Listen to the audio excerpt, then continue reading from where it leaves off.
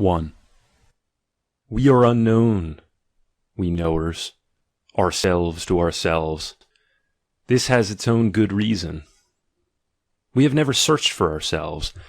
How should it then come to pass that we should ever find ourselves? Rightly has it been said, where your treasure is, there will your heart be also. Our treasure is there, where stand the hives of our knowledge. It is to those hives that we are always striving, as born creatures of flight, and as the honey-gatherers of the spirit. We care really in our hearts only for one thing, to bring something home to the hive. As far as the rest of life with its so-called experiences is concerned, which of us has even sufficient serious interest, or sufficient time? In our dealings with such points of life, we are, I fear, never properly to the point. To be precise, our heart is not there, and certainly not our ear. Rather like one who, delighting in a divine distraction, or sunken in the seas of his own soul, in whose ear the clock has just thundered with all its force, its 12 strokes of noon, suddenly wakes up and asks himself, what has in point of fact just struck? So do we at times rub afterwards, as it were, our puzzled ears, and ask in complete astonishment and complete embarrassment, through what have we in point of fact just lived? Further, who are we in point of fact?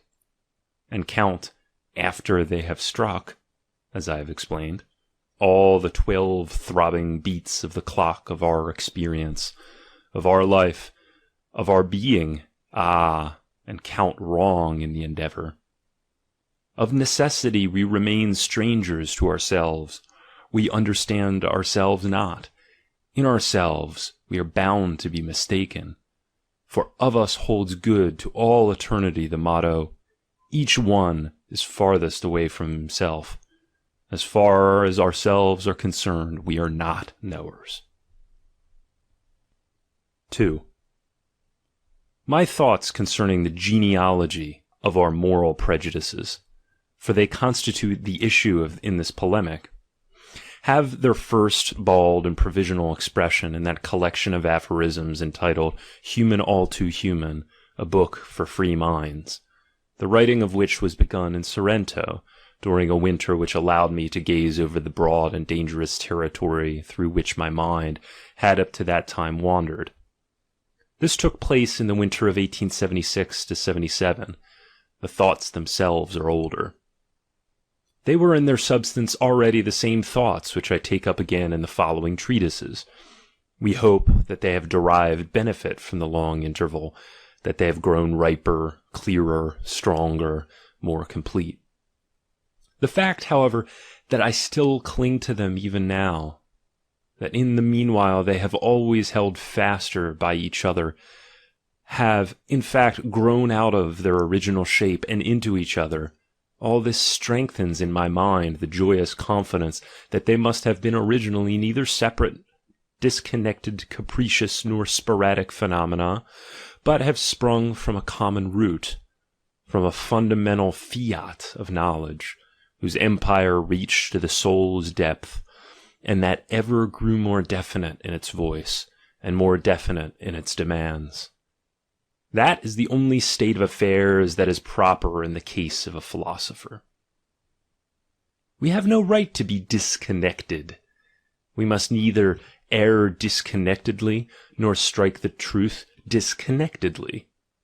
Rather, with the necessity with which a tree bears its fruit, so do our thoughts, our values, our yeses and nos and ifs and whethers grow connected and interrelated, mutual witnesses of one will, one health, one kingdom, one sun.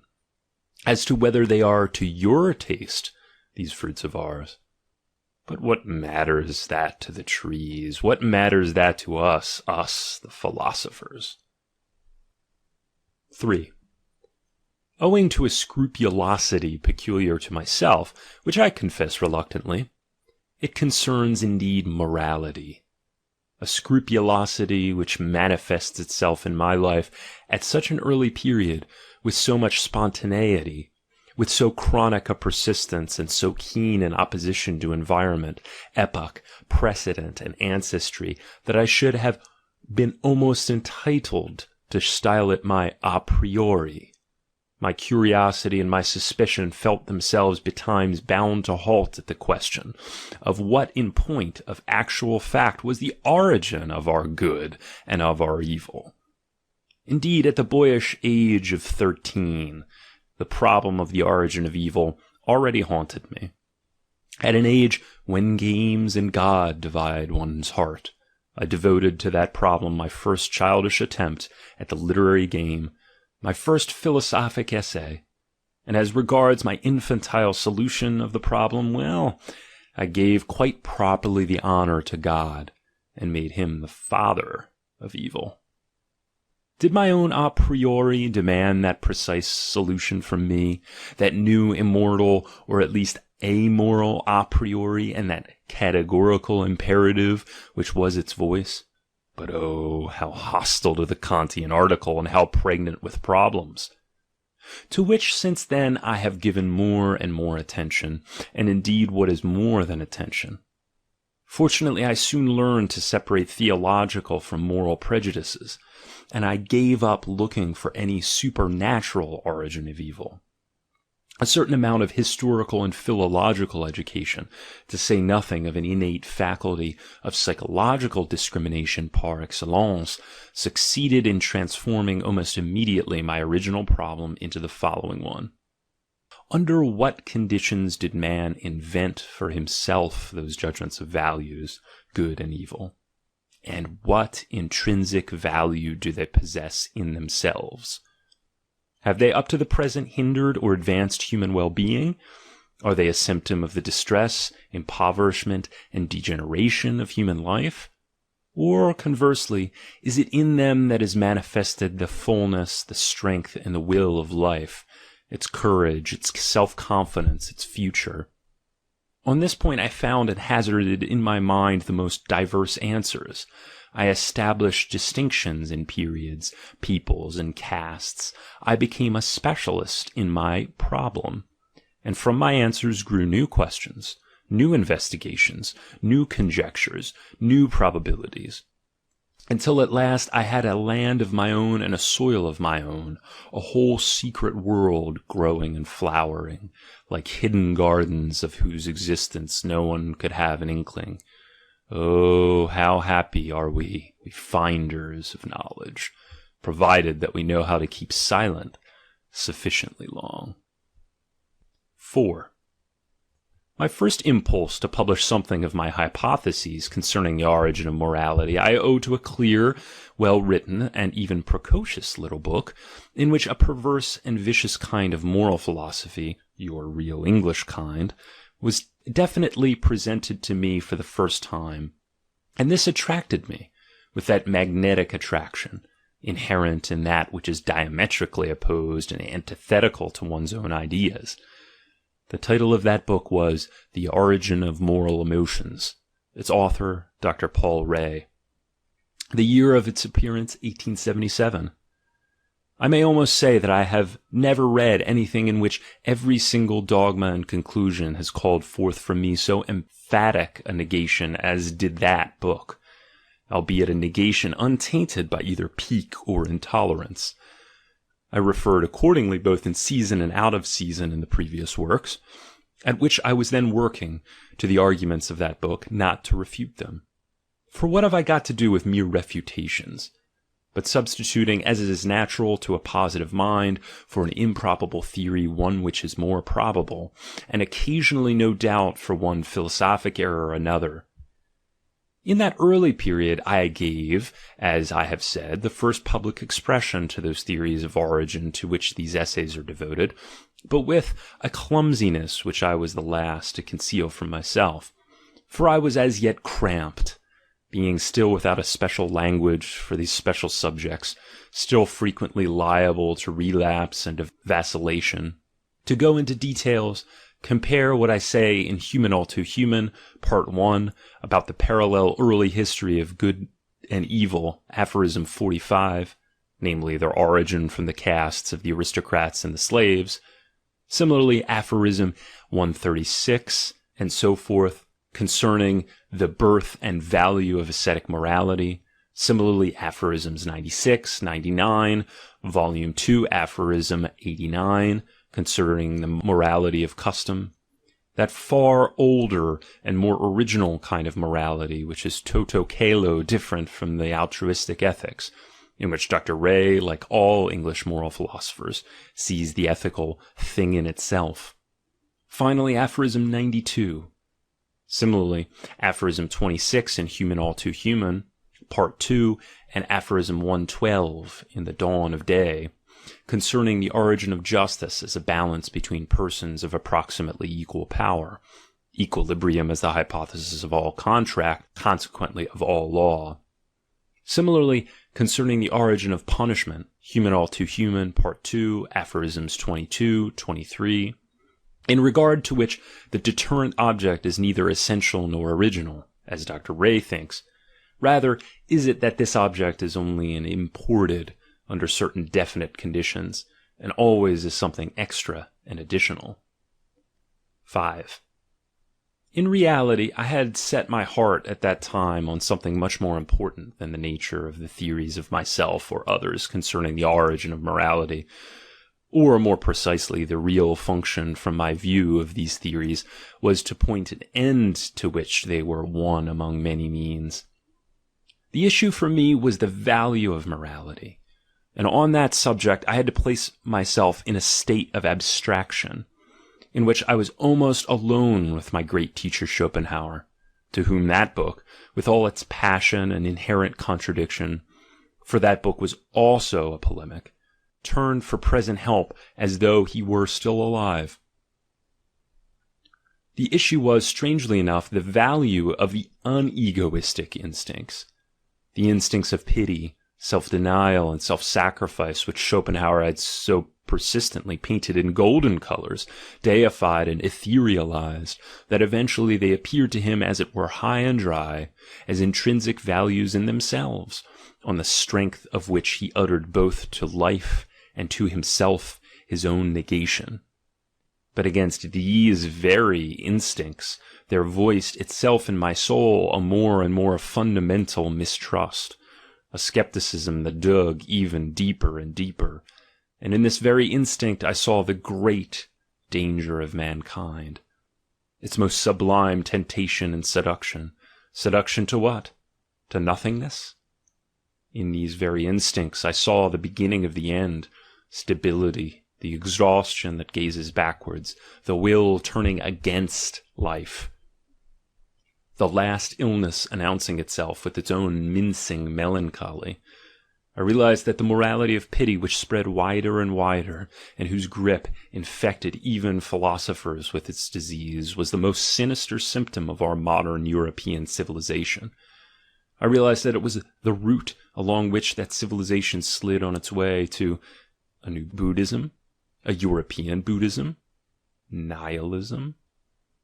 This exaggerated estimation in which modern philosophers have held pity is quite a new phenomenon.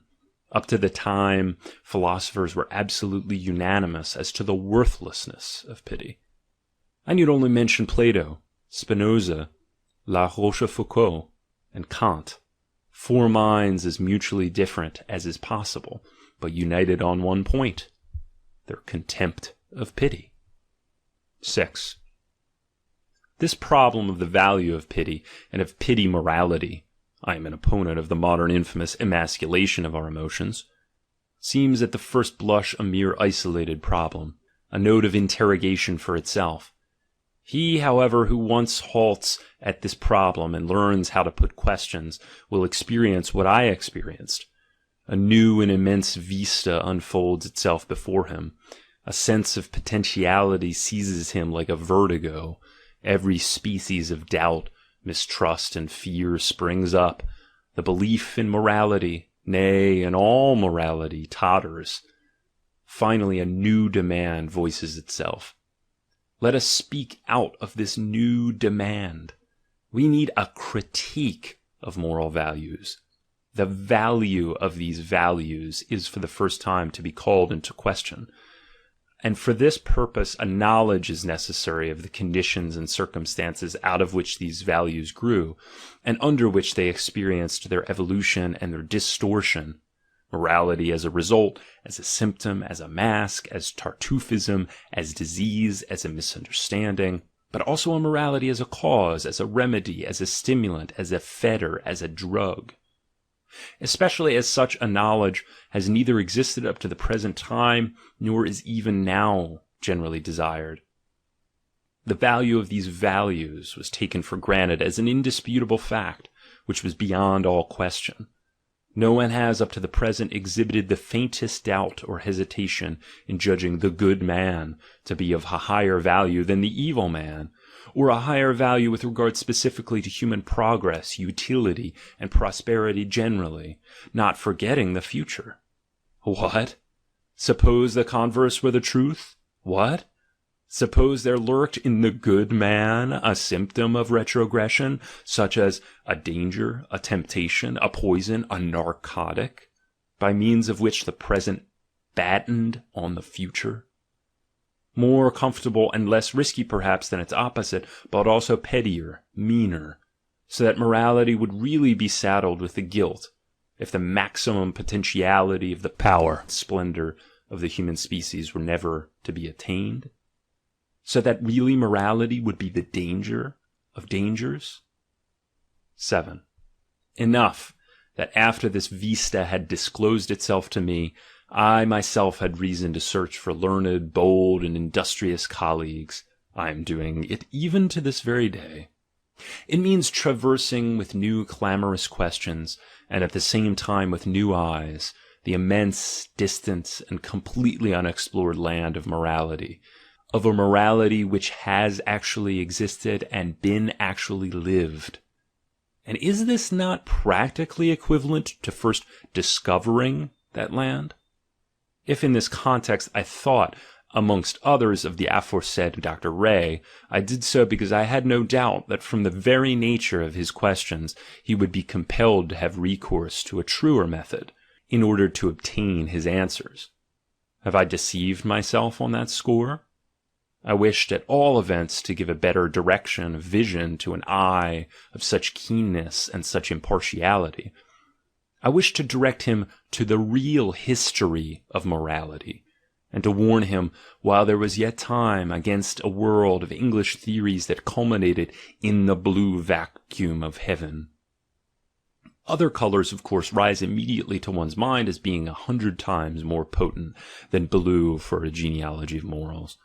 For instance, gray, by which I mean authentic facts capable of definite proof and having actually existed, or, to put it shortly, the whole of that long hieroglyphic script, which is so hard to decipher, about the past history of human morals. This script was unknown to Dr. Ray, but he had read Darwin. And so in his philosophy, the Darwinian beast and that pink of modernity, the demure weakling and dilettante who bites no longer, shake hands politely in a fashion that is at least instructive, the latter exhibiting a certain facial expression of refined and good-humored indolence, tinged with a touch of pessimism and exhaustion, as if really did not pay to take all these things, I mean moral problems, so seriously. I, on the other hand, think that there are no subjects which pay better for being taken seriously. Part of this payment is that perhaps eventually they admit of being taken gaily. This gaiety, indeed, or to use my own language, this joyful wisdom, is a payment for a protracted, brave, laborious, and burrowing seriousness, which, it goes without saying, is the attribute of but a few. But on that day, on which we say from the fullness of our hearts, "Forward! Our old morality too is fit material for comedy," we shall have discovered a new plot and a new possibility for the Dionysian drama entitled The Soul's Fate, and he will speedily utilize it One can wager safely he the great ancient eternal dramatist of the comedy of our existence. 8. If this writing be obscure to any individuals and a jar on his ears, I do not think that it is necessarily I who am to blame. It is clear enough on the hypothesis which I presuppose, namely that the reader has first read my previous writings and has not grudged them a certain amount of trouble. It is not indeed a simple matter to get really at their essence. Take, for instance, my Zarathustra. I allow no one to pass muster as knowing that book, unless every single word therein has at some point wrought in him a profound wound, and at some time exercised on him a profound enchantment. Then and not till then can he enjoy the privilege of participating reverently in this halcyon element, from which that work is born, in its sunny brilliance, its distance, its spaciousness, its certainty. In other cases the aphoristic form produces difficulty, but this is only because this form is treated too casually. An aphorism properly coined and cast into its final mold is far from being deciphered as soon as it has been read. On the contrary, it is then that first requires to be expounded. Of course, for that purpose an art of exposition is necessary. The third essay in this book provides an example of what is offered, of what in such cases I call exposition. An aphorism is prefixed to that essay. The essay itself is its commentary. Certainly one quality which nowadays has been best forgotten, and that is why it will take some time yet for my writings to become readable, is essential in order to practice reading as an art, a quality for the exercise of which it is necessary to be a cow, and under no circumstance a modern man. Rumination. Sils Maria, Upper Engadine, July 1887. First essay, Good and Evil, Good and Bad. Part 1. 1. Those English psychologists who up to the present are the only philosophers who are to be thanked for any endeavor to get as far as a history of the origin of morality. These men, I say, offer us in their own personalities no paltry problem.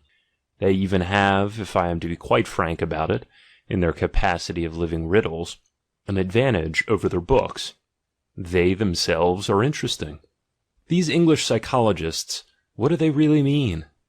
We always find them voluntarily or involuntarily at the same task of pushing to the front of the partie honteuse of our inner world, and looking for the efficient, governing, and decisive principle in that precise quarter where the intellectual self-respect of the race would be the most reluctant to find it. For example, in the vis inertiae of habit, or in forgetfulness, or in a blind and fortuitous mechanism in the association of ideas, or in some factor that is purely passive, reflex, molecular, or fundamentally stupid. What is the real motive power which always impels these psychologists in precisely this direction? Is it an instinct for human disparagement, somewhat sinister, vulgar, and malignant? Or perhaps incomprehensible even to itself? Or perhaps a touch of pessimistic jealousy, the mistrust of disillusioned idealists who have become gloomy, poisoned, and bitter? Or a petty subconscious enmity and rancor against Christianity and Plato that has conceivably never crossed the threshold of consciousness? Or just a vicious taste for those elements in life which are bizarre, painfully paradoxical, mystical, and illogical?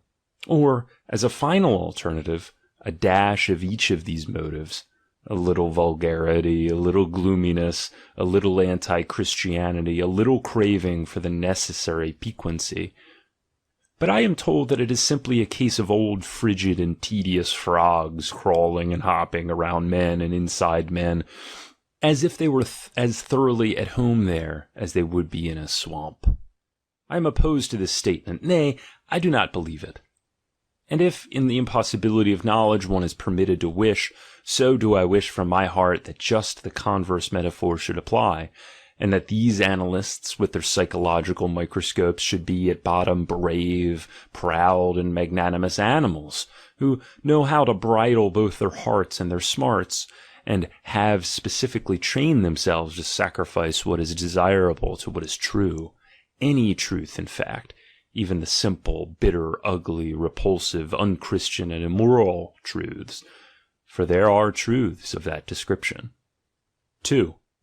All honor, then, to the noble spirits who would fain dominate these historians of morality, but it is certainly a pity that they lack the historical sense itself, that they themselves are quite deserted by all the beneficent spirits of history. The whole train of their thought runs, as was always the way of old-fashioned philosophers, on thoroughly unhistorical lines. There is no doubt on this point. The crass ineptitude of their genealogy of morals is immediately apparent when the question arises of ascertaining the origin of the idea and judgment of the good. Man had originally, so speaks their decree, praised and called good altruistic acts from the standpoint of those on whom they were conferred, that is, those to whom they were useful. Subsequently, the origin of this phrase was forgotten, and altruistic acts, simply because, as a sheer matter of habit, they were praised as good, came also to be felt as good, as though they contained in themselves some intrinsic goodness.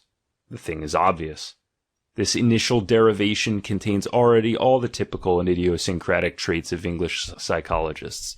We have utility, forgetting, habit, and finally error, the whole assemblage forming the basis of a system of values on which the higher man has up to the present prided himself as though it were a kind of privilege of man in general. This pride must be brought low.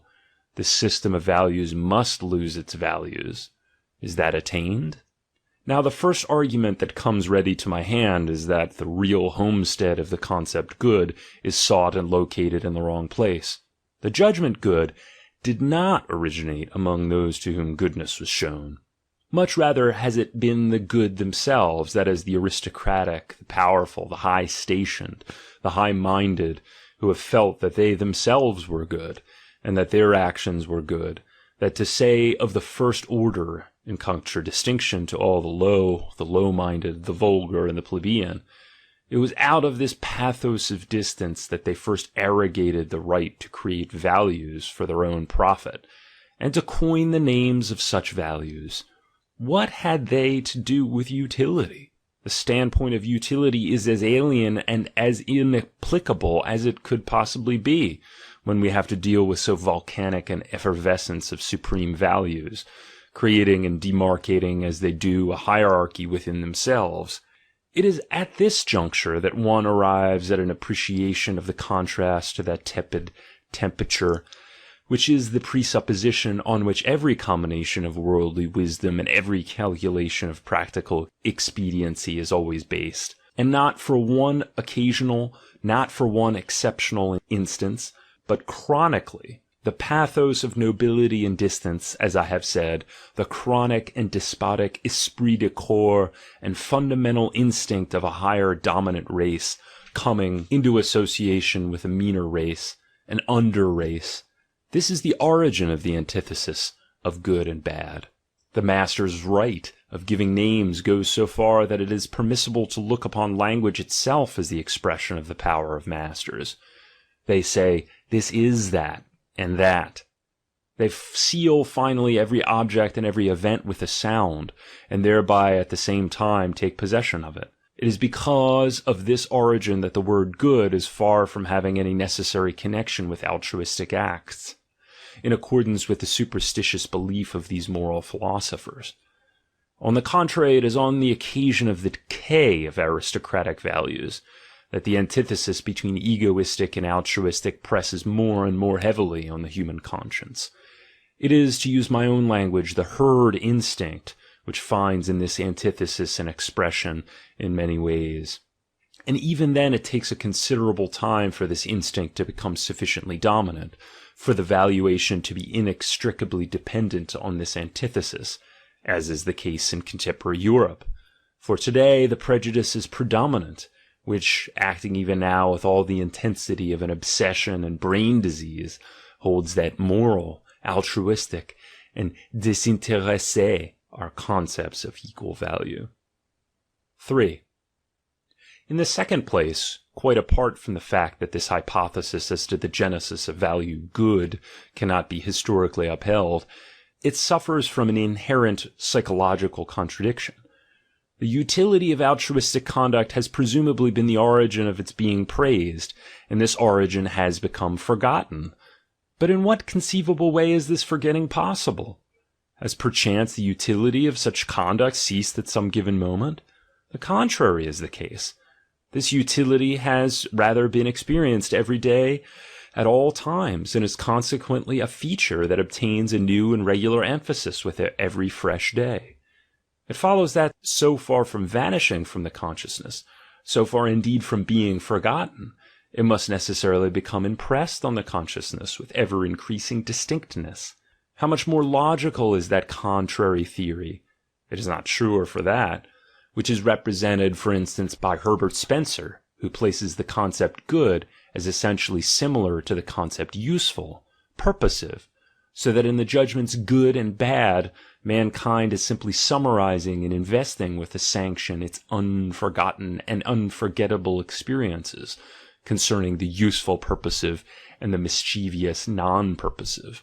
According to this theory, good is the attribute of that which has previously shown itself useful, and so is able to claim to be considered valuable in the highest degree, valuable in itself.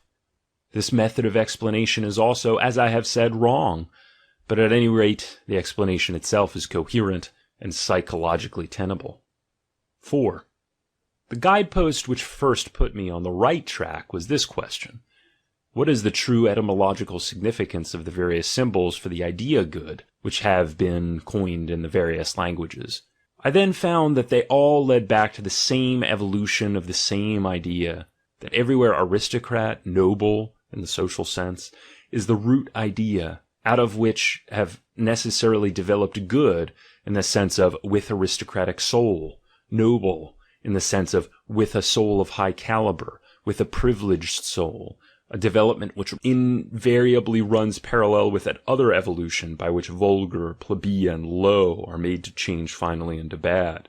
The most eloquent proof of this last contention is the German word schlecht itself. This word is identical with schlecht. Compare schlechtweg and schlechterdings, which originally and as yet without any sinister innuendo simply denoted the plebeian man in contrast to the aristocratic man.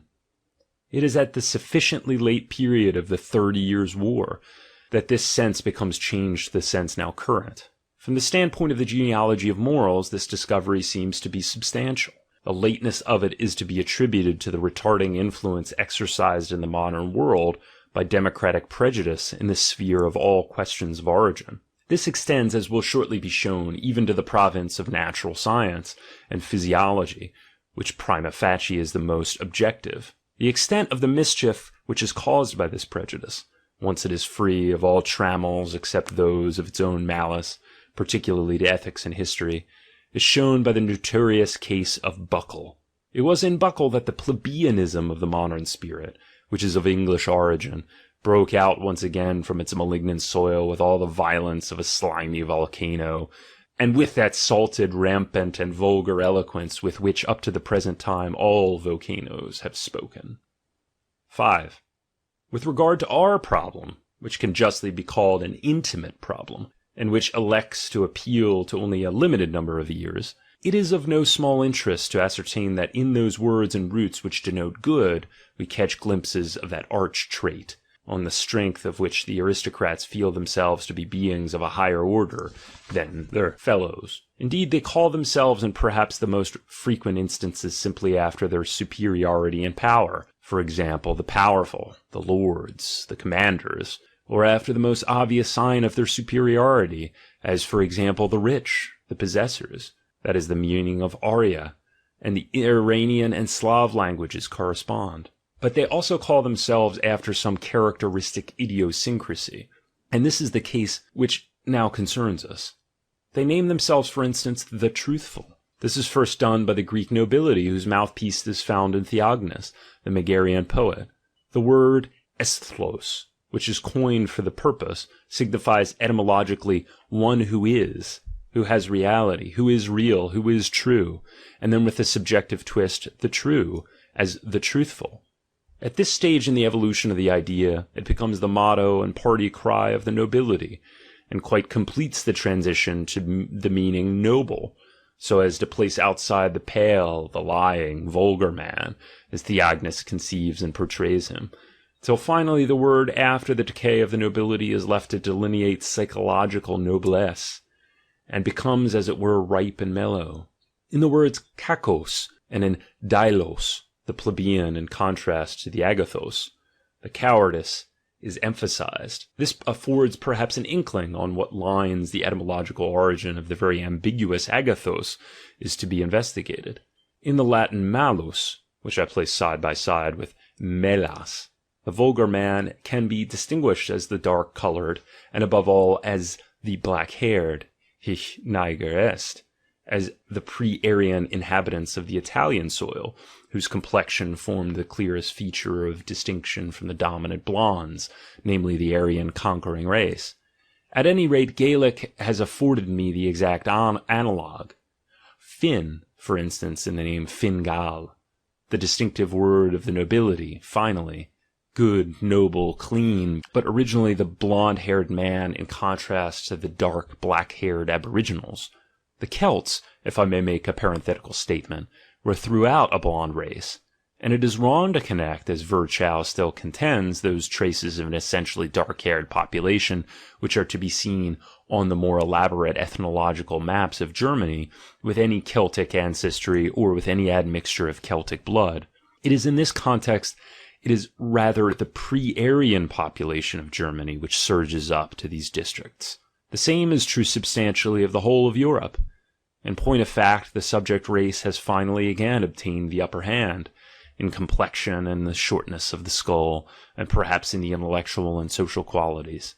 Who can guarantee that modern democracy, still more modern anarchy, and indeed that tendency to the commune, the most primitive form of society, which is now common to all the socialists in Europe, does not in its real essence signify a monstrous reversion, and that the conquering and master race, the Aryan race, is not also becoming inferior physiologically? I believe that I can explain the Latin bonus as the warrior. My hypothesis is that I am right in deriving bonus from an older duonus. Compare bellum duellum duenlum, in which the word duonu appears to be contained. Bonus, accordingly, as the man of discord, of variance. Entzweiung, duo, as the warrior. One sees what in ancient Rome the good meant for a man. Must not our actual German word gut mean the godlike, the man of godlike race, and be identical with the national name, originally the noble's name, of the Goths? The grounds for this supposition do not appertain to this work. 6. Above all, there is no exception, though there are opportunities for exceptions, to this rule, that the idea of political superiority always resolves itself into the idea of psychological superiority, in those cases where the highest caste is at the same time the priestly caste, and in accordance with its general characteristics confers on itself the privilege of a title which alludes specifically to its priestly function. It is in these cases, for instance, that clean and unclean confront each other for the first time as badges of class distinction. Here again there develops a good and a bad, in a sense which has ceased to be merely social. Moreover, care should be taken not to take these ideas of clean and unclean too seriously, too broadly, or too symbolically. All the ideas of ancient man have, on the contrary, got to be understood in their initial stages, in a sense which is, to an almost inconceivable extent, crude, coarse, physical, and narrow, and above all, essentially unsymbolical. The clean man is originally only a man who washes himself, who abstains from certain foods which are conducive to skin diseases, who does not sleep with the unclean women of the lower classes, who has a horror of blood, not more, not much more. On the other hand, the very nature of a priestly aristocracy shows the reasons why just at such an early juncture there should ensue a really dangerous sharpening and intensification of opposed values. It is, in fact, through these opposed values that gulfs and are cleft in the social plane, which a veritable Achilles of free thought would shudder to cross. There is from the outset a certain diseased taint in such sacerdotal aristocracies, and in the habits which prevail in such societies, habits which, averse as they are to action, constitute a compound of introspection and explosive emotionalism, as a result of which there appears that introspective morbidity and neurasthenia which adheres almost inevitably to all priests at all times, with regard, however, to the remedy which they themselves have invented for this disease. The philosopher has no option but to state that it has proved itself and its effects 100 times more dangerous than the disease, from which it should have been the deliverer. Humanity itself is still diseased from the effects of the naïvetés of this priestly cure. Take, for instance, certain kinds of diet, abstention from flesh, fasts, sexual continence, flight into the wilderness, a kind of Weir-Mitchell isolation. Though of course without that system of excessive feeding and fattening which is the most efficient antidote to all the hysteria of the aesthetic ideal. Consider too the whole metaphysic of the priests, with its war on the senses, its enervation, its hair-splitting. Consider its self-hypnotism on the fakir and Brahman principles. It uses Brahman as a glass disc in obsession, and that climax which we can understand only too well of an unusual satiety with its panacea of nothingness, or God. The demand for a unio mystica with God is the demand of the Buddhist for nothingness, nirvana, and nothing else. In sacerdotal societies every element is on a more dangerous scale, not merely cures and remedies, but also pride, revenge, cunning, exultation, love, ambition, virtue, morbidity. Further, it can fairly be stated that it is on the soil of this essentially dangerous form of human society, the sacerdotal form, that man really becomes for the first time an interesting animal. That it is in this form that the soul of man has in a higher sense attained depths and become evil. And those are the two fundamental forms of a superiority which up to the present man has exhibited over every other animal. 7. The reader will have already surmised with what ease the priestly mode of valuation can branch off from the knightly aristocratic mode, and then develop into the very antithesis of the latter. Special impetus is given to this opposition by every occasion when the castes of the priests and warriors confront each other with mutual jealousy and cannot agree over the prize. The knightly aristocratic values are based on a careful cult of the physical, on a flowering, rich, and even effervescing healthiness that goes considerably beyond what is necessary for maintaining life, on war, adventure, the chase, the dance, the tourney, on everything, in fact, which is contained in strong, free, and joyous action. The priestly aristocratic mode of valuation is, we have seen, based on other hypotheses. It is bad enough for this class when it is a question of war. Yet the priests are, as is notorious, the worst enemies. Why? Because they are the weakest. Their weakness causes their hate to expand into a monstrous and sinister shape, a shape which is most crafty and most poisonous. The really great haters in the history of the world have always been priests, who are also the cleverest haters. In comparison with the cleverness of priestly revenge, every other piece of cleverness is practically negligible. Human history would be too fatuous for anything were it not for the cleverness imported into it by the weak. Take at once the most important instance. All the world's efforts against the aristocrats, the mighty, the masters, the holders of power, are negligible by comparison with what has been accomplished against those classes by the Jews.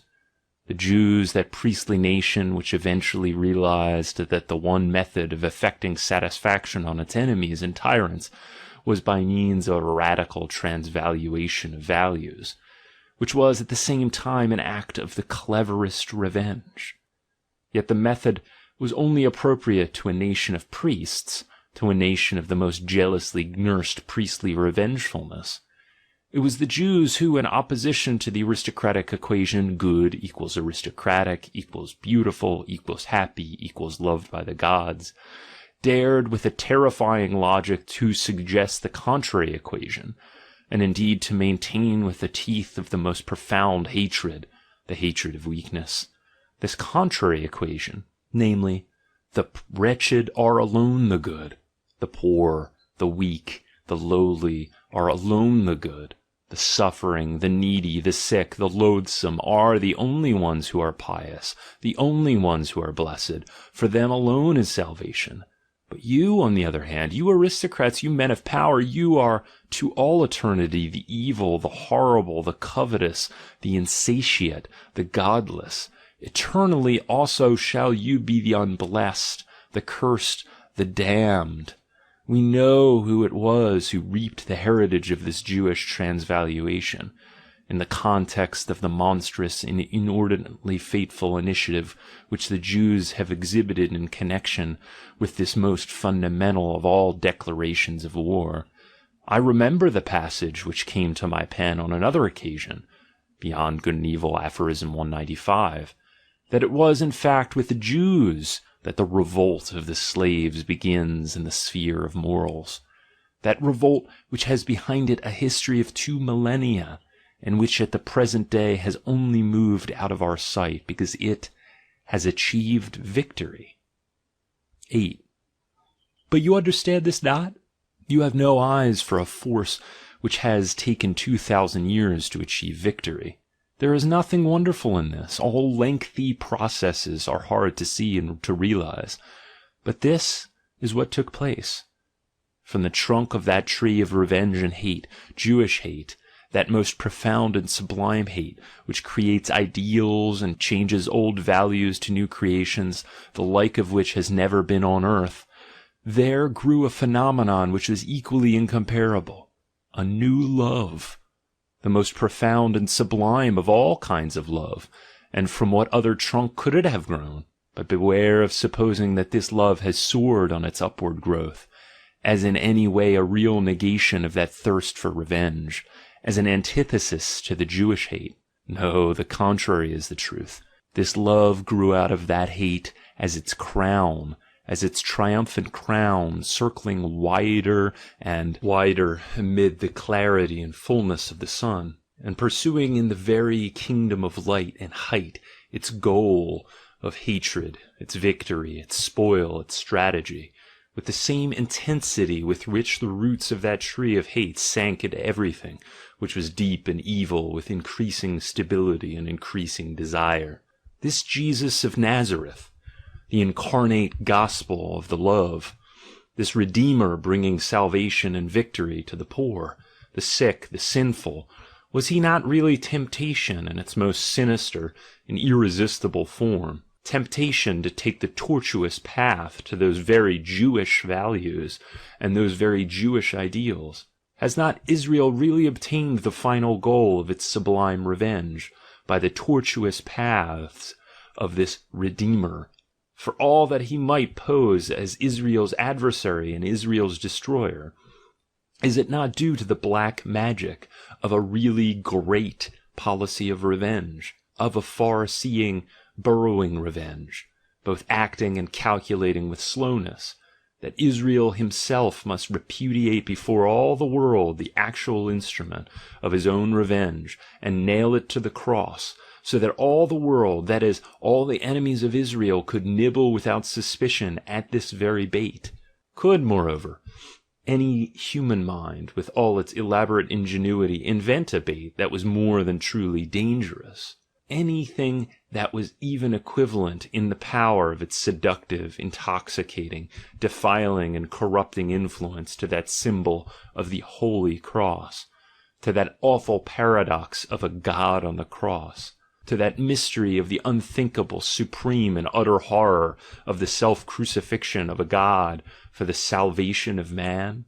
It is at least certain that sub hoc signo Israel, with its revenge and transvaluation of all values, has up to the present always triumphed again over all other ideals, over all more aristocratic ideals.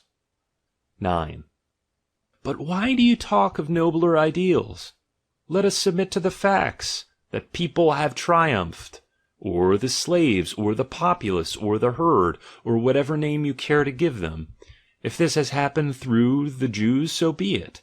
In that case, no nation ever had a greater mission in the world's history. The masters have been done away with. The morality of the vulgar has triumphed. This triumph may also be called a blood poisoning. It has mutually fused the races. I do not dispute it.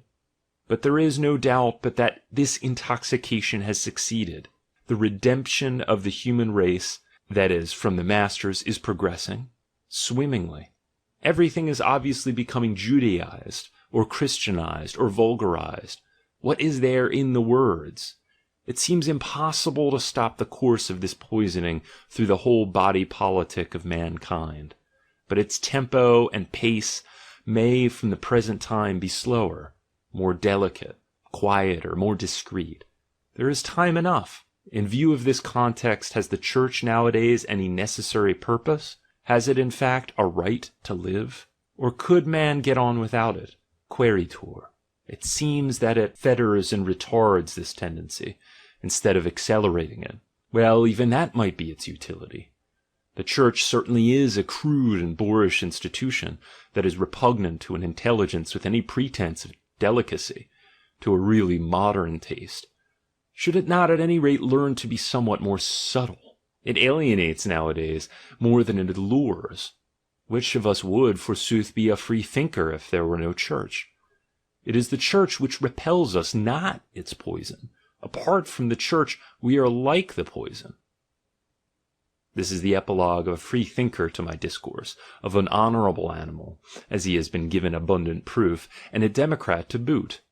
He had, up to that time, listened to me, and could not endure my silence, but for me, indeed, with regard to this topic, there is much on which to be silent. 10. The revolt of the slaves in morals begins in the very principle of resentment, becoming creative, and giving birth to values. A resentment experienced by creatures who, deprived as they are of the proper outlet of action, are forced to find their compensation in an imaginary revenge. While every aristocratic morality springs from a triumphant affirmation of its own demands, the slave morality says no from the very outset to what is outside itself, different from itself, and not itself. And this no is its creative deed. This volte face of this valuing standpoint, this inevitable gravitation to the objective instead of back to the subjective, is typical of resentment. The slave morality requires as the condition of its existence an external and objective world. To employ physiological terminology, it requires objective stimuli to be capable of action at all. Its action is fundamentally a reaction. The contrary is the case when we come to the aristocrat's system of values. It acts and grows spontaneously. It merely seeks its antithesis in order to pronounce a more grateful and exultant yes to its own self. Its negative conception, low, vulgar, bad, is merely a pale, late-born foil in comparison with its positive and fundamental conception, saturated as it is with life and passion, of we aristocrats, we good ones, we beautiful ones, we happy ones. When the aristocratic morality goes astray and commits sacrilege on reality, this is limited to that particular sphere with which it is not sufficiently acquainted. A sphere, in fact, from the real knowledge of which it disdainfully defends itself. It misjudges, in some cases, the sphere which it despises, the sphere of the common vulgar man and the low people. On the other hand, due weight should be given to the consideration that in any case the mood of contempt, of disdain, of superciliousness, even on the supposition that it falsely portrays the object of its contempt, will always be far removed from that degree of falsity which will always characterize the attacks, in effigy of course, of the vindictive hatred and revengefulness of the weak in onslaughts on their enemies. In point of fact, there is in contempt too strong an admixture of nonchalance, of casualness, of boredom, of impatience, even of personal exultation, for it to be capable of distorting its victim into a real caricature or a real monstrosity. Attention again should be paid to the almost benevolent nuances, which, for instance, the Greek nobility imports into all the words by which it distinguishes the common people from itself. Note how continuously a kind of pity, care, and consideration imparts its honeyed flavor, until at last almost all the words which are applied to the vulgar man survive finally as expressions for unhappy, worthy of pity. Compare dailos, dailaios, poneros, moktheros, the latter two names really denoting the vulgar man as labor slave and beast of burden. And how conversely bad, low, unhappy have never ceased to ring in the Greek ear with a tone in which unhappy is the predominant note. This is a heritage of the old noble aristocratic morality, which remains true to itself even in contempt. Let philologists remember the sense in which oitsuros, anolebos, klemon, dousteikain, xumora used to be employed. The well-born simply felt themselves the happy. They did not have to manufacture their happiness artificially through looking at their enemies, or in cases to talk and lie themselves into happiness, as is the custom with all resentful men. And similarly, complete men as they were, exuberant with strength, and consequently necessarily energetic, they were too wise to dissociate happiness from action. Activity becomes in their minds necessarily counted as happiness.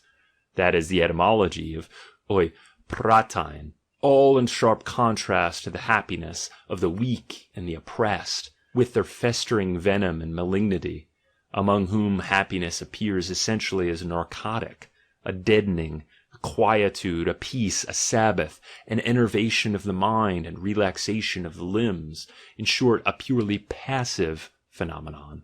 While the aristocratic man lived in confidence and openness with himself, Geneos, noble-born, emphasizes the nuance sincere and perhaps also naive. The resentful man, on the other hand, is neither sincere nor naive, nor honest and candid with himself. His soul squints. His mind loves hidden crannies, tortuous paths, and back doors. Everything secret appeals to him as his world, his safety, his balm. He is past master in silence, in not forgetting, in waiting, in provisional self-depreciation and self-abasement. A race of such resentful men will of necessity eventually prove more prudent than any aristocratic race. It will honor prudence on quite a distinct scale, as in fact a paramount condition of existence, while prudence among aristocratic men is apt to be tinged with a delicate flavor of luxury and refinement. So among them it plays nothing like so integral a part as that complete certainty of function of the governing unconscious instincts, or as indeed a certain lack of prudence, such as vehement and valiant charge, whether against danger or the enemy, or as those ecstatic bursts of rage, love, reverence, gratitude, by which at all times noble souls have recognized each other. When the resentment of the aristocratic man manifests itself, it fulfills and exhausts itself in an immediate reaction, and consequently instills no venom. On the other hand, it never manifests itself at all in countless instances, when in the case of the feeble and weak, it would be inevitable. An inability to take seriously for any length of time their enemies, their disasters, their misdeeds, that is the sign of the full, strong natures who possess a superfluity of moulding plastic force that heals completely and produces forgetfulness. A good example of this in the modern world is Mirabeau, who had no memory for any insults and meannesses which were practiced on him, and who was only incapable of forgiving because he forgot. Such a man indeed shakes off with a shrug many a worm which would have buried itself in another. It is only in characters like these that we see the possibility, supposing, of course, that there is such a possibility in the world, of the real love of one's enemies. What respect for his enemies is found, forsooth, in an aristocratic man, and such reverence is already a bridge to love. He insists on having his enemy to himself as his distinction. He tolerates no other enemy but a man in whose character there is nothing to despise and much to honor. On the other hand, imagine the enemy as the resentful man conceives him. And it is here exactly that we see his work, his creativeness. He has conceived the evil enemy, the evil one. And indeed, that is the root idea from which he now evolves as a contrasting and corresponding figure, a good one. Himself. His very self. First essay. Good and Evil, Good and Bad. Part 2. 11.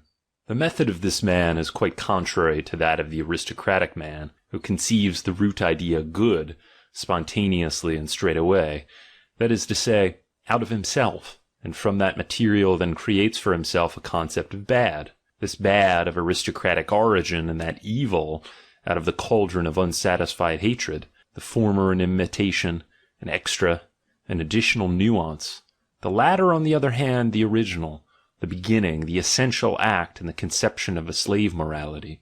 These two words, bad and evil, how great a difference do they mark, in spite of the fact that they have an identical, contrary in the idea good. But the idea good is not the same. Much rather let the question be asked, who is really evil, according to the meaning of the morality of resentment? In all sternness, let it be answered thus: just the good man of the other morality, just the aristocrat, the powerful one, the one who rules, but who is distorted by the venomous eye of resentfulness into a new color, a new signification, a new appearance. This particular point we would be the last to deny. The man who learnt to know those good ones only as enemies, learnt at the same time not to know them only as evil enemies, and the same men who inter pares were kept so rigorously in bounds through convention, respect, custom, and gratitude, though much more through mutual vigilance and jealousy inter pares.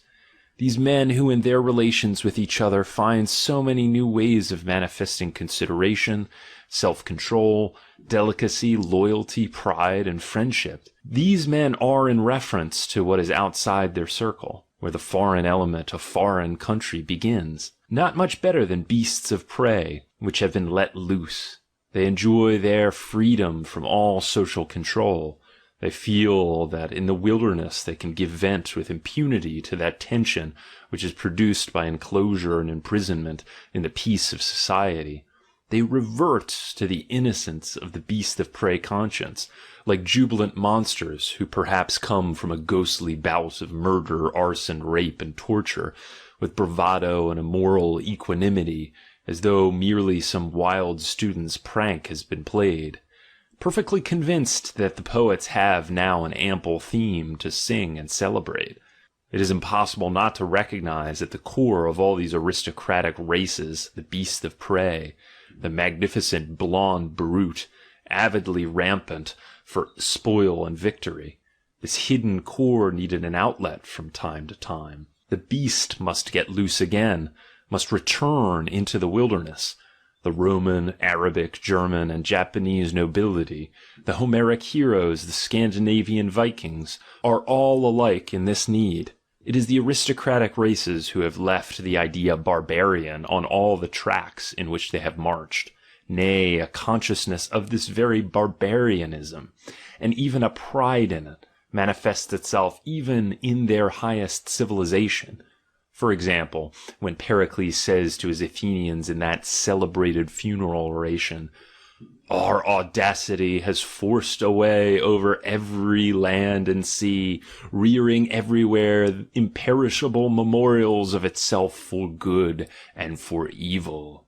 This audacity of aristocratic races, mad, absurd, and spasmodic, as may be its expression, the incalculable and fantastic nature of their enterprises, Pericles sets in special relief and glory the haramuthia of the Athenians, their nonchalance and contempt for safety, body, life, and comfort, their awful joy and intense delight in all destruction, in all the ecstasies of victory and cruelty. All these features become crystallized for those who suffered thereby in the picture of the barbarian, of the evil enemy, perhaps of the Goth and of the Vandal. The profound icy mistrust which the German provokes as soon as he arrives at power, even at the present time, is always still an aftermath of that inextinguishable horror with which for whole centuries Europe has regarded the wrath of the blonde Teuton beast, although between the old Germans and ourselves there exists scarcely a psychological, let alone a physical relationship. I have once called attention to the embarrassment of Hesiod when he conceived the series of social ages and endeavored to express them in gold, silver, and bronze.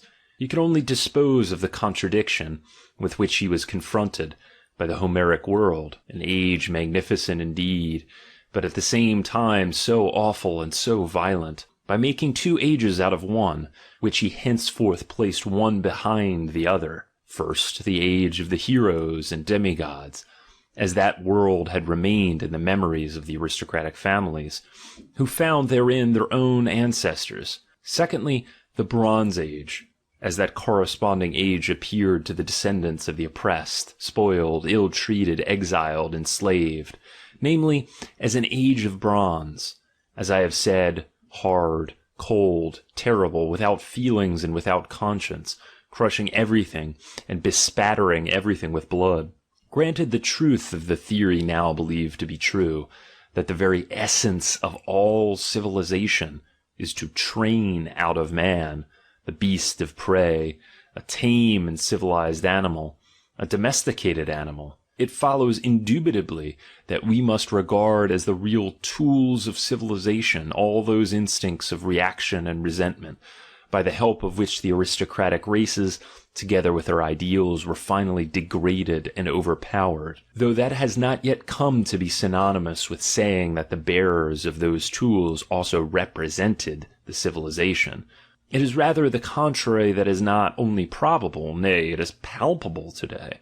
These bearers of vindictive instincts that have to be bottled up, these descendants of all European and non-European slavery, especially of the pre-Aryan population, these peoples, I say, represent the decline of humanity. These tools of civilization are a disgrace to humanity, and constitute in reality more of an argument against civilization, more of a reason why civilization should be suspected. One may be perfectly justified in being always afraid of the blonde beast that lies at the core of all aristocratic races, and in being on one's guard. But who would not 100 times prefer to be afraid, when one at the same time admires, than to be immune from fear, at the cost of being perpetually obsessed with a loathsome spectacle of the distorted, the dwarfed, the stunted, the envenomed? And is that not our fate? What produces today our repulsion toward man?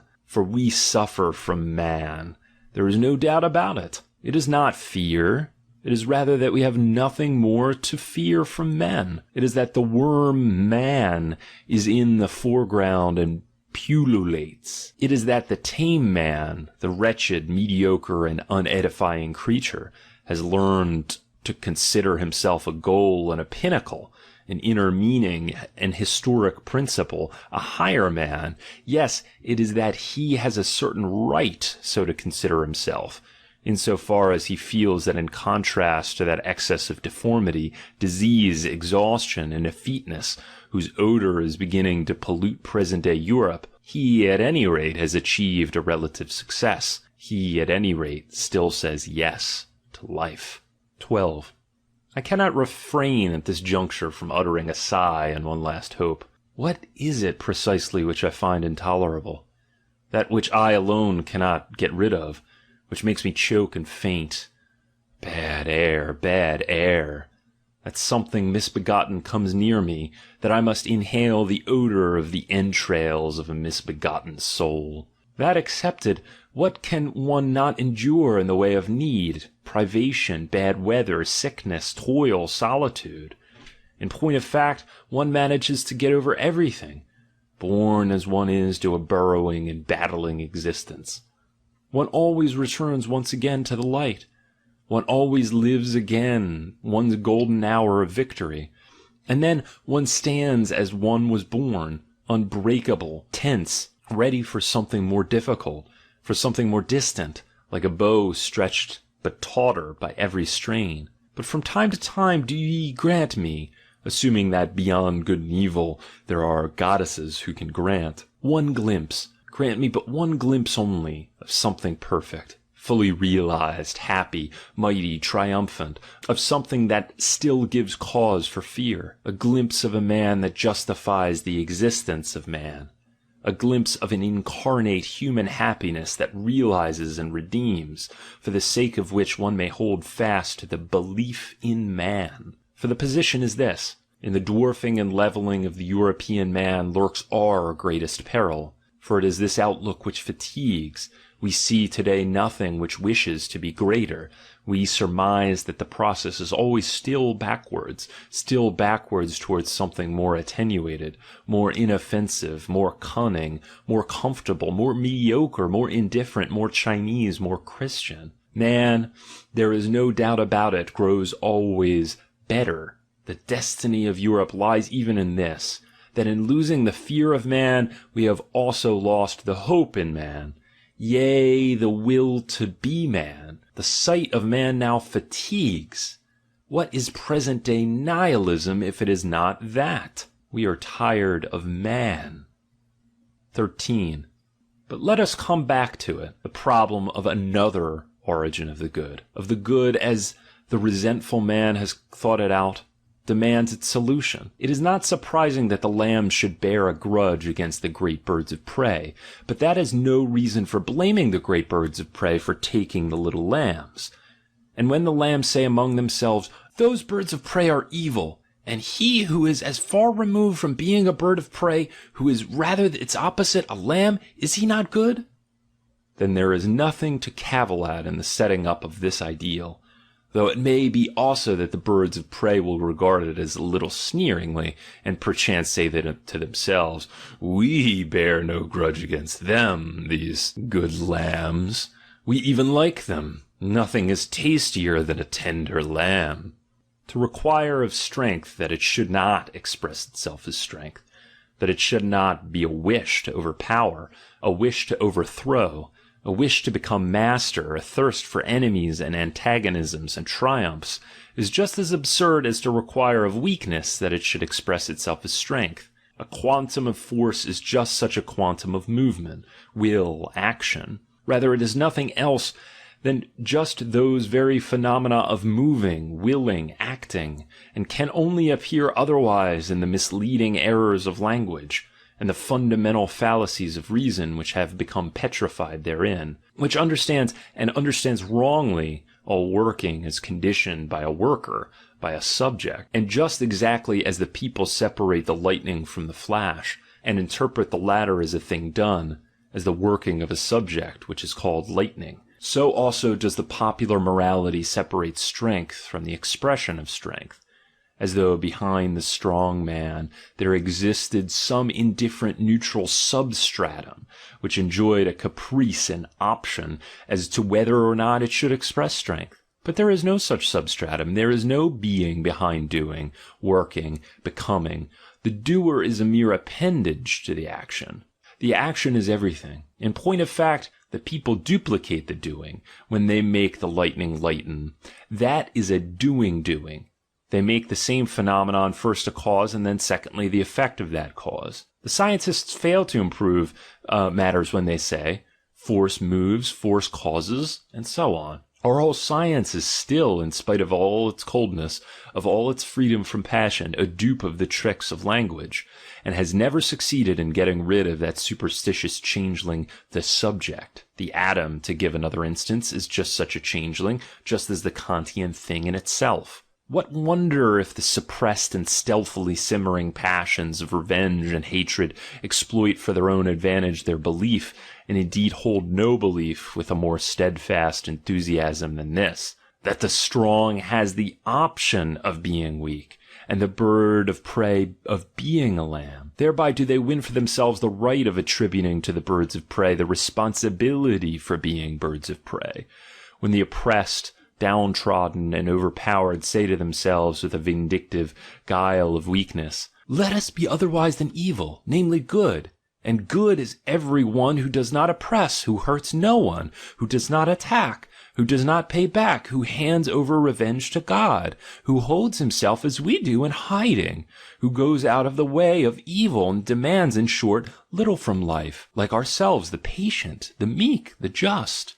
Yet all this, in its cold and unprejudiced interpretation, means nothing more than, once for all, the weak are weak. It is good to do nothing for which we are not strong enough. But this dismal state of affairs, this prudence of the lowest order, which even insects possess, which in a great danger are fain to sham death so as to avoid doing too much, has, thanks to the counterfeiting and self-deception of weakness, come to masquerade in the pomp of an ascetic, mute and expectant virtue, just as though the very weakness of the weak, that is, forsooth, its being, its working, its whole unique, inevitable, inseparable reality, were a voluntary result, something wished, chosen, a deed, an act of merit. This kind of man finds the belief in a neutral, free-choosing subject necessary from an instinct of self-preservation, of self-assertion, in which every lie is fain to sanctify itself. The subject, or to use popular language, the soul, has perhaps proved itself the best dogma in the world simply because it rendered possible to the horde of mortal, weak and oppressed individuals of every kind that most sublime specimen of self-deception, the interpretation of weakness as freedom, of being this or being that as merit. 14. Will anyone look a little right into the mystery of how ideals are manufactured in this world? Who has the courage to do it? Come. Here we have a vista opened in these grimy workshops. Wait just a moment, dear Mr. Inquisitive and Foolhardy. Your eye must first grow accustomed to this false, changing light. Yes, enough. Now speak. What is happening below down yonder? Speak out, tell what you see, man of the most dangerous curiosity, for now I am the listener. I see nothing. I hear the more. It is a cautious, spiteful, gentle whispering and muttering together in all the corners and crannies. It seems to me that they are lying. A sugary softness adheres to every sound. Weakness is turned to merit. There is no doubt about it. It is just as you say. Further. And the impotence which requites not is turned to goodness, craven baseness to meekness, submission to those whom one hates to obedience, namely obedience to one of whom they say that he ordered this submission. They call him God. The inoffensive character of the weak, the very cowardice in which he is rich, his standing at the door, his forced necessity of waiting, gain here fine names such as patience, which is also called virtue. Not being able to avenge oneself is called not wishing to avenge oneself, perhaps even forgiveness. For they know not what they do. We alone know what they do. They also talk of the love of their enemies and sweat thereby. Further, they are miserable. There is no doubt about it, all these whisperers and counterfeiters in the corners, although they try to get warm by crouching close to each other, but they tell me that their misery is a favor and distinction given to them by God, just as one beats the dog one likes best, that perhaps this misery is also a preparation, a probation, a training, that perhaps it is still more something which will one day be compensated and paid back with a tremendous interest in gold, nay, in happiness. They call this blessedness. Further, they are now giving me to understand that not only are they better men than the mighty, the lords of the earth, whose spittle they have to lick, not out of fear, not at all out of fear, but because God ordains that one should honor all authority. Not only are they better men, but that they also have a better time. At any rate, will one day have a better time. But enough, enough! I can endure it no longer. Bad air, bad air. These workshops where ideals are manufacturers, verily they reek with the crassest lies. Nay, just 1 minute. You are saying nothing about the masterpieces of these virtuosos of black magic, who can produce whiteness, milk, and innocence out of any black you like. Have you not noticed what a pitch of refinement is attained by the chef d'oeuvre? The most audacious, subtle, ingenious, and lying artist trick? Take care. These cellar beasts full of revenge and hate, what do they make, forsooth, out of their revenge and hate? Do you hear those words? Would you suspect, if you trusted only their words, that you are among men of resentment and nothing else? I understand. I prick my ears up again. I hold up my nose. Now do I hear for the first time that which they have said so often. We good, we are the righteous. What they demand they call not revenge, but the triumph of righteousness. What they hate is not their enemy, no, they hate unrighteousness, godlessness. What they believe in and hope is not the hope of revenge, the intoxication of sweet revenge, sweeter than honey, did Homer call it? But the victory of God, of the righteous God over the godless. What is left for them to love in this world is not their brothers in hate, but their brothers in love, as they say. All the good and righteous on the earth. And how do they name that which serves them as a solace against all the troubles of life, their phantasmagoria of their anticipated future blessedness? How? Do I hear right? They call it the last judgment, the advent of their kingdom, the kingdom of God, but in the meanwhile they live in faith, in love, in hope. Enough. 15. In the faith in what? In the love for what? In the hope of what? These weaklings. They also, forsooth, wish to be strong sometime. There is no doubt about it. Sometime their kingdom also must come. The kingdom of God is their name for it, as has been mentioned. They are so meek in everything. Yet in order to experience that kingdom, it is necessary to live long, to live beyond death. Yes, eternal life is necessary so that one can make up forever for that earthly life in faith, in love, in hope. Make up for what? Make up by what? Dante, as it seems to me, made a crass mistake when with awe-inspiring ingenuity he placed that inscription over the gate in his hell. Me too made eternal love. At any rate, the following inscription would have a much better right to stand over the gate of the Christian paradise and its eternal blessedness. Me too made eternal hate. Granted, of course, that a truth may rightly stand over the gate to a lie. For what is the blessedness of that paradise? Possibly we could quickly surmise it, but it is better that it should be explicitly attested by an authority who in such matters is not only to be disparaged, Thomas of Aquinas, the great teacher and saint. Beati in regno celesti, says he as gently as a lamb. Videbunt peanis damnatorum, ut beatito illis magis compliciat. Or if we wish to hear a stronger tone, a word from the mouth of a triumphant father of the church, who warned his disciples against the cruel ecstasies of the public spectacles. But why? Faith offers us much more, says he de Spectac, chapter 29 following. Something much stronger. Thanks to the redemption, joys of quite another kind stand at our disposal.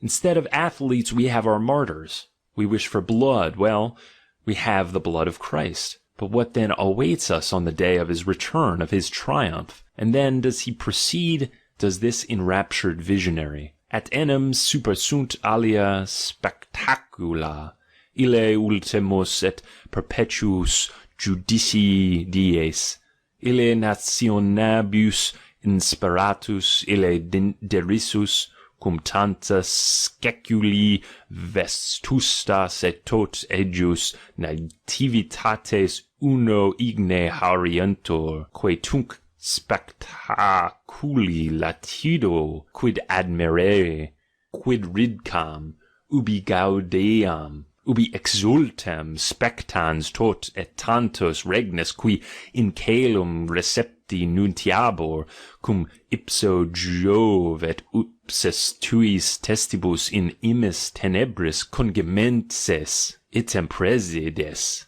the provisional governors, persecutores dominici nominis seviborus, quam ipsi flammes severent insulatibus contra Christenos liquescentes, quos praeterea sapientes illus philosophos coram disculipus suis una conflagratibus erubescentes, quibus nihil ad Deum pertenere suadebant, quibus animas aut nullas aut non in pristina corpora reditunt scripturas affirmabant, etiam poetas non an radamanti nec an minios, sed ad inobinati Christi tribunal palpitantes, tuc magis tragiodi audiendi magiscilicet vocales, with louder tones and more violent shrieks, in sua propria calamietate tunc histriones cognoscende solutiores multipl ignem tunc spectandus origa inflammia rota totis rubens tunc existi contemplandi non in gymnasis sed in igne giaculati nisi quodne tunc quidem illos velum vivos ut qui malum ad eos protius conspecnum insatiabilem conferere qui in dominum severirunt hi est illes dicam fabri aut quotie historiae filius, as is shown by the whole of the following, and in particular by this well-known description of the mother of Jesus from the Talmud. Tertullian is henceforth referring to the Jews. Sabbati destructor Samarites et demonium habens, hic est quem a Juda redemnites, hic est ille arundine et colafis de vertepalas, sputamentis de decoritas, fele et accento potatus, hic est quem clanu discentes sublipurunt, et resurrexisse dicatar vel hortalanus detraxit, net lacuto sue frequentia commentiam ledierentur, ut talia spectes ut talibus exultis quis tibi pretur at consul aut sacerdos de sua liberalitate praesitibunt, et tamen hoc iam habemus codamundo per fidem spiritu imaginante representata, ceterum qualia ilia sunt quae nec oculus vidit nec auris audivit nec in cor hominis ascerederunt, credo circo et ultraque cavia. First and fourth row, or according to others the comic and the tragic stage. Et omni studio gratiore, per fidem, so stands it written. 16. Let us come to a conclusion.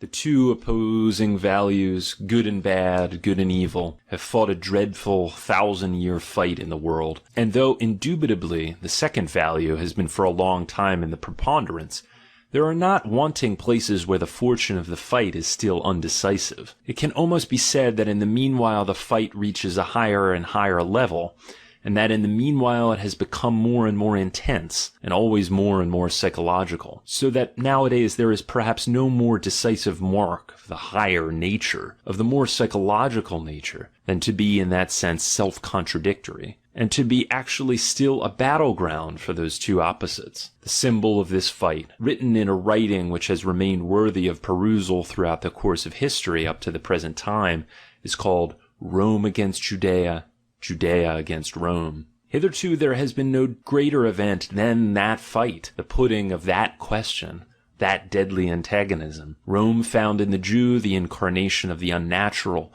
as though it were its diametrically opposed monstrosity, and in Rome the Jew was held to be convicted of hatred of the whole human race, and rightly so, in so far as it is right to link the well-being and the future of the human race to the unconditional mastery of the aristocratic values, of the Roman values. What, conversely, did the Jews feel against Rome? One can surmise it from 1,000 symptoms, but it is sufficiently to carry one's mind back to the Johannian Apocalypse, that most obscene of all the written outbursts, which has revenge on its conscience. One should also appraise at its full value the profound logic of the Christian instinct, when over this very book of hate it wrote the name of the disciple of love, that self-same disciple to whom it attributed that impassioned and ecstatic gospel. Therein lurks a portion of truth, however much literary foraging may have been necessary for this purpose. The Romans were the strong and aristocratic. A nation stronger and more aristocratic has never existed in the world, has never even been dreamed of.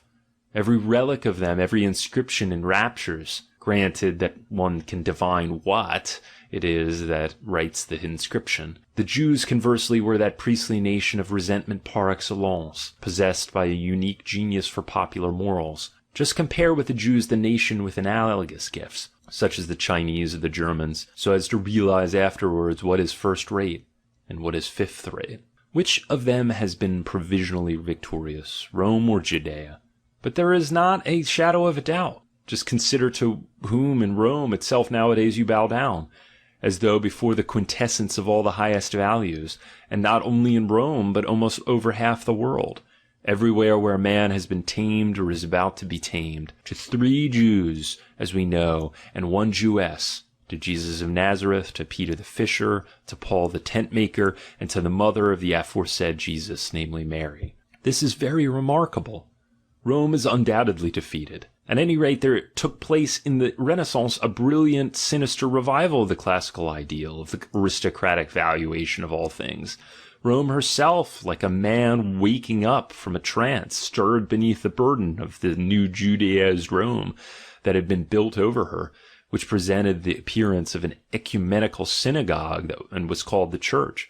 But immediately Judea triumphed again, thanks to that fundamentally popular, German and English, moment of the revenge, which is called the Reformation, and taking also into account its inevitable corollary, the restoration of the Church, the restoration also of the ancient graveyard peace of classical Rome, Judea proved yet once more victorious over the classical ideal in the French Revolution, and in a sense which was even more crucial and even more profound. The last political aristocracy that existed in Europe, that of the French 17th and 18th centuries, broke into pieces beneath the instincts of a resentful populace. Never had the world heard a greater jubilation, a more uproarious enthusiasm. Indeed, there took place in the midst of it the most monstrous and unexpected phenomenon. The ancient ideal itself swept before the eyes and conscience of humanity with all its life and with unheard-of splendor, and in opposition to resentment's lying war cry of the prerogative of the most, in opposition to the will of the lowliness, abasement and equalization, the will to a retrogression and twilight of humanity, there rang out once again, stronger, simpler, more penetrating than ever, the terrible and enchanting counter-war cry of the prerogative of the few. Like a final signpost to the other ways, there appeared Napoleon, the most unique and violent anachronism that ever existed, and in him the incarnate problem of the aristocratic ideal in itself. Consider well what a problem it is. Napoleon, that synthesis of monster and Superman. 17. Was it therewith over? Was that greatest of all antitheses of ideals thereby relegated ad acta for all time? Or only postponed for a long time? May there not take place at some time or other a much more awful, much more carefully prepared flaring up of the old conflagration? Further, should not one wish that consummation with all one's strength? Will it oneself? Demand it of oneself? He who at this juncture begins, like my readers, to reflect, to think further, will have difficulty in coming quickly to a conclusion, ground enough for me to come myself to a conclusion. Taking it for granted that for some time past what I mean has been sufficiently clear, what I exactly mean by that dangerous motto which is inscribed on the body of my last book, beyond good and evil. At any rate, that is not the same as beyond good and bad. Note: I avail myself of the opportunity offered by this treatise to express, openly and formally, a wish which up to the present has only been expressed in occasional conversations with scholars, namely that some faculty of philosophy should, by means of a series of prize essays, gain the glory of having promoted the further study of the history of morals. Perhaps this book may serve to give a forcible impetus in such a direction. With regard to a possibility of this character, the following question deserves consideration. It merits quite as much the attention of philologists and historians as actual professional philosophers. What indication of the history of the evolution of morals is afforded by philology, and especially by etymological investigation? On the other hand, it is of course equally necessary to induce physiologists and doctors to be interested in these problems, of the value of the valuations which have been prevailed up to the present.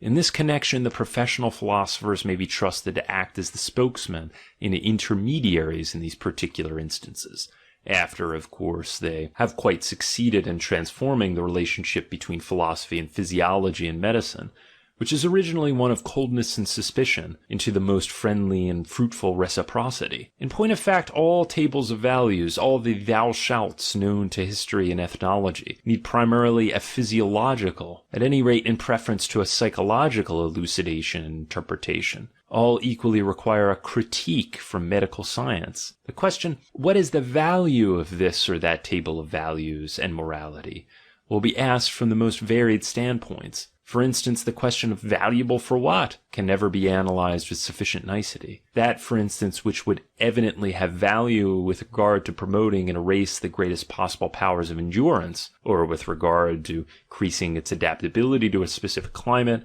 or with regard to the preservation of the greatest number, would have nothing like the same value if it were a question of evolving a stronger species. Engaging values, the good of the majority and the good of the minority are opposed standpoints. We leave it to the naivete of English biologists to regard the former standpoint as intrinsically superior. All the sciences have now to pave the way for the future task of the philosopher, this task being understood to mean that he must solve the problem of value, that he has to fix the hierarchy of values. Second essay, Guilt, Bad Conscience, and the like. Part 1. 1. The breeding of an animal that can promise. Is not this just the very paradox of a task which nature has set itself in regard to man? Is not this the very problem of man? The fact that this problem has been to a great extent solved must appear all the more phenomenal to one who can estimate at its full value that force of forgetfulness which works in opposition to it. Forgetfulness is no mere vis inertiae, as the superficial believes. Rather, it is a power responsible for the fact that what we have lived, experienced, taken into ourselves, no more enters into consciousness during the process of digestion, and might be called psychic absorption, than all the whole manifold process by which our physical nutrition, the so-called incorporation, is carried on. The temporary shutting of the doors and windows of consciousness, the relief from the clamant alarums and excursions with which our subconscious world of servant organs works in mutual cooperation and antagonism, a little quietude, a little tabula rasa of the consciousness, so as to make room again for the new, and above all for the more noble functions and functionaries, room for government, foresight, predetermination, for our organism is on an oligarchic model. This is the utility, as I have said, of the active forgetfulness, which is a very sentinel and nurse of psychic order, repose, etiquette. And this shows at once why it is that there can exist no happiness, no gladness, no hope, no pride, no real present, without forgetfulness. The man in whom this preventative apparatus is damaged and discarded is to be compared to a dyspeptic, and it is something more than a comparison. He can get rid of nothing, but this very animal who finds it necessary to be forgetful, in whom in fact forgetfulness represents a force and a form of robust health, has reared for himself an opposition power, a memory, with whose help forgetfulness is in certain instances kept in check, in the cases namely where promises have to be made, so that it is by no means a mere passive inability to get rid of a once indented impression, not merely the indigestion occasioned by a once pledged word, which one cannot dispose of, but an active refusal to get rid of it, a continuing and a wish to continue what had once been willed, an actual memory of the will, so that between the original I will, I shall do, and the actual discharge of the will, its act, we can easily interpose a world of new strange phenomena, circumstances, veritable volitions, without snapping of this long chain of the will. But what is the underlying hypothesis of all this? How thoroughly, In order to be able to regulate the future in this way, must man have first learned to distinguish between necessitated and accidental phenomena, to think causally, to see the distant as present and to anticipate it, to fix with certainty what is the end and what is the means to that end, above all to reckon, to have power to calculate. How thoroughly must man have first become calculable, disciplined, necessitated even for himself and his own conception of himself, that, like a man entering a promise, he could guarantee himself as a future. 2. This is simply the long history of the origin of responsibility. That task of breeding an animal which can make promises includes, as we have already grasped, as its condition and preliminary, the more immediate task of first making man to a certain extent necessitated, uniform, like among his like, regular and consequently calculable. The immense work of what I have called morality of custom, compare Dawn of Day, Aphorisms 9, 14, and 16, the actual work of man on himself during the longest period of the human race, his whole prehistoric work, find its meaning, its great justification, in spite of all its innate hardness, despotism, stupidity, and idiocy, in this fact: man, with the help of the morality of customs and of social strait waistcoats, was made genuinely calculable. If, however, we place ourselves at the end of this colossal process, at the point where the tree finally matures its fruits, when society and its morality of custom finally bring to light that to which it was only the means, then do we find as the ripest fruit on its tree the sovereign individual that resembles only himself, that has got loose from the morality of custom, the autonomous super-moral individual, for autonomous and moral are mutually exclusive terms. In short, the man of the personal, long, and independent will, competent to promise, and we find in him a proud consciousness, vibrating in every fibre, of what has been at last achieved and become vivified in him, a genuine consciousness of power and freedom, a feeling of human perfection in general. And this man who has grown to freedom, who is really competent to promise, this lord of the free will, this sovereign, how is it possible for him not to know how great is his superiority over everything incapable of binding itself by promises, or of being its own security? How great is the trust, the awe, the reverence that he awakes? He deserves all three. Not to know that with this mastery over himself he is necessarily also given to mastery over circumstances, over nature, over all creatures with shorter wills, less reliable characters. The free man, the owner of a long unbreakable will, finds in this possession his standard of value. Looking out from himself upon the others he honors, or he despises, and just as necessarily as he honors his peers, the strong and the reliable, those who can bind themselves by promises, that is, every one who promises like a sovereign, with difficulty, rarely and slowly, who is sparing with his trusts, but confers honor by the very fact of trusting, who gives his word as something that can be relied on, because he knows himself strong enough to keep it even in the teeth of disasters, even in the teeth of fate. So, with equal necessity, will he have the heel of his foot ready for the lean and empty jackasses, who promise when they have no business to do so, and his rod of chastisement ready for the liar, who already breaks his word at the very minute when it is on his lips.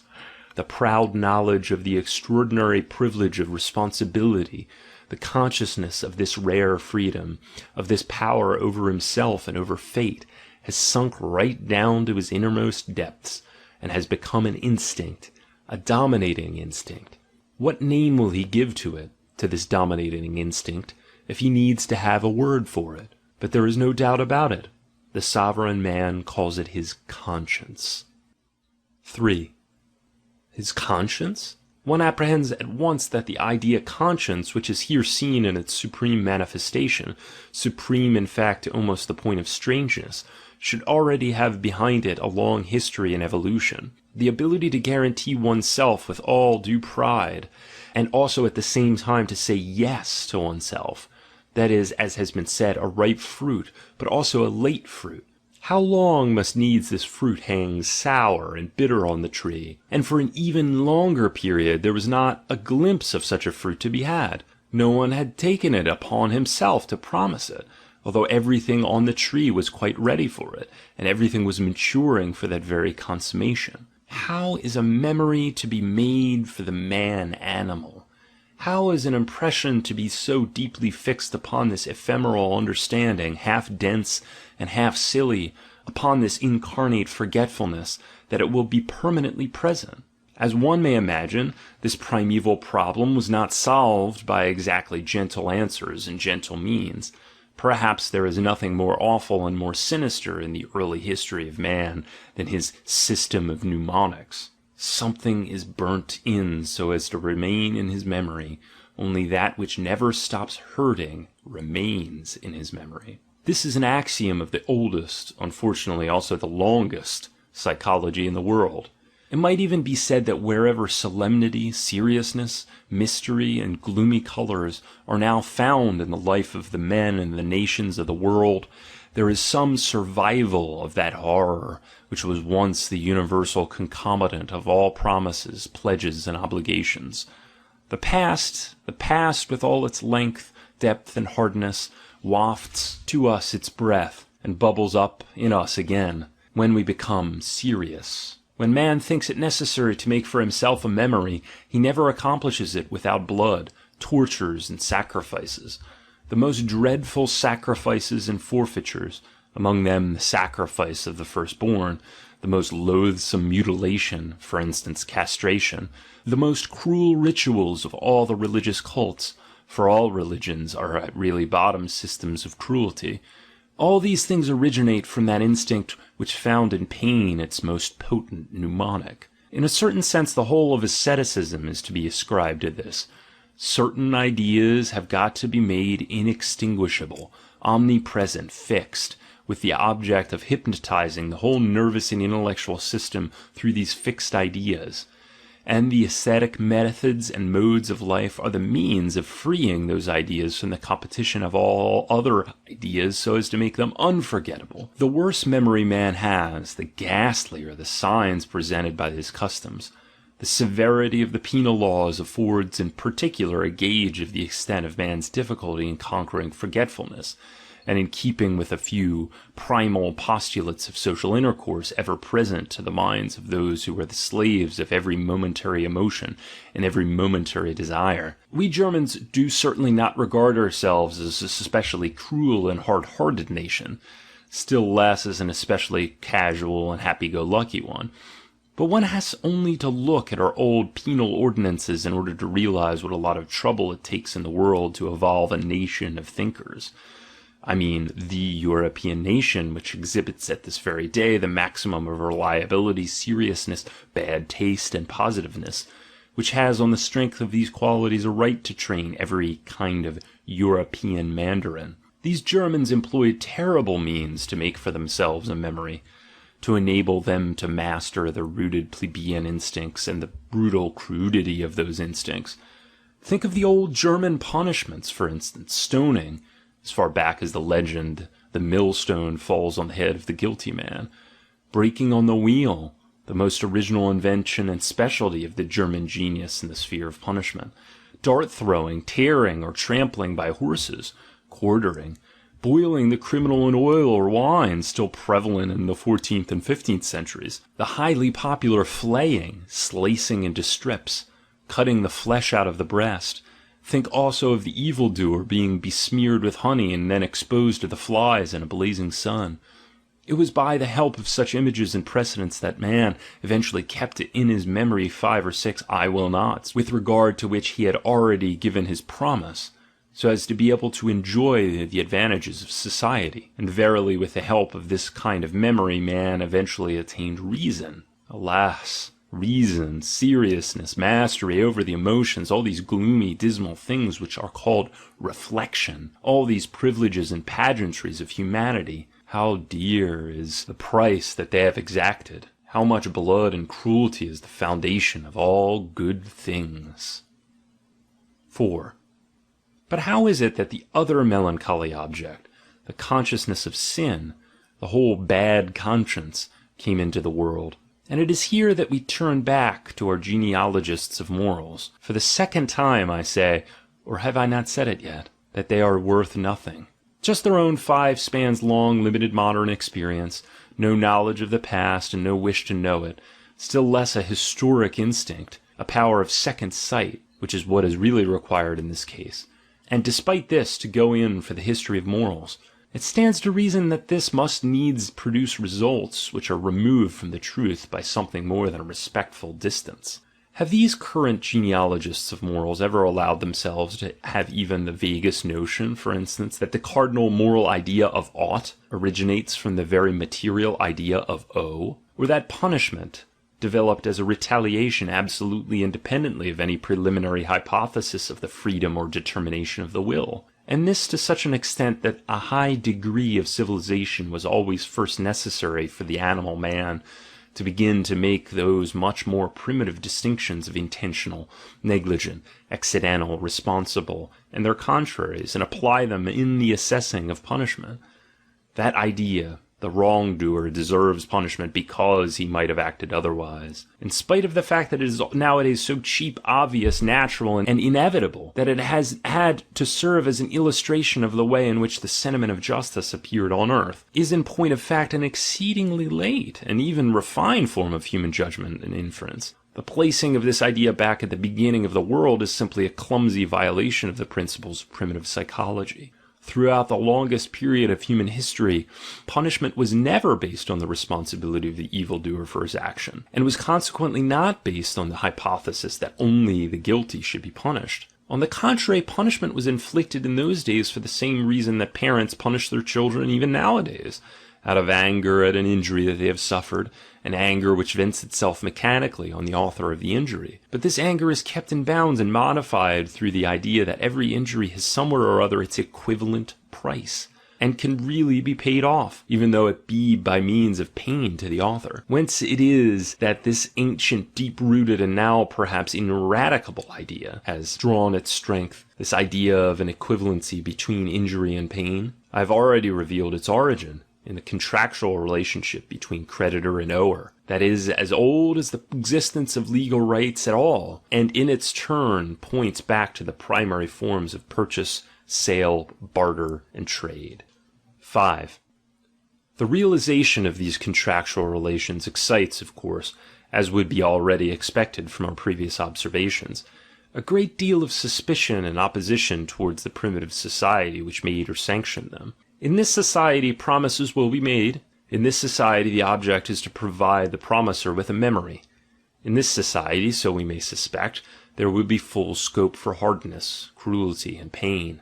The ower, in order to induce credit in his promise of repayment, in order to give a guarantee of the earnestness and sanctity of his promise, in order to drill into his conscience the duty, the solemn duty of repayment, will, by virtue of a contract with his creditor, to meet the contingency of his not paying, pledge something that he still possesses, something that he still has in his power, for instance, his life or his wife, or his freedom or his body, or under certain religious conditions, even his salvation, his soul's welfare, even his peace in the grave. So in Egypt, where the corpse of the ower found even in the grave no rest from the creditor. Of course, from the Egyptian standpoint, this peace was a matter of particular importance.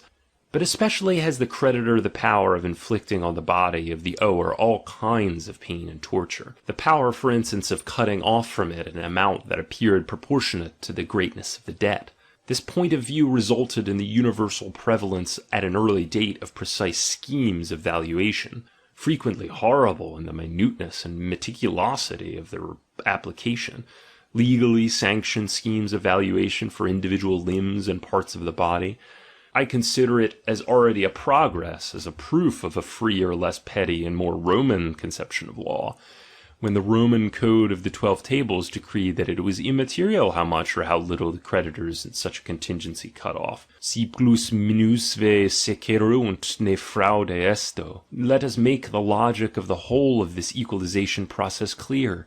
It is strange enough. The equivalence consists in this. Instead of an advantage directly compensatory of his injury, That is, instead of an equalization in money, lands, or some kind of chattel, the creditor is granted by way of repayment and compensation a certain sensation of satisfaction. The satisfaction of being able to vent without any trouble his power on one who is powerless. The delight de faire le mal pour le plaisir de la faire. The joy in sheer violence. And this joy will be relished in proportion to the lowness and humbleness of the creditor in the social scale, and is quite apt to have the effect of the most delicious dainty, and even seem the foretaste of a higher social position. Thanks to the punishment of the ower, the creditor participates in the rights of the masters. At last he too, for once in a way, attains the edifying consciousness of being able to despise and ill-treat a creature as an inferior, or at any rate of seeing him being despised and ill-treated, in case the actual power of punishment, the administration of punishment, has already become transferred to the authorities. The compensation consequently consists in a claim on cruelty, and a right to draw thereon. 6.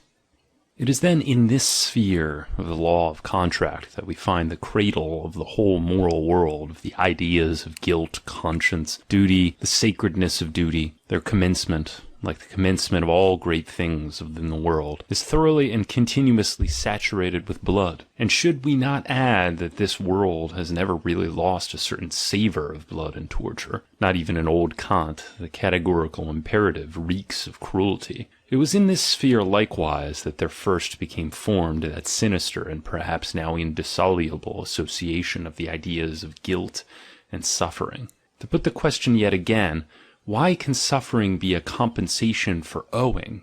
Because the infliction of suffering produces the highest degree of happiness, because the injured party will get in exchange for his loss, including his vexation at his loss, an extraordinary counter-pleasure, the infliction of suffering, a real feast, something that, as I have said, was all the more appreciated the greater the paradox created by the rank and social status of the creditor. These observations are purely conjectural, for, apart from the painful nature of the task, it is hard to plumb such profound depths. The clumsy introduction of the idea of revenge as a connecting link simply hides and obscures the view, instead of rendering it clearer. Revenge itself simply leads back again to the identical problem: how can the infliction of suffering be a satisfaction? In my opinion, it is repugnant to the delicacy, and still more to the hypocrisy of tame domestic animals, that is, modern men, that is, ourselves, to realize with all their energy the extent to which cruelty constituted the great joy and delight of ancient man, was an ingredient which seasoned nearly all his pleasures, and conversely the extent of the naivete and innocence with which he manifested his need for cruelty, when he actually made as a matter of principle disinterested malice, or, to use Spinoza's expression, the sympathia malevolens, into a normal characteristic of man, as consequently something to which the conscience says a hearty yes. The more profound observer has perhaps already had sufficient opportunity for noticing this most ancient and radical joy and delight of mankind. In Beyond Good and Evil, aphorism 188, and even earlier, in The Dawn of Day, aphorisms 18, 77, 113, I've cautiously indicated the continually growing spiritualization and deification of cruelty, which pervades the whole history of the higher civilization, and in the larger sense even constitutes it. At any rate, the time is not so long past when it was impossible to conceive of royal weddings and national festivals on a grand scale, without executions, tortures, or perhaps an auto-da-fe, or similarly to conceive of an aristocratic household without a creature to serve a butt for the cruel and malicious baiting of the inmates. The reader will perhaps remember Don Quixote at the court of the Duchess. We read nowadays the whole of Don Quixote with a bitter taste in our mouth, almost with a sensation of torture, a fact which would appear very strange and very incomprehensible to the author and his contemporaries. They read it with the best conscience in the world, as the gayest of books. They almost died with laughing at it. The sight of suffering does one good. The infliction of suffering does one more good. That is a hard maxim, but none the less a fundamental maxim, old, powerful, and human all too human. One, moreover, to which perhaps even the apes as well would subscribe. For it is said that in inventing bizarre cruelties, they are giving abundant proof to their future humanity, to which, as it were, they are playing the prelude. Without cruelty, no feast. So teaches the oldest and longest history of man, and in punishment too there is so much of the festive. 7. Entertaining as I do these thoughts, I am, let me say in parentheses, fundamentally opposed to helping our pessimists to new water for the discordant and groaning mills of their disgust with life. On the contrary, it should be shown specifically that, at the time when mankind was not yet ashamed of its cruelty, life in the world was brighter than it is nowadays when there are pessimists. The darkening of the heavens over man has always increased in proportion to the growth of man's shame before man. The tired pessimistic outlook, the mistrust of the riddle of life, the icy negation of disgusted ennui, all those are not the signs of the most evil age of the human race. Rather much do they come first to the light of day, as the swamp flowers which they are, when the swamp to which they belong comes into existence. I mean the diseased refinement and moralization, thanks to which the animal man has at last learned to be ashamed of all his instincts. On the road to angelhood, not to use in this context a harder word, man has developed that dyspeptic stomach and coated tongue, which have made not only the joy and innocence of the animal repulsive to him, but also life itself, so that sometimes he stands with stopped nostrils before his own self, and, like Pope Innocent III, makes a blacklist of his own horrors. Unclean generation, loathsome nutrition when in the maternal body, badness of the matter out of which man develops, awful stench, secretion of saliva, urine, and excrement. Nowadays, when suffering is always trotted out as the first argument against existence, as its most sinister query, it is well to remember the times when men judged on converse principles because they could not dispense with the infliction of suffering, and saw therein a magic of the first order, a veritable bait of seduction to life. Perhaps in those days this is to solace the weaklings. Pain did not hurt so much as it does nowadays. Any physician who has treated Negroes, granted that these are taken as representative of the prehistoric man, suffering from severe internal inflammations which would bring a European, even though he had the soundest constitution, almost to despair, would be in a position to come to this conclusion. Pain has not the same effect with Negroes. The curve of human sensibilities to pain seems indeed to sink in an extraordinary and almost sudden fashion, as soon as one has passed the upper 10,000 or 10 millions of over-civilized humanity. And I personally have no doubt that by comparison with one painful night passed by one single hysterical chit of a cultured woman, the suffering of all the animals taken together who have been put to the question of the knife, so as to give scientific answers, are simply negligible. We may perhaps be allowed to admit the possibility of the craving for cruelty not necessarily having become really extinct. It only requires, in view of the fact that pain hurts more nowadays, a certain sublimation and subtilization. It must especially be translated into the imaginative and psychic plane, and be adorned with such smug euphemisms that even the most fastidious and hypocritical conscience can never grow suspicious of their real nature. Tragic pity is one of these euphemisms. Another is les nostalgies de la croix. What really raises one's indignation against suffering is not suffering intrinsically, but the senselessness of suffering. Such a senselessness, however, existed neither in Christianity, which interpreted suffering into a whole mysterious salvation apparatus, nor in the beliefs of the naive ancient man, who only knew how to find a meaning in suffering from the standpoint of the spectator, or the inflictor of the suffering.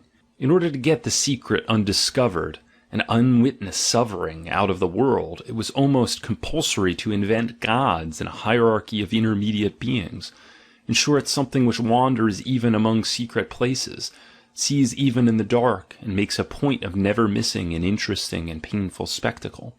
It was with the help of such inventions that life got to learn the tour de force, which has become part of its stock in trade, the tour de force of self-justification, of the justification of evil. Nowadays this would perhaps require other auxiliary devices.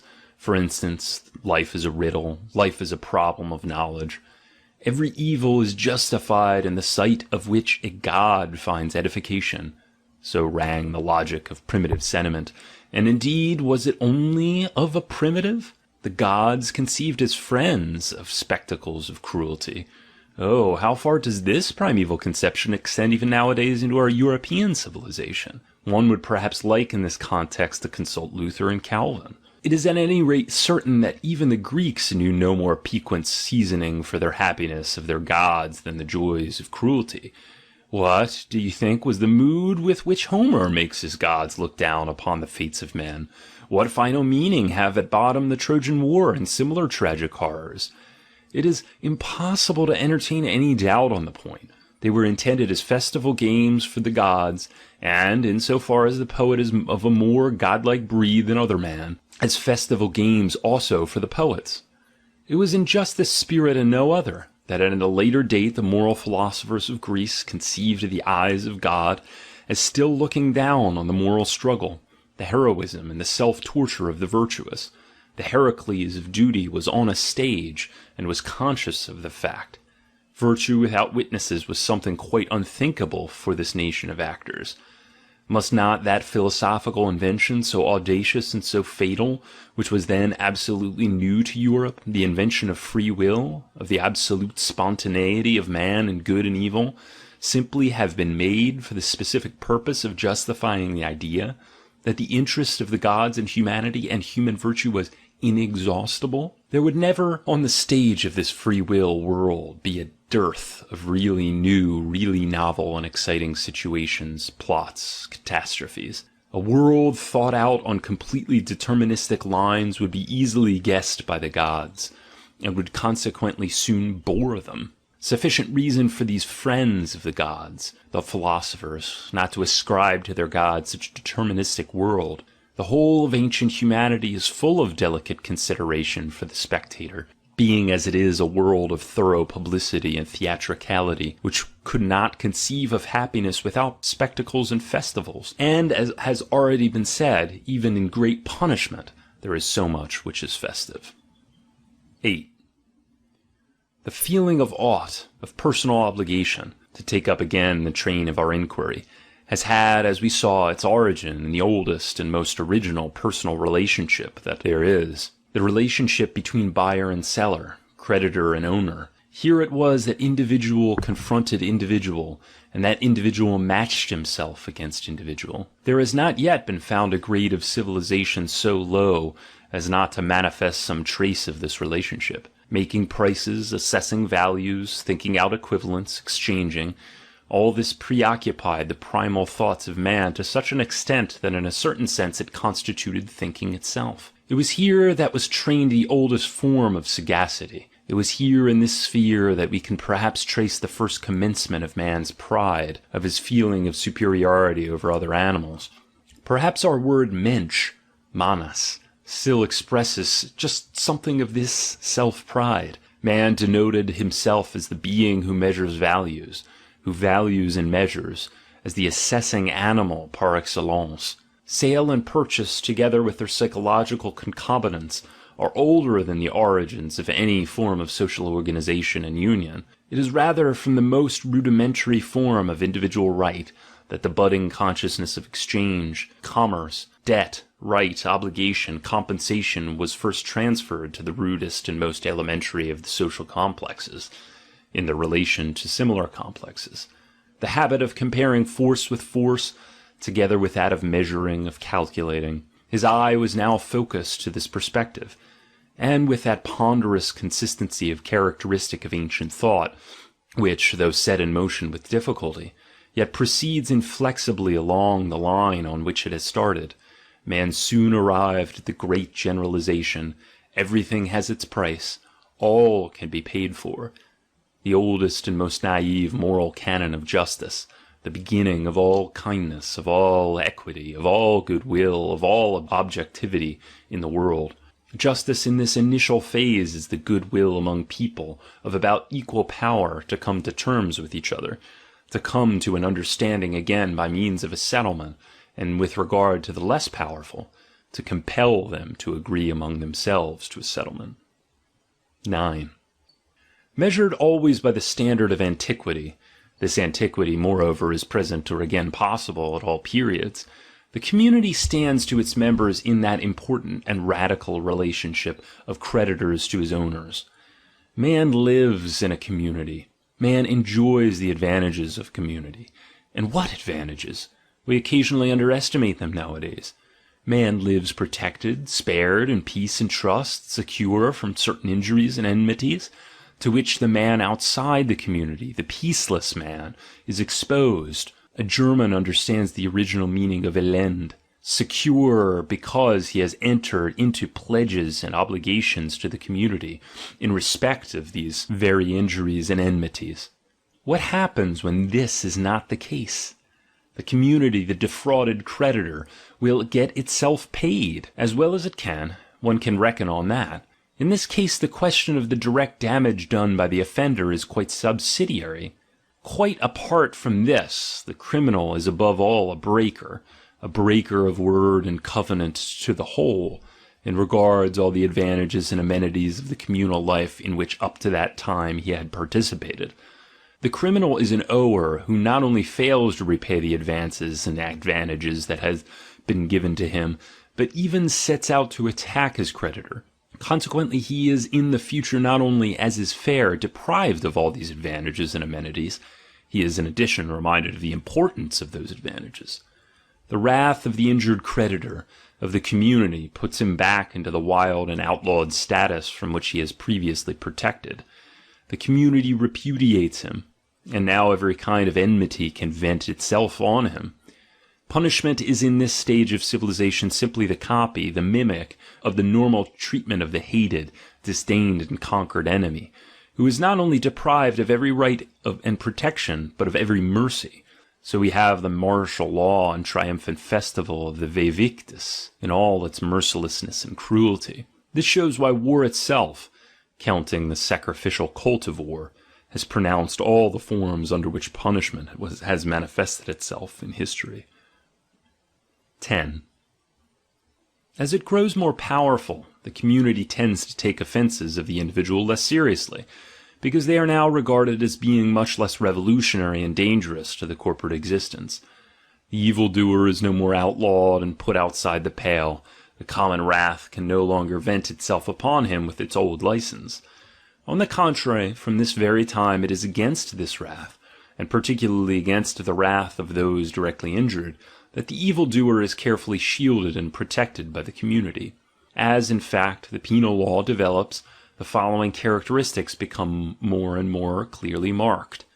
Compromise with the wrath of those directly affected by the misdeed, a consequent endeavor to localize the matter and to prevent a further, or indeed a general spread of the disturbance. Attempts to find equivalents and to settle the whole matter, compositio. Above all, the will which manifests itself with increasing definiteness, to treat every offence as in a certain degree capable of being paid off, and consequently at any rate up to a certain point to isolate the offender from his act. As the power and the self-consciousness of a community increases, so proportionately does the penal law become mitigated. Conversely, every weakening and jeopardizing of the community revives the harshest forms of that law. The creditor has always grown more humane proportionately as he has grown more rich. Finally, the amount of injury he can endure without really suffering becomes the criterion of his wealth. It is possible to conceive of a society blessed with so great a consciousness of its own power as to indulge in the most aristocratic luxury of letting its wrongdoers go scot-free. What do my parasites matter to me, might society say. Let them live and flourish. I am strong enough for it. The justice which began with the maxim, everything can be paid off, everything must be paid off, ends with the connivance at the escape of those who cannot pay to escape. It ends like every good thing on earth by destroying itself. This self-destruction of justice, we know the pretty name it calls itself, grace. It remains, as is obvious, the privilege of the strongest, better still, their super-law. 11. A deprecatory word here against the attempts that have lately been made to find the origin of justice on quite another basis, namely on that of resentment. Let me whisper a word in the ear of the psychologists, if they would fain study revenge itself at close quarters. This plant blooms its prettiest at present among anarchists and anti-Semites, a hidden flower, as it has ever been, like a violet, though, forsooth, with another perfume. And as like must necessarily emanate from like, it will not be a matter for surprise that it is just in such circles that we see the birth of endeavours. It is their old birthplace. Compare above, first essay, paragraph 14, to sanctify revenge under the name of justice, as though justice were at bottom merely a development of the consciousness of injury, and thus with the rehabilitation of revenge to reinstate generally and collectively all the reactive emotions. I object to this last point least of all. It even seems meritorious when regarded from the standpoint of the whole problem of biology, from which standpoint the value of these emotions has up to the present been underestimated. And that to which I alone call attention is the circumstance that it is the spirit of revenge itself from which develops this new nuance of scientific equity for the benefit of hate, envy, mistrust, jealousy, suspicion, rancor, revenge. This scientific equity stops immediately and makes way for the accents of deadly enmity and prejudice, so soon as another group of emotions comes on the scene, which in my opinion are of a much higher biological value than these reactions, and consequently have a paramount claim to the valuation and appreciation of science. I mean the really active emotions, such as personal and material ambition, and so forth, enduring, value of life, course of philosophy, and passim.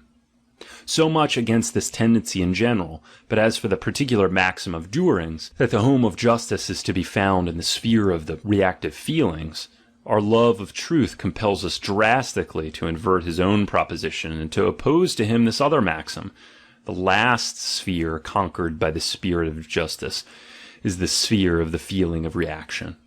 When it really comes about that the just man remains just even as regards his injurer, and not merely cold, moderate, reserved, indifferent, being just is always a positive state, when, in spite of the strong provocation of personal insult, contempt, and calumny, the lofty and clear objectivity of the just and judging eye, whose glance is as profound as it is gentle, is untroubled, why then we have a piece of perfection, a past master of the world, something, in fact, which it would not be wise to expect, and which should not, at any rate, be too easily believed.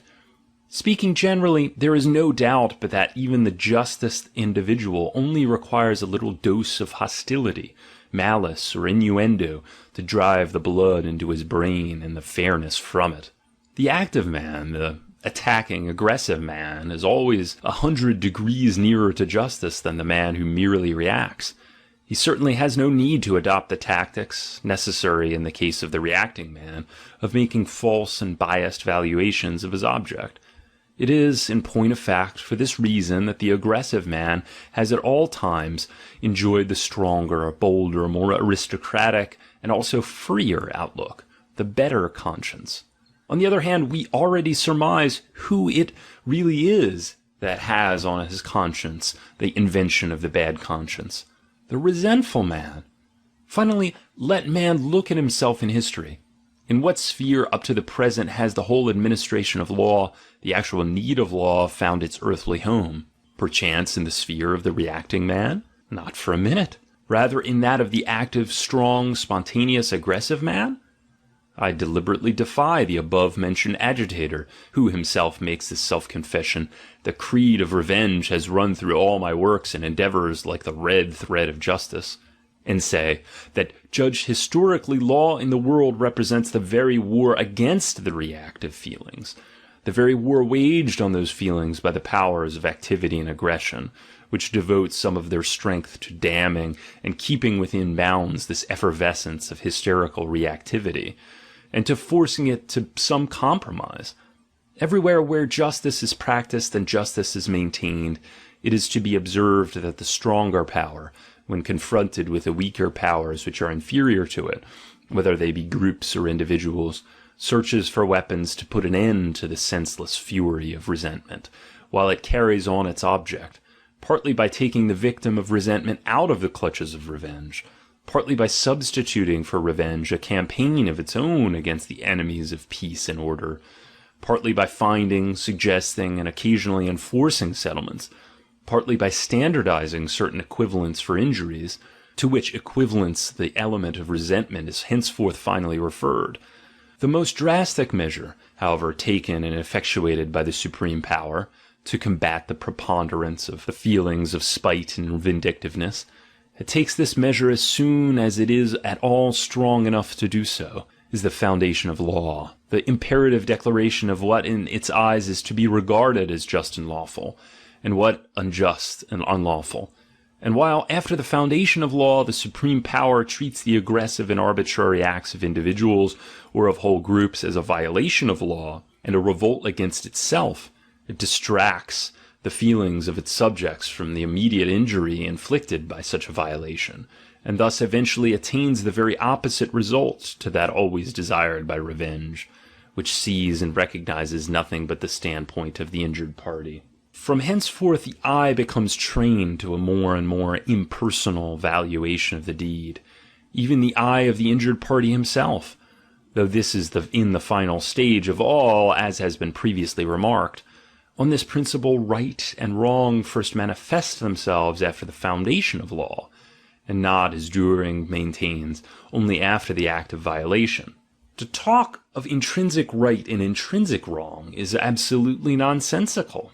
Intrinsically, as an injury, an oppression, an exploitation, an annihilation can be nothing wrong, inasmuch as life is essentially, that is, in its cardinal functions, something which functions by injuring, oppressing, exploiting, and annihilating, and is absolutely inconceivable without such a character.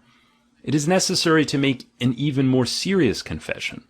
Viewed from the most advanced biological standpoint, conditions of legality can be only exceptional conditions, in that they are partial restrictions of the real life will, which makes for power, and in that they are subordinated to the life will's general end as particular means, that is, as means to create larger units of strength.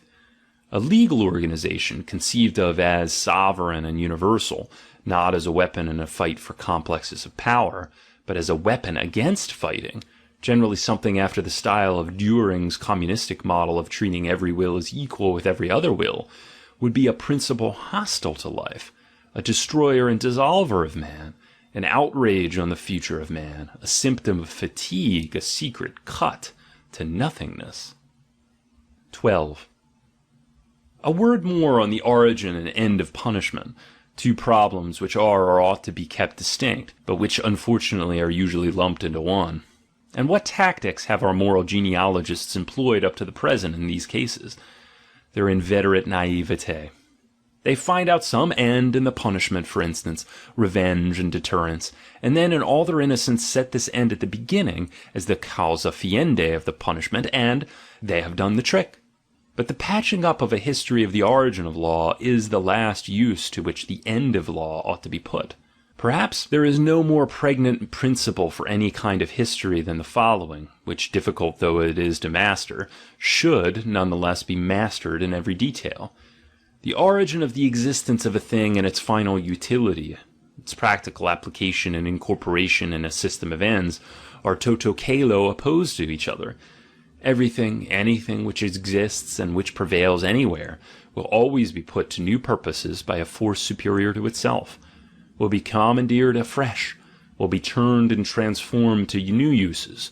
All happening in the organic world consists of overpowering and dominating, and again all overpowering and domination is a new interpretation and adjustment, which must necessarily obscure or absolutely extinguish the subsisting meaning and end. The most perfect comprehension of the utility of any physiological organ, or also of a legal institution, social custom, political habit, form in art or in religious worship, does not for a minute imply any simultaneous comprehension of its origin. This may seem uncomfortable and unpalatable to the older men, for it has been the immemorial belief that understanding the final cause or the utility of a thing, and form and an institution, means also understanding the reason for its origin. To give an example of this logic, the eye was made to see, the hand was made to grasp, so even punishment was conceived as invented with a view to punishing. but all ends and all utilities are only signs that a will to power has mastered a less powerful force, has impressed thereon out of its own self the meaning of a function, and the whole history of a thing, an organ, a custom, can on the same principle be regarded as a continuous sign chain of perpetually new interpretations and adjustments, whose causes, so far from needing to have even a mutual connection, sometimes follow and alternate with each other absolutely haphazard. Similarly, the evolution of a thing, of a custom, is anything but its progressus to an end, still less a logical and direct progressus attained with the minimum expenditure of energy and cost. It is rather the succession of processes of subjugation, more or less profound, more or less mutually independent, which operate on the thing itself. It is further the resistance which in each case invariably displayed this subjugation, the protean wriggles by way of defense and reaction, and further the results of successful counter-efforts. The form is fluid, but the meaning is even more so. Even inside every individual organism, the case is the same. With every genuine growth of the whole, the function of individual organs becomes shifted. In certain cases, a partial perishing of these organs, a diminution of their numbers, for instance through annihilation of the connecting members, can be a symptom of growing strength and perfection. What I mean is this: even partial loss of utility, decay and degeneration, loss of function and purpose, in a word death, appertain to the conditions of a genuine progressus, which always appears in the shape of a will and way to greater power, and is always realized at the expense of innumerable smaller powers. The magnitude of a progress is gauged by the greatness of the sacrifice that it requires. Humanity is a mass sacrificed to the prosperity of the one stronger species of man. That would be a progress. I emphasize all the more this cardinal characteristic of the historic method, for the reason that in its essence it runs counter to predominant instincts and prevailing taste, which must prefer to put up with absolute casualness, even with the mechanical senselessness of all phenomena, than with the theory of a power will, in exhaustive play throughout all phenomena. The democratic idiosyncrasy against everything which rules and wishes to rule, the modern misarchism, to coin a bad word for a bad thing, has gradually but so thoroughly transformed itself into the guise of intellectualism, the most abstract intellectualism, that even nowadays it penetrates and has the right to penetrate step by step into the most exact and apparently the most objective sciences. This tendency has in fact, in my view, already dominated the whole of physiology and biology, and to their detriment, as is obvious, insofar as it has spirited away a radical idea, the idea of true activity. The tyranny of this idiosyncrasy, however, results in the theory of adaptation being pushed forward into the van of the argument, exploited. Adaptation, that means to say, a second-class activity, a mere capacity for reacting. In fact, life itself has been defined, by Herbert Spencer, as an increasingly effective internal adaptation to external circumstances. This definition, however, fails to realize the real essence of life, its will to power. It fails to appreciate the paramount superiority enjoyed by those plastic forces of spontaneity, aggression, and encroachment, with their new interpretations and tendencies, to the operation of which adaptation is only a natural corollary. Consequently, the sovereign office of the highest functionaries in the organism itself, among which the life will appears as an active and formative principle, is repudiated. One remembers Huxley's reproach to Spencer of his administrative nihilism, but it is a case of something much more than administration. Part 2. 13. To return to our subject, namely punishment, we must make consequently a double distinction. First, the relatively permanent element, the custom, the act, the drama, a certain rigid sequence of method and procedure.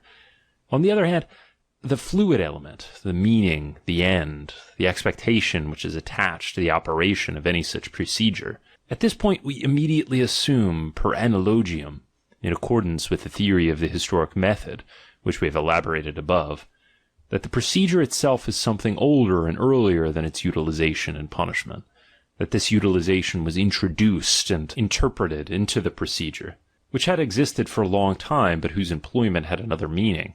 In short, that the case is different from that hitherto supposed by our naive genealogists of morals and of law, who thought that the procedure was invented for the purpose of punishment, in the same way that the hand had been previously thought to have been invented for the purpose of grasping.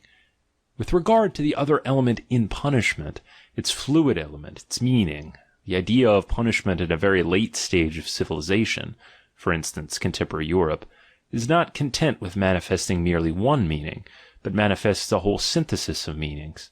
The past general history of punishment, the history of its employment for the most diverse ends, crystallizes eventually into a kind of unity, which is difficult to analyze into its parts, and which, it is necessary to emphasize, absolutely defies definition. It is nowadays impossible to say definitely the precise reason for punishment. All ideas in which a whole process is promiscuously comprehended elude definition.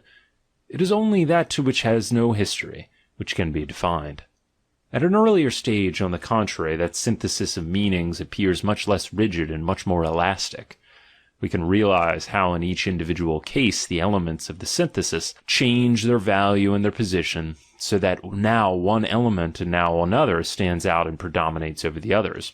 Nay, in certain cases one element, perhaps the end of deterrence, seems to eliminate all the rest. At any rate, so as to give some idea of the uncertain, supplementary, and accidental nature of the meaning of punishment, and of the manner in which one identical procedure can be employed and adapted for the most diametrically opposed objects, I will, at this point, give a scheme that has suggested itself to me, a scheme itself based on a comparatively small and accidental material. Punishment, as rendering the criminal harmless and incapable of further injury. Punishment, as compensation for the injury sustained by the injured party, in any form whatsoever, including the form of sentimental compensation. Punishment, as an isolation of that which disturbs the equilibrium, so as to prevent the further spreading of that disturbance.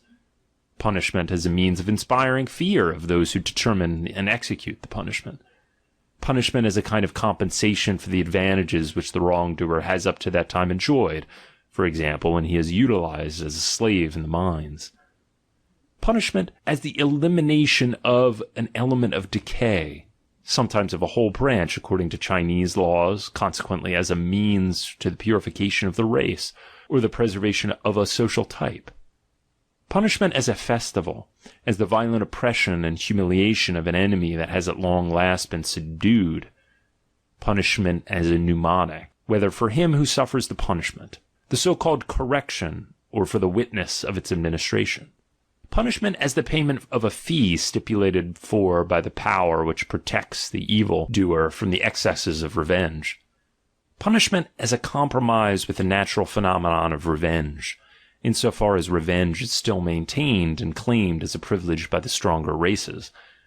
Punishment as a declaration and measure of war against an enemy of peace, of law, of order, of authority, who is fought by society with the weapons which war provides, as a spirit dangerous to the community, as a breaker of the contract on which the community is based, as a rebel, a traitor, and a breaker of the peace. 14. This list is certainly not complete. It is obvious that punishment is overloaded with utilities of all kinds. This makes it all the more permissible to eliminate one supposed utility, which passes, at any rate in the popular mind, for the most essential utility, and which is just what even now provides the strongest support for that faith in punishment which is nowadays for many reasons tottering. Punishment is supposed to have the value of exciting in the guilty the consciousness of guilt.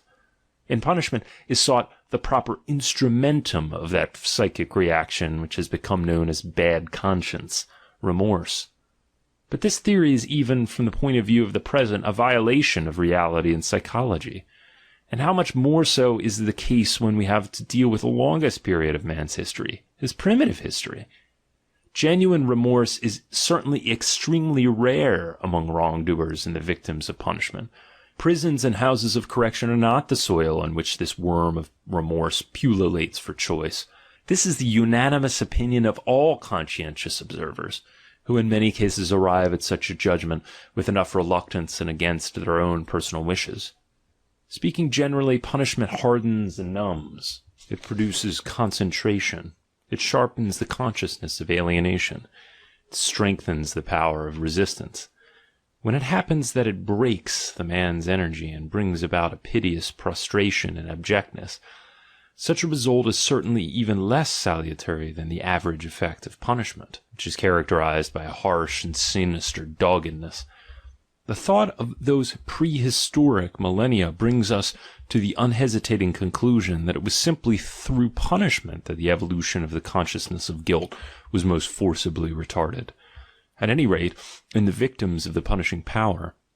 In particular, let us not underestimate the extent to which, by the very sight of the judicial and executive procedure, the wrongdoer is himself prevented from feeling that his deed, the character of his act, is intrinsically reprehensible. For he sees clearly the same kind of acts practiced in the service of justice, and then called good, and practiced with good conscience.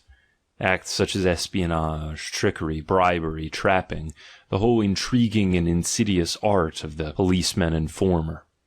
The whole system, in fact, manifested in the different kinds of punishment, a system not excused by passion, but based on principle, of robbing, oppressing, insulting, imprisoning, racking, murdering. All this he sees treated by his judges, not as acts meriting censure and condemnation in themselves, but only in a particular context and application. It was not on this soil that grew the bad conscience, that most sinister and interesting plant of our earthly vegetation. In point of fact, throughout the most lengthy period, no suggestion of having to do with a guilty man manifested itself in the consciousness of the man who judged and punished. One had merely to deal with an author of an injury, an irresponsible piece of fate.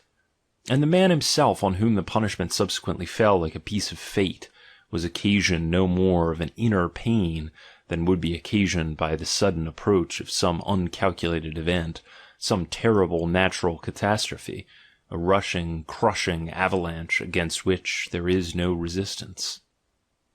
15. This truth came insidiously enough to the consciousness of Spinoza, to the disgust of his commentators who, like Kuno Fischer for instance, give themselves no end of trouble to misunderstand him on this point. When one afternoon, as he sat raking up who knows what memory, he indulged in the question of what was really left for him personally of the celebrated morsus conscientiae, Spinoza, who had relegated good and evil to the sphere of human imagination, and indignantly defended the honor of his free God against those blasphemers who affirmed that God did everything sub ratione boni, but this was tantamount to subordinating God to fate, and would really be the greatest of all absurdities. For Spinoza, the world had returned again to that innocence in which it lay before the discovery of the bad conscience. What, then, had happened to the morsus conscientiae? The antithesis of gaudium, said he at last to himself. A sadness accompanied by the recollection of a past event which had turned out contrary to all expectation. Ethics, Book 3, Proposition 18, Scholium 1, 2. Evildoers have throughout thousands of years felt when overtaken by punishment exactly like Spinoza on the subject of their offence. Here is something which went wrong, contrary to my anticipation. Not, I ought not to have done this. They submitted themselves to punishment, just as one submits oneself to a disease, to a misfortune, or to death, with that stubborn and resigned fatalism which gives the Russians, for instance, even nowadays the advantage over us Westerners, in the handling of life. If after that period there was a critique of action, the criterion was prudence, the real effect of punishment is unquestionably chiefly to be found in a sharpening of the sense of prudence, in a lengthening of the memory, in a will to adopt more of a policy of caution, suspicion, and secrecy, in the recognition that there are many things which are unquestionably beyond one's capacity, in a kind of improvement in self-criticism. The broad effects which can be obtained by punishment in man and beast are the increase of fear, the sharpening of the sense of cunning, the mastery of the desires. So it is that punishment tames man, but does not make him better. It would be more correct even to go so far as to assert the contrary. Injury makes a man cunning, says a popular proverb. So far as it makes him cunning, it makes him also bad. Fortunately, it often enough makes him stupid. 16. At this juncture I cannot avoid trying to give a tentative and provisional expression to my own hypothesis concerning the origin of the bad conscience. It is difficult to make it fully appreciated, and it requires continuous meditation, attention, and digestion. I regard the bad conscience as the serious illness which man was bound to contract under the stress of the most radical change which he had ever experienced. That change when he found himself finally imprisoned within the pale of society and of peace. Just like the plight of the water animals, when they were compelled either to become land animals or to perish, so was the plight of these half-animals, perfectly adapted as they were to the savage life of war, prowling and adventure. Suddenly all their instincts were rendered worthless and switched off. Henceforward they had to walk on their feet, carry themselves, whereas heretofore they had been carried into the water. A terrible heaviness oppressed them. They found themselves clumsy in obeying the simplest directions. Confronted with this new and unknown world, they had no longer their old guides, the regulative instincts that had led them unconsciously to safety. They were reduced, were those unhappy creatures, to thinking, inferring, calculating, putting together causes and results, reduced to that poorest and most erratic organ of theirs, their consciousness. I do not believe there was ever in the world such a feeling of misery, such a leaden discomfort. Further, those old instincts had not immediately ceased their demands. Only it was difficult and rarely possible to gratify them. Speaking broadly, they were compelled to satisfy themselves by new and, as it were, hole and corner methods. All instincts which do not find a vent without turn inwards. This is what I mean by the growing internalization of man. Consequently, we have the first growth in man of what subsequently was called his soul. The whole inner world, originally as thin as if it had been stretched between two layers of skin, burst apart and expanded proportionately, and obtained depth, breadth, and height. When man's external outlet became obstructed, these terrible bulwarks with which the social organization protected itself against the old instincts of freedom, punishments belong preeminently to these bulwarks, brought it about that all those instincts of wild, free, prowling man became turned backwards against man himself. Enmity, cruelty, the delight in persecution, in surprises, change, destruction, the turning all these instincts against their own possessors, this is the origin of the bad conscience. It was man who, lacking external enemies and obstacles, and imprisoned as he was in the oppressive narrowness and monotony of custom, in his own impatience, lacerated, persecuted, gnawed, frightened, and ill-treated himself. It was this animal in the cage of the tamer, which beat itself against the bars of its cage. It was this being who, pining and yearning for that desert home of which it had been deprived, was compelled to create out of itself an adventure, a torture chamber, a hazardous and perilous desert. It was this fool, this homesick and desperate prisoner, who invented the bad conscience.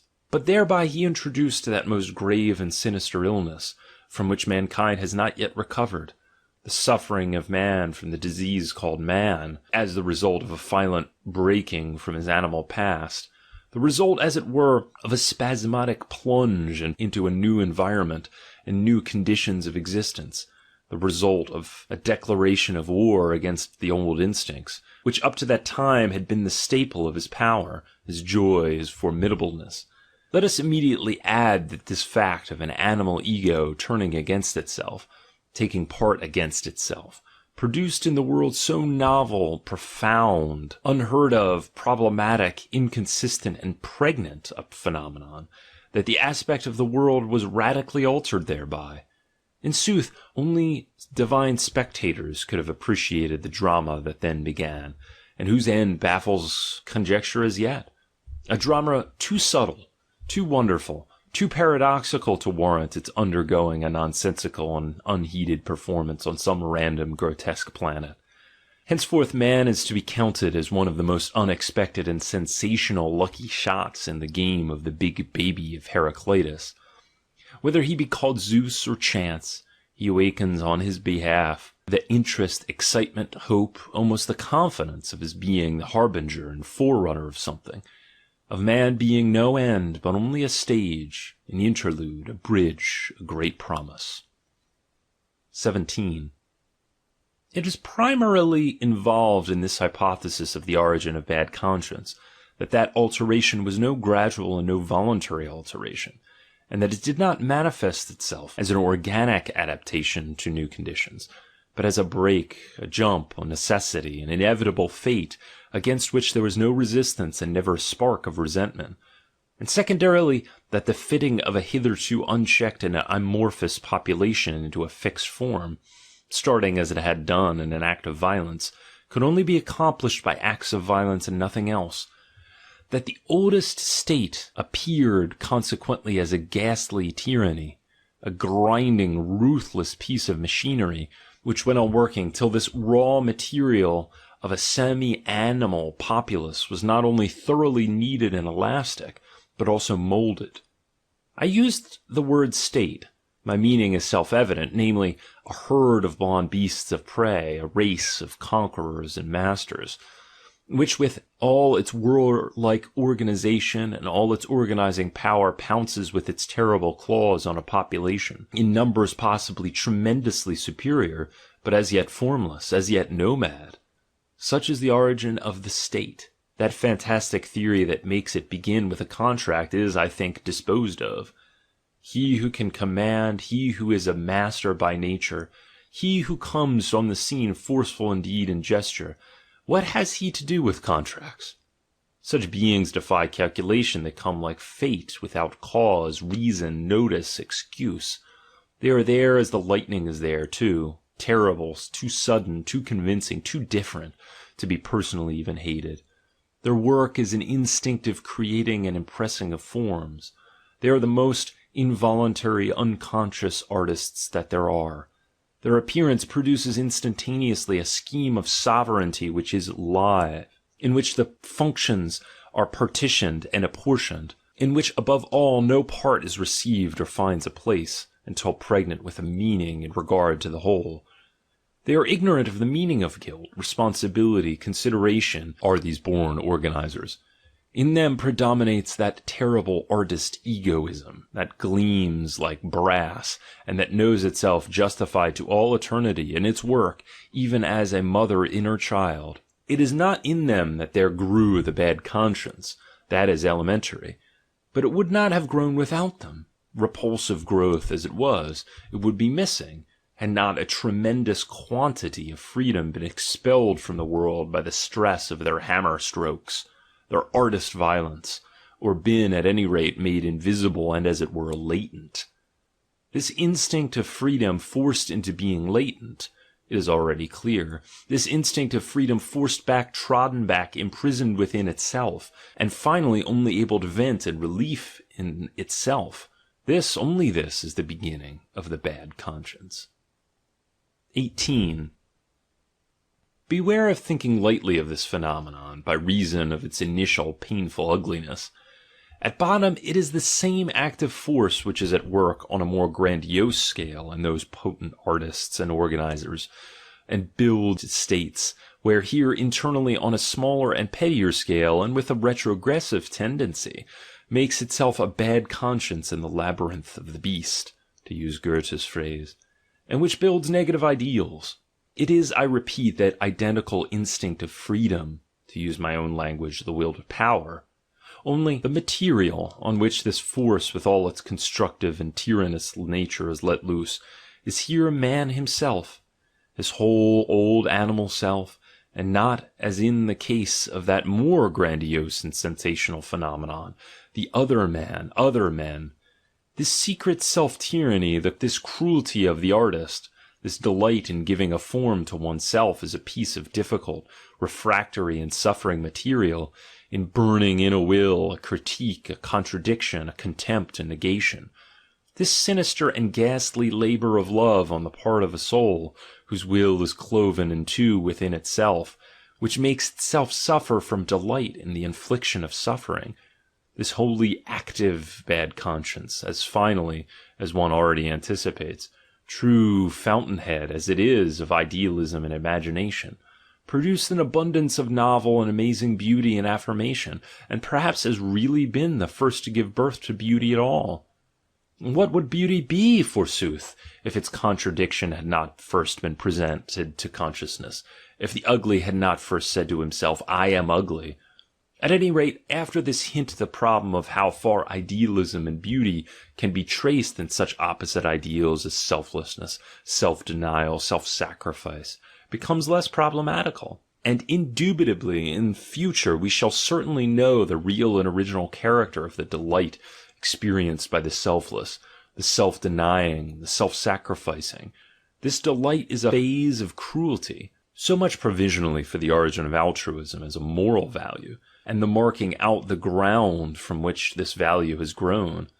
It is only the bad conscience, only the will for self-abuse, that provides the necessary conditions for the existence of altruism as a value. 19. Undoubtedly the bad conscience is an illness, but an illness as pregnancy is an illness. If we search out the conditions under which this illness reaches its most terrible and sublime zenith, we shall see what really first brought about its entry into the world. But to do this we must take a long breath, and we must first of all go back once again to an earlier point of view. The relation at civil law of the ower to his creditor, which has already been discussed in detail, has been interpreted once again, and indeed in a manner which historically is exceedingly remarkable and suspicious, into a relationship which is perhaps more incomprehensible to us moderns than to any other era, that is, into the relationship of the existing generation of its ancestors.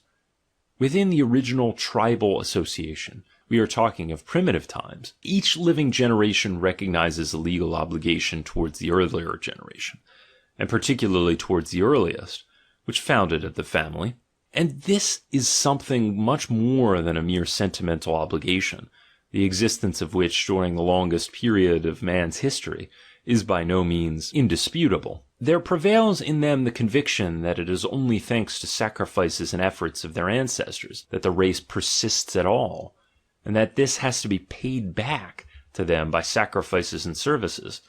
Thus is recognized the owing of a debt, which accumulates continually by reason of these ancestors never ceasing in their subsequent life as potent spirits to secure by their power new privileges and advantages to the race. Gratis, perchance? But there is no gratis for that raw and mean-souled age. What return can be made? Sacrifice, at first nourishment in its crudest sense, festivals, temples, tributes of veneration, above all, obedience, since all customs are, qua works of the ancestors, equally their precepts and commands. Are the ancestors ever given enough? This suspicion remains and grows. From time to time it extorts a great wholesale ransom, something monstrous in the way of repayment of the creditor, the notorious sacrifice of the firstborn, for example, blood, human blood in any case. The fear of ancestors and their power, the consciousness of owing debts to them, necessarily increases, according to this kind of logic, in the exact proportion that the race itself increases, that the race itself becomes more victorious, more independent, more honored, more feared. This, and not the contrary, is the fact.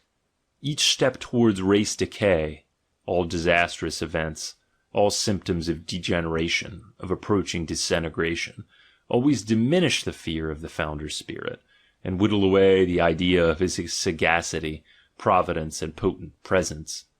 Conceive this crude kind of logic carried to its climax. It follows that the ancestors of the most powerful races must, through the growing fear that they exercise on the imaginations, grow themselves into monstrous dimensions, and become relegated to the gloom of a divine mystery that transcends imagination. The ancestor becomes at last necessarily transfigured into a god. Perhaps this is the very origin of the gods, that is, an origin from fear. And those who feel bound to add, but from piety also, will have difficulty in maintaining this theory, with regard to the primeval and longest period of the human race. And, of course, this is even more the case as regard the middle period, the formative period of the aristocratic races which have given back with interest to their founders, the ancestors, heroes, gods, of all those qualities which in the meanwhile have appeared in themselves, that is, the aristocratic qualities. We will later on glance again at the ennobling and promotion of the gods, which of course is totally distinct from their sanctification. Let us now provisionally follow to its end the course of the whole of this development of the consciousness of owing. 20. According to the teaching of history, the consciousness of owing debts to the deity by no means came to an end with the decay of the clan organization of society, just as mankind has inherited the ideas of good and bad from the race nobility, together with its fundamental tendency towards establishing social distinctions. So, with the heritage of the racial and tribal gods, it has also inherited the incubus of debts, as yet unpaid, and the desire to discharge them. The transition is effected by those large populations of slaves and bondsmen, who, whether through compulsion or through submission and mimicry, have accommodated themselves to the religion of their masters. Through this channel these inherited tendencies inundate the world. The feeling of owing a debt to the deity has grown continuously for several centuries, always in the same proportion in which the idea of God and the consciousness of God have grown and become exalted among mankind. The whole history of ethnic fights, victories, reconciliations, amalgamations, everything in fact which precedes the eventual classing of all social elements in each great race synthesis, are mirrored in the hodgepodge genealogy of their gods, in the legends of their fights, victories, and reconciliations. Progress towards universal empires invariably means progress towards universal deities. Despotism, with its subjugation of the independent nobility, always paves the way for some system or other of monotheism. The appearance of the Christian God, as the record God up to this time, has for that very reason brought equally into the world the record amount of guilt consciousness. Granted that we have gradually started on the reverse movement, there is no little probability in this deduction, based on the continuous decay in the belief of the Christian God, to the effect that there also already exists a considerable decay in the human consciousness of owing, of ought. In fact, we cannot shut our eyes to the prospect of the complete and eventual triumph of atheism freeing mankind from all this feeling of obligation to their origin, their causa prima. Atheism and a kind of second innocence complement and supplement each other. 21. So much for my rough and preliminary sketch of the interrelation of ideas ought, and duty with the postulates of religion. I have intentionally shelved up to the present the actual moralization of these ideas, their being pushed back into the conscience, or more precisely the interweaving of the bad conscience with the idea of God. And at the end of the last paragraph use language to the effect that this moralization did not exist, and that consequently these ideas had necessarily come to an end by reason of what had happened to their hypothesis, the credence in our creditor in God. The actual facts differ terribly from this theory. It is with the moralization of the ideas ought and duty, and with their being pushed back into the bad conscience, that comes the first actual attempts to reverse the direction of the development we have just described, or at any rate to arrest its evolution. It is just at this juncture that the very hope of an eventual redemption has to put itself once and for all into the prison of pessimism. It is at this juncture that the eye has to recoil and rebound in despair from off an adamantine impossibility. It is at this juncture that the ideas guilt and duty have to turn backwards. Turn backwards against whom? There is no doubt about it, primarily against the ower, in whom the bad conscience now establishes itself, eats, extends, and grows like a polypus throughout its length and breadth, all with such virulence that at last, with the impossibility of paying the debt, there becomes conceived the idea of the impossibility of paying the penalty, the thought of its inexpiability, the idea of eternal punishment. Finally, too, it turns against the creditor, whether found in the causa prima of man, the origin of the human race, its sire, who henceforth becomes burdened with a curse, Adam, original sin, determination of the will, or in nature from whose womb man springs, and on whom the responsibility for the principle of evil is now cast, diabolization of nature, or in existence generally, on this logic an absolute white elephant with which mankind has landed, the nihilistic flight from life, the demand for nothingness, or for the opposite of existence, for some other existence, Buddhism and the like, till suddenly we stand before that paradoxical and awful expedient through which a tortured humanity has found a temporary alleviation, that stroke of genius called Christianity, God personally immolating himself for the debt of man, God paying himself personally out of a pound of his own flesh, God as the one being who can deliver man from what man had become unable to deliver himself, the creditor playing scapegoat for his debtor, from love, can you believe it? From love of his debtor. 22. The reader will already have conjectured what took place on the stage and behind the scenes of this drama. That will for self-torture, that inverted cruelty of the animal man, who, turned subjective and scared into introspection, encaged as he was in the state, as part of his taming process, invented the bad conscience so as to hurt himself, after the natural outlet for this will to hurt became blocked. In other words, this man of the bad conscience exploited the religious hypothesis so as to carry his martyrdom to the ghastliest pitch of agonized intensity. Owing something to God, this thought becomes his instrument of torture. He apprehends in God the most extreme antithesis he can find to his own characteristic and ineradicable animal instincts. He himself gives a new interpretation to these animal instincts as being against what he owes to God, as enmity, rebellion, and revolt against the Lord, or the Father, the Sire, the beginning of the world. He places himself between the horns of the dilemma, God and devil. Every negation which he is inclined to utter to himself, to the nature, naturalness, and reality of his being, he whips into an ejaculation of yes, uttering it as something existing, living, efficient, as being God, as the holiness of God, the judgment of God, as the hangmanship of God, as transcendence, as eternity, as unending torment, as hell, as infinity of punishment and guilt. This is a kind of madness of the will in the sphere of psychological cruelty which is absolutely unparalleled. Man's will to find himself guilty and blameworthy to the point of inexpiability, his will to think of himself as punished, without the punishment ever being able to balance the guilt, his will to infect and to poison the fundamental basis of the universe with the problem of punishment and guilt, in order to cut off once and for all any escape out of his labyrinth of fixed ideas, his will for rearing an ideal, that of the holy God, face to face, with which he can have tangible proof of his own unworthiness. Alas for this mad, melancholy beast man! What fantasies invade it, what paroxysms of perversity, hysterical senselessness, and mental bestiality break out immediately, at the very slightest check on its being the beast of action.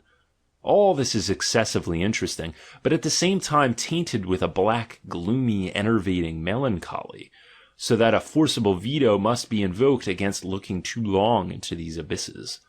Here is disease, indubitably, the most ghastly diseases that has as yet played havoc among men, and he who can still hear, but man turns now deaf ears to such sounds, how in this night of torment and nonsense there has rung out the cry of love, the cry of the most passionate ecstasy, of redemption in love, he turns away gripped as by an invincible horror.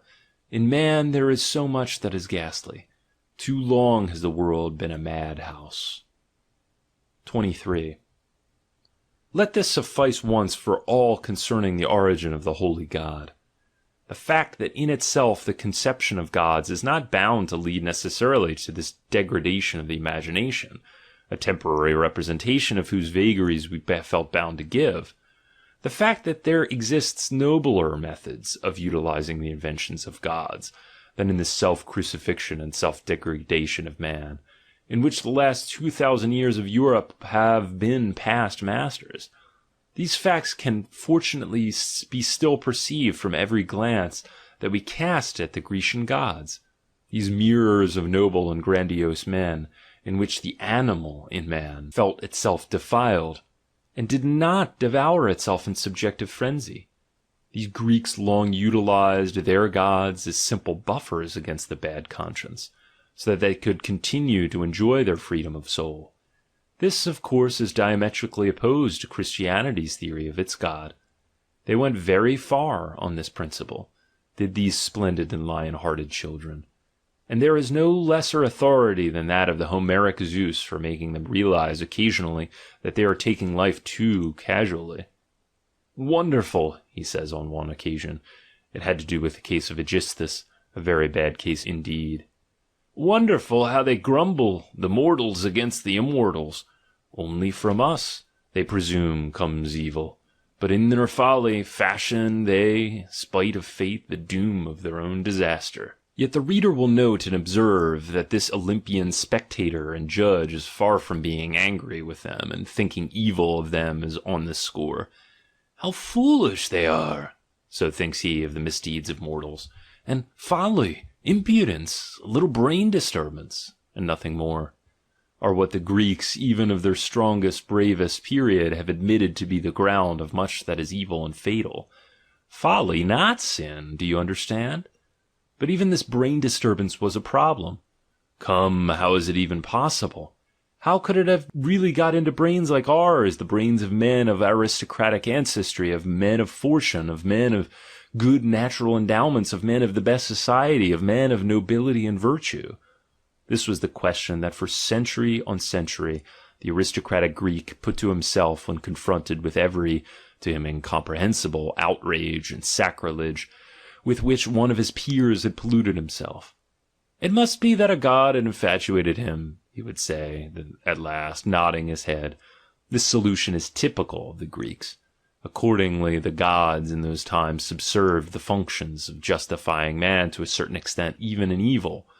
In those days they took upon themselves not the punishment, but, what is more noble, the guilt. 24. I conclude with 3 queries, as you will see. Is an ideal actually set up here, or is one pulled down? I am perhaps asked.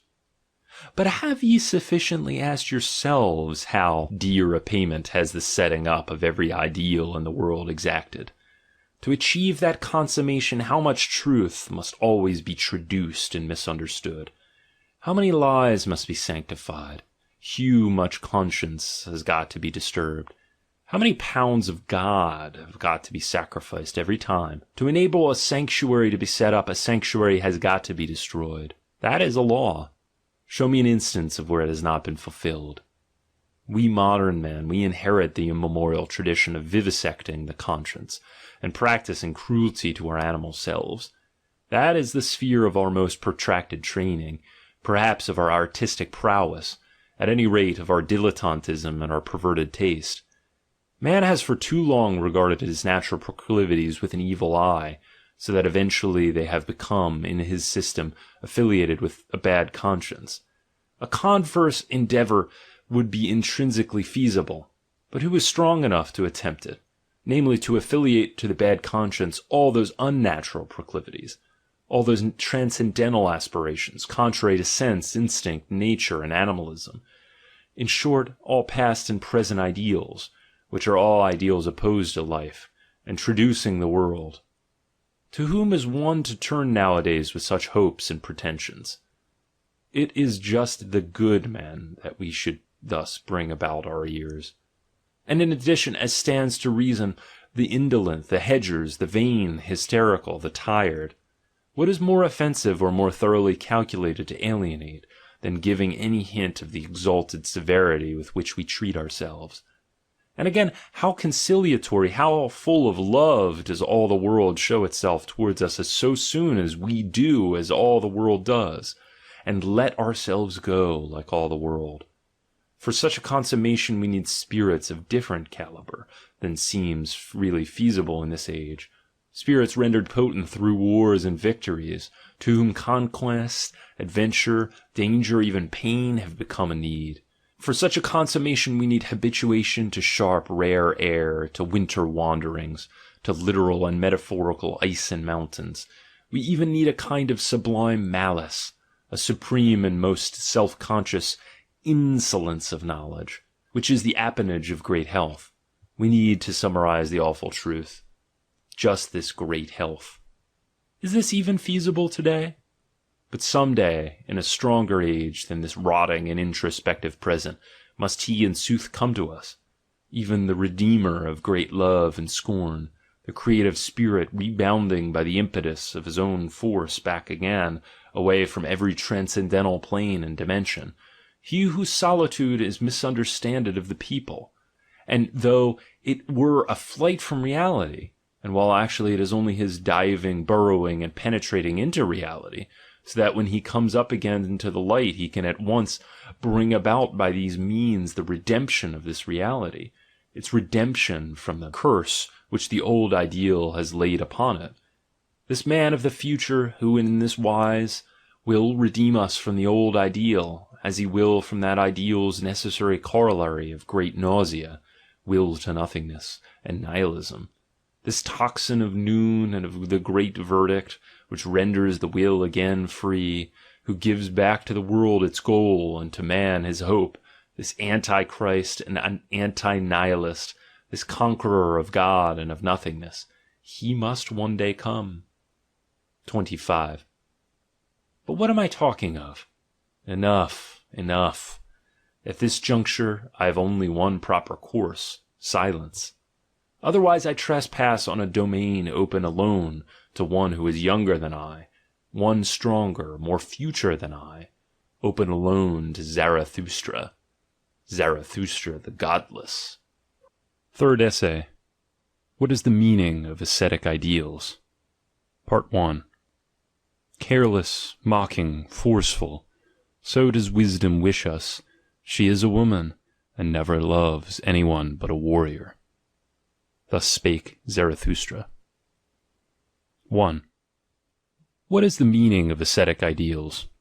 In artists, nothing, or too much. In philosophers and scholars, a kind of flair and instinct for the conditions most favorable to advanced intellectualism.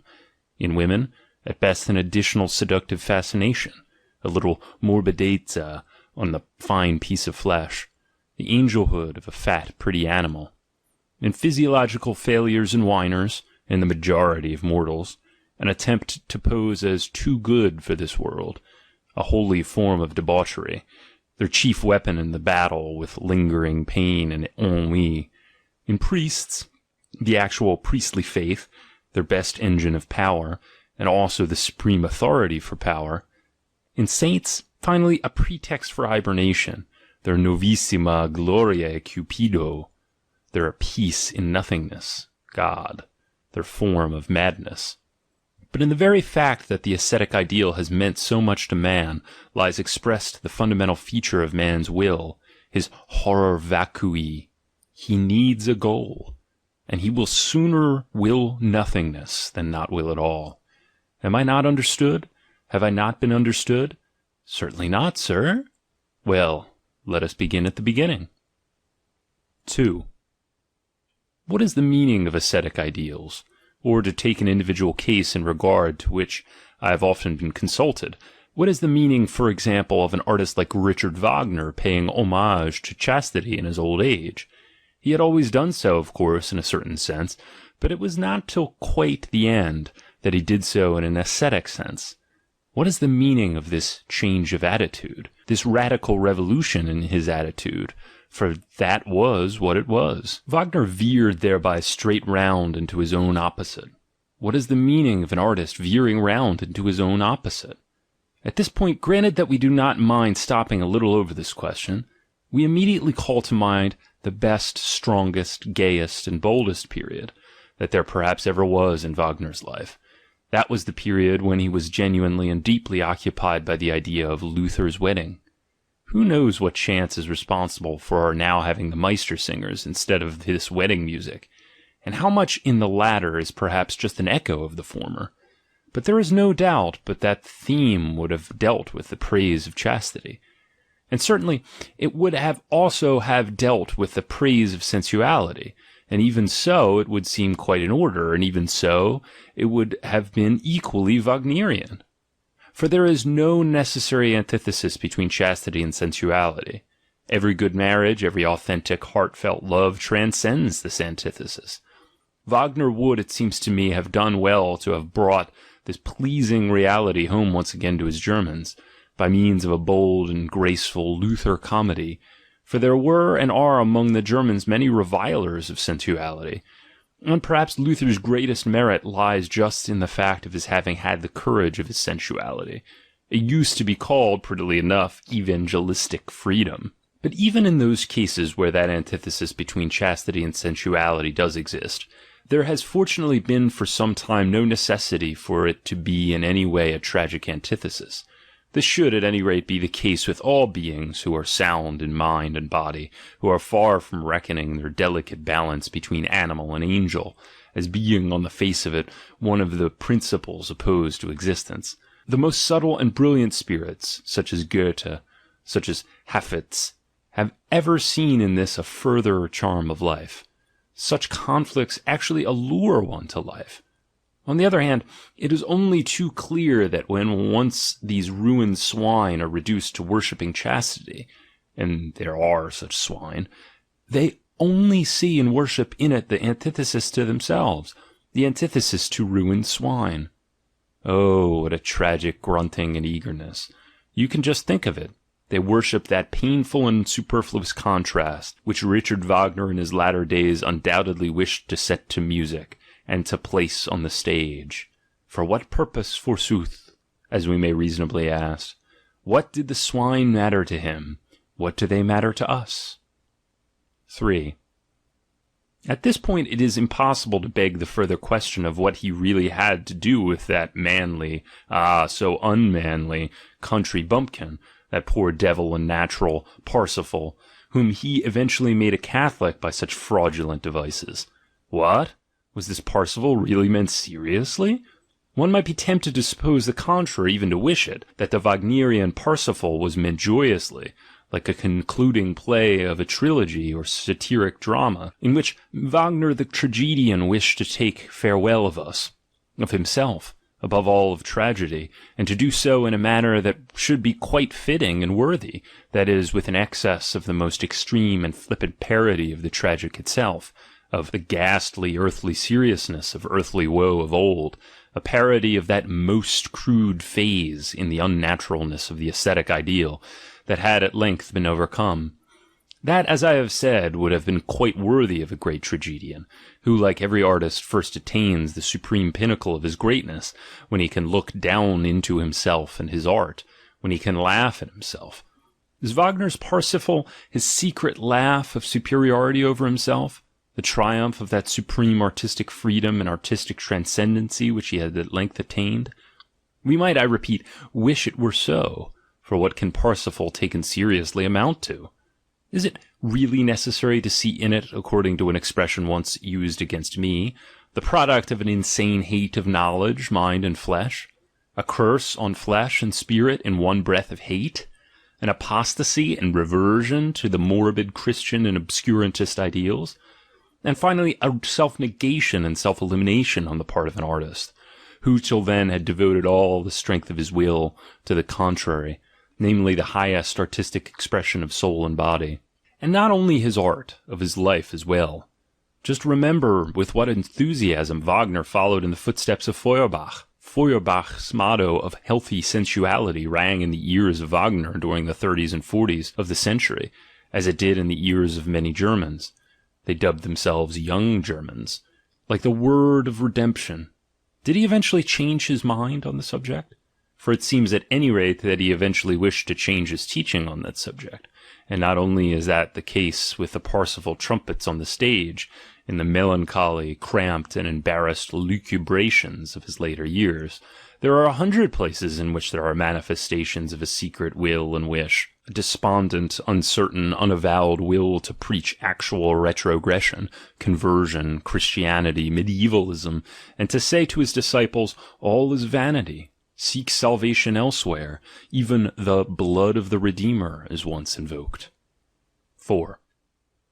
Let me speak out my mind in a case like this, which has many painful elements, and it is a typical case. It is certainly best to separate an artist from his work so completely that he cannot be taken as seriously as his work.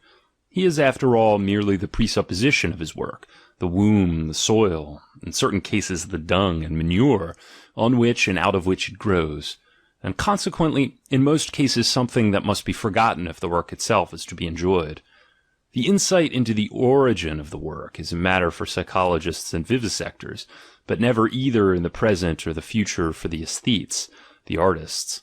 The author and creator of Parsifal was as little spared the necessity of sinking and living himself into the terrible depths and foundations of medieval soul contrasts, the necessity of a malignant abstraction from all intellectual elevation, severity, and discipline, the necessity of a kind of mental perversity, if the reader will pardon me such a word, as little as a pregnant woman is spared the horrors and marvels of pregnancy, which, as I have said, must be forgotten if the child is to be enjoyed.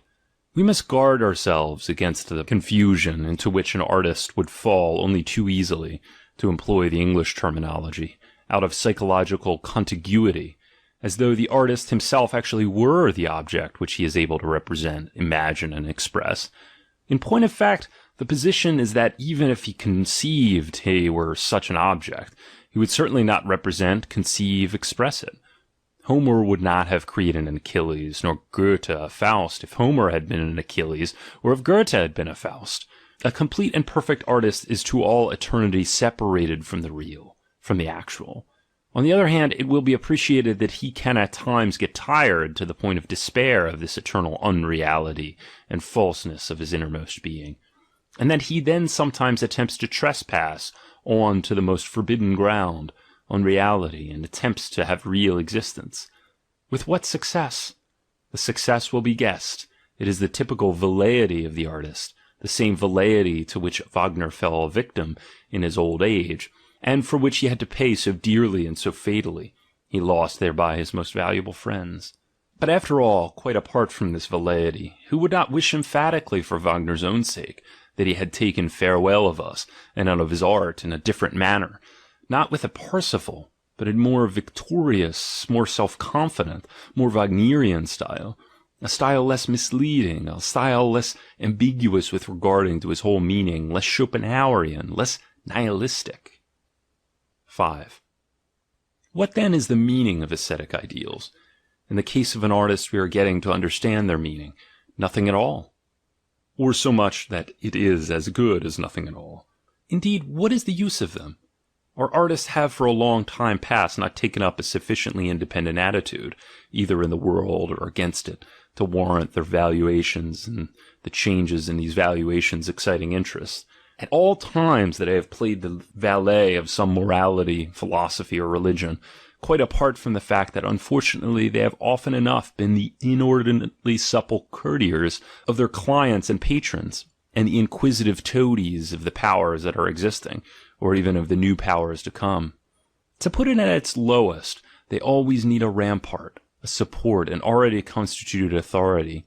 Artists never stand by themselves, standing alone as opposed to their deepest instincts. So, for example, did Richard Wagner take, when the time had come, the philosopher Schopenhauer for his covering man in front, for his rampart. Who would consider it even thinkable that he would have had the courage for an ascetic ideal without the support afforded him by the philosophy of Schopenhauer, without the authority of Schopenhauer, which dominated Europe in the 70s? This is without consideration of the question whether an artist without the milk of an orthodoxy would have been possible at all. This brings us to the more serious question. What is the meaning of a real philosopher paying homage to the aesthetic ideal? A really self-dependent intellect like Schopenhauer, a man and knight with a glance of bronze, who has the courage to be himself, who knows how to stand alone without first waiting for men who cover him in front and the nods of his superiors. Let us now consider at once the remarkable attitude of Schopenhauer towards art, an attitude which has even a fascination for certain types. For that is obviously the reason why Richard Wagner all at once went over to Schopenhauer, persuaded thereto, as one knows, by a poet, Herway, went over so completely that there ensued the cleavage of a complete theoretic contradiction between his earlier and his later aesthetic faiths. The earlier, for example, being expressed in opera and drama, the later in the writings which he published from 1870 onwards. In particular, Wagner from that time onwards and this is the volte-face which alienates us the most, had no scruples about changing his judgment concerning the value and position of music itself. What did he care if up to that time he had made of music a means, a medium, a woman, that in order to thrive needed an end, a man, that is, the drama? He suddenly realized that more could be effected by the novelty of the Schopenhauerian theory in majorem musicae gloriam, that is to say, by means of the sovereignty of music, as Schopenhauer understood it. Music abstracted from and opposed to all the other arts. Music as the independent art in itself, not like the other arts, affording reflections of the phenomenal world, but rather the language of the will itself, speaking straight out of the abyss as its most personal, original, and direct manifestation. This extraordinary rise in the value of music, a rise which seemed to grow out of the Schopenhauerian philosophy, was at once accompanied by an unprecedented rise in the estimation which the musician himself was held. He became now an oracle, a priest, nay, more than a priest, a kind of mouthpiece for the intrinsic essence of things, a telephone from the other world. From henceforward, he talked not only music, did this ventriloquist of God, he talked metaphysics. What wonder that one day he eventually talked ascetic ideals. 6. Schopenhauer has made use of the Kantian treatment of the aesthetic problem, though he certainly did not regard it with Kantian eyes. Kant thought that he showed honor to art when he favored and placed in the foreground those of the predicates of the beautiful, which constitute the honor of knowledge, impersonality, and universality. This is not the place to discuss whether this was not a complete mistake. All that I wish to emphasize is that Kant, just like other philosophers, instead of envisaging the aesthetic problem from the standpoint of the experiences of the artist, the creator, has only considered art and beauty from the standpoint of the spectator, and has thereby imperceptibly imported the spectator himself into the idea of the beautiful. But if only the philosophers of the beautiful had sufficient knowledge of this spectator, knowledge of him as a great fact of personality, as a great experience, as a wealth of strong and most individual events, desires, surprises, and raptures in the sphere of beauty. But, as I feared, the contrary was always the case, and so we get from our philosophers, from the very beginning, definitions on which the lack of a subtler personal experience squats like a fat worm of crass error, as it does on Kant's famous definition of the beautiful. That is beautiful, says Kant, which pleases without interesting. Without interesting. Compare this definition with this other one, made by a real spectator and artist, by Stendhal, who once called the beautiful une promesse de bonheur. Here, at any rate, the one point which Kant makes prominent in the aesthetic position is repudiated and eliminated, le désintéressement. Who is right, Kant or Stendhal? When, forsooth, our aesthetes never get tired of throwing into the scales in Kant's favor the fact that under the magic of beauty, men can look even naked female statues without interest, we can certainly laugh a little at their expense. In regard to this ticklish point, the experiences of artists are more interesting. At any rate, Pygmalion was not necessarily an unaesthetic man. Let us think all the better of the innocence of our aesthetes, reflected as it is in such arguments. Let us, for instance, count to Kant's honor the country parson naivete of his doctrine concerning the peculiar character of the sense of touch. And here we come back to Schopenhauer, who stood in much closer neighborhood to the arts than did Kant, and yet never escaped outside of the pale of that Kantian definition. How was that? The circumstance is marvelous enough. He interprets the expression without interest in the most personal fashion, out of an experience which must, in his case, have been part and parcel of his regular routine. On few subjects does Schopenhauer speak with such certainty as on the working of aesthetic contemplation. He says of it that it simply counteracts sexual interest, like Lulupin and Camphor. He never gets tired of glorifying this escape from the life-will as the great advantage and utility of aesthetic state.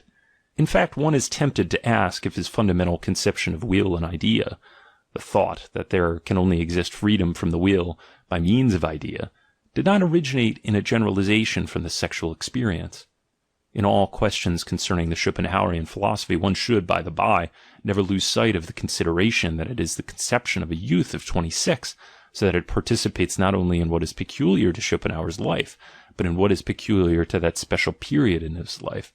Let us listen, for instance, to one of the most expressive among the countless passages which he has written in honor of the aesthetic state. World as Will and Idea, Book 1, page 231. Let us listen to the tone, the suffering, the happiness, the gratitude with which such words are uttered. This is the painless state which Epicurus praised as the highest good, and as the state of the gods. We are during that moment freed from the vile pressure of the will. We celebrate the Sabbath of the will's hard labor. The wheel of Ixion stands still. What vehemence of language! What images of anguish and protracted revulsion! How almost pathological is that temporal antithesis between that moment and everything else. The wheel of Ixion, the horrid labor of the will, the vile pressure of the will. But granted that Schopenhauer was 100 times right for himself personally, how does that help our insight into the nature of the beautiful? Schopenhauer has described one effect of the beautiful, the calming of the will. But is this effect really normal? As has been mentioned, Stendhal, an equally sensual but more happily constituted nature than Schopenhauer, gives prominence to another effect of the beautiful. The beautiful promises happiness. To him it is just the excitement of the will, the interest, by the beauty that seems the essential fact. And does not Schopenhauer ultimately lay himself open to that objection? That he is quite wrong in regarding himself as a Kantian on this point? That he has absolutely failed to understand in a Kantian sense the Kantian definition of the beautiful? That this beautiful pleased him as well by meaning of an interest, by means in fact of the strongest and most personal interest of all, that of the victim of torture who escapes from his torture? And to come back again to our first question, what is the meaning of a philosopher paying homage to ascetic ideals? We get now, at any rate, a first hint. He wishes to escape from a torture. 7. Let us beware of making dismal faces at the word torture. There is certainly in this case enough to deduct, enough to discount. There is even something to laugh at. For we must certainly not underestimate the fact that Schopenhauer, who in practice treated sexuality as a personal enemy, including its tool, woman, that instrumentum diaboli, needed enemies to keep him in a good humor. That he loved grim, bitter, blackish-green words, that he raged for the sake of raging, out of passion, that he would have grown ill, would have become a pessimist, for he was not a pessimist, however much he wished to be, without his enemies, without Hegel, woman, sensuality, and the whole will for existence, keeping on. Without them Schopenhauer would not have kept on. That is a safe wager. He would have run away. But his enemies held him fast. His enemies always enticed him back again to his existence. His wrath was just as theirs was to the ancient cynics, his balm, his recreation, his recompense, his remedium against disgust, his happiness. So much with regard to what is most personal in the case of Schopenhauer.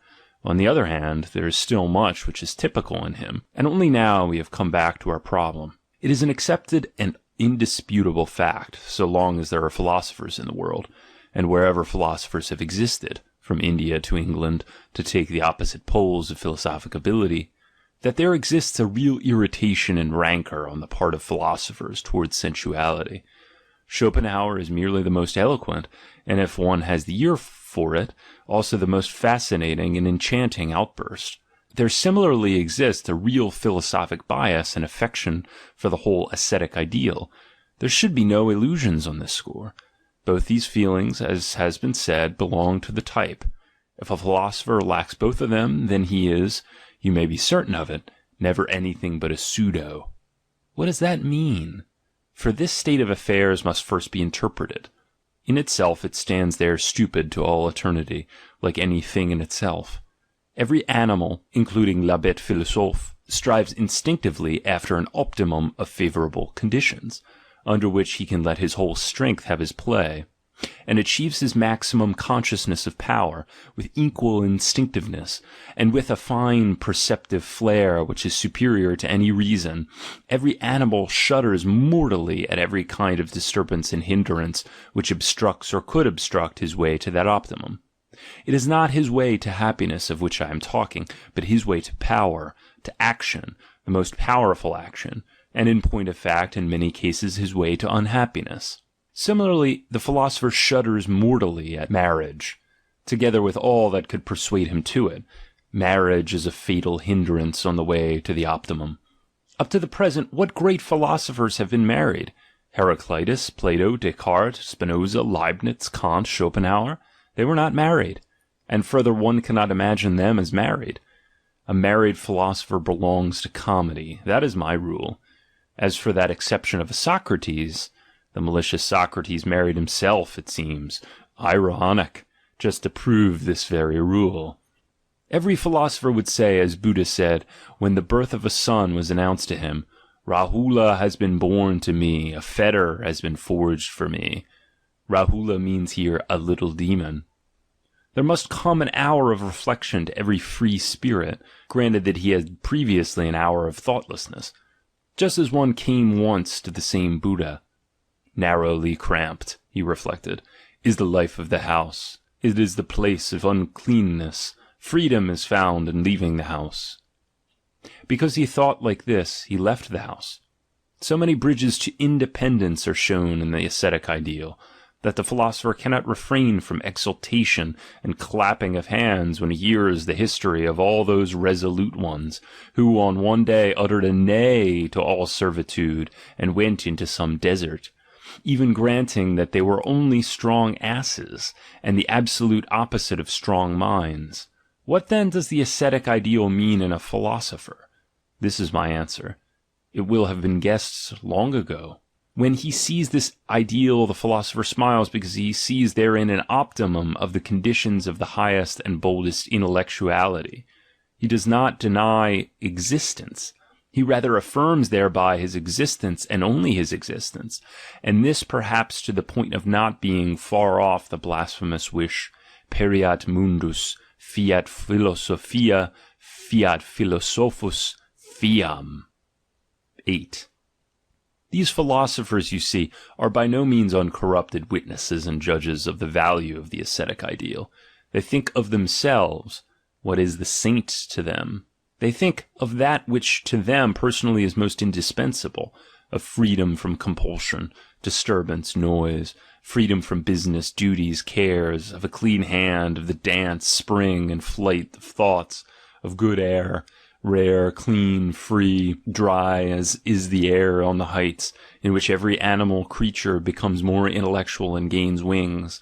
They think of peace in every cellar, all the hounds neatly chained, no baying of enmity and uncouth rancour, no remorse of wounded ambition, quiet and submissive internal organs, busy as mills but unnoticed, the heart alien, transcendent, future, posthumous. To summarize, they mean by the ascetic ideal the joyous asceticism of a deified and newly fledged animal, sweeping over life rather than resting. We know what are the three great catchwords of the ascetic ideal: poverty, humility, chastity.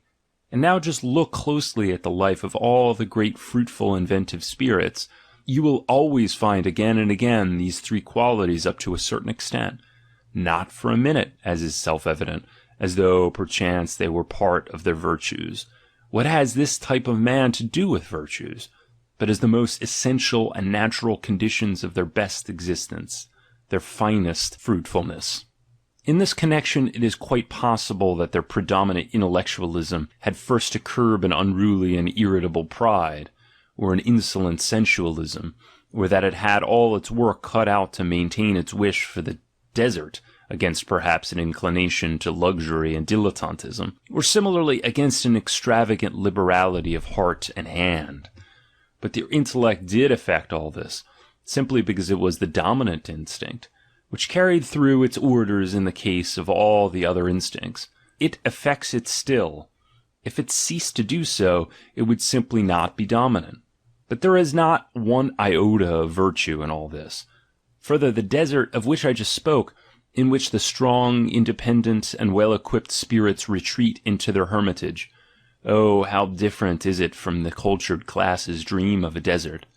In certain cases, in fact, the cultured classes themselves are the desert, and it is certain that all the actors of the intellect would not endure this desert for a minute. It is nothing like romantic and Syrian enough for them, nothing like enough of a stage desert. Here as well there are plenty of asses, but at this point the resemblance ceases. But a desert nowadays is something like this.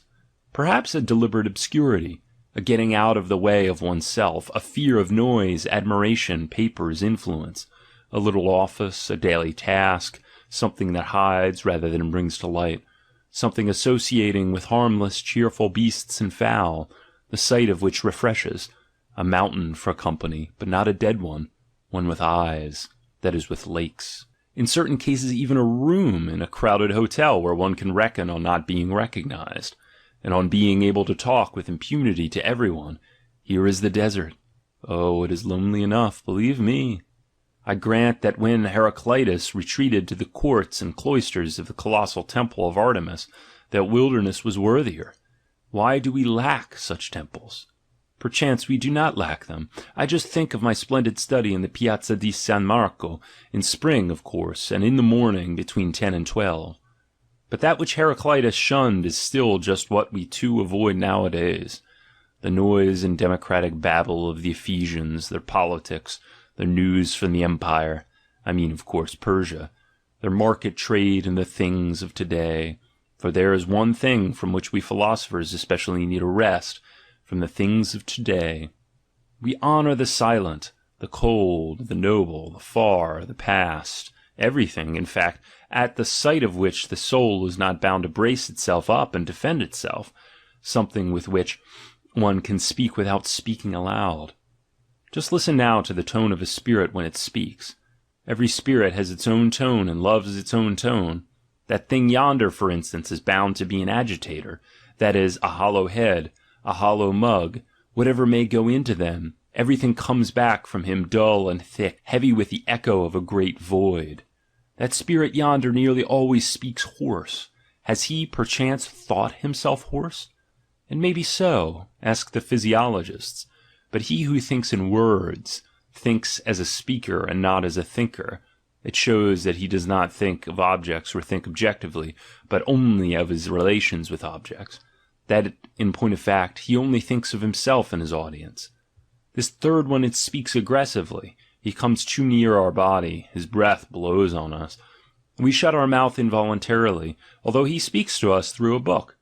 The tone of his style supplies the reason. He has no time, he has small faith in himself, he finds expression now or never. But a spirit who is sure of himself speaks softly. He seeks secrecy, he lets himself be awaited.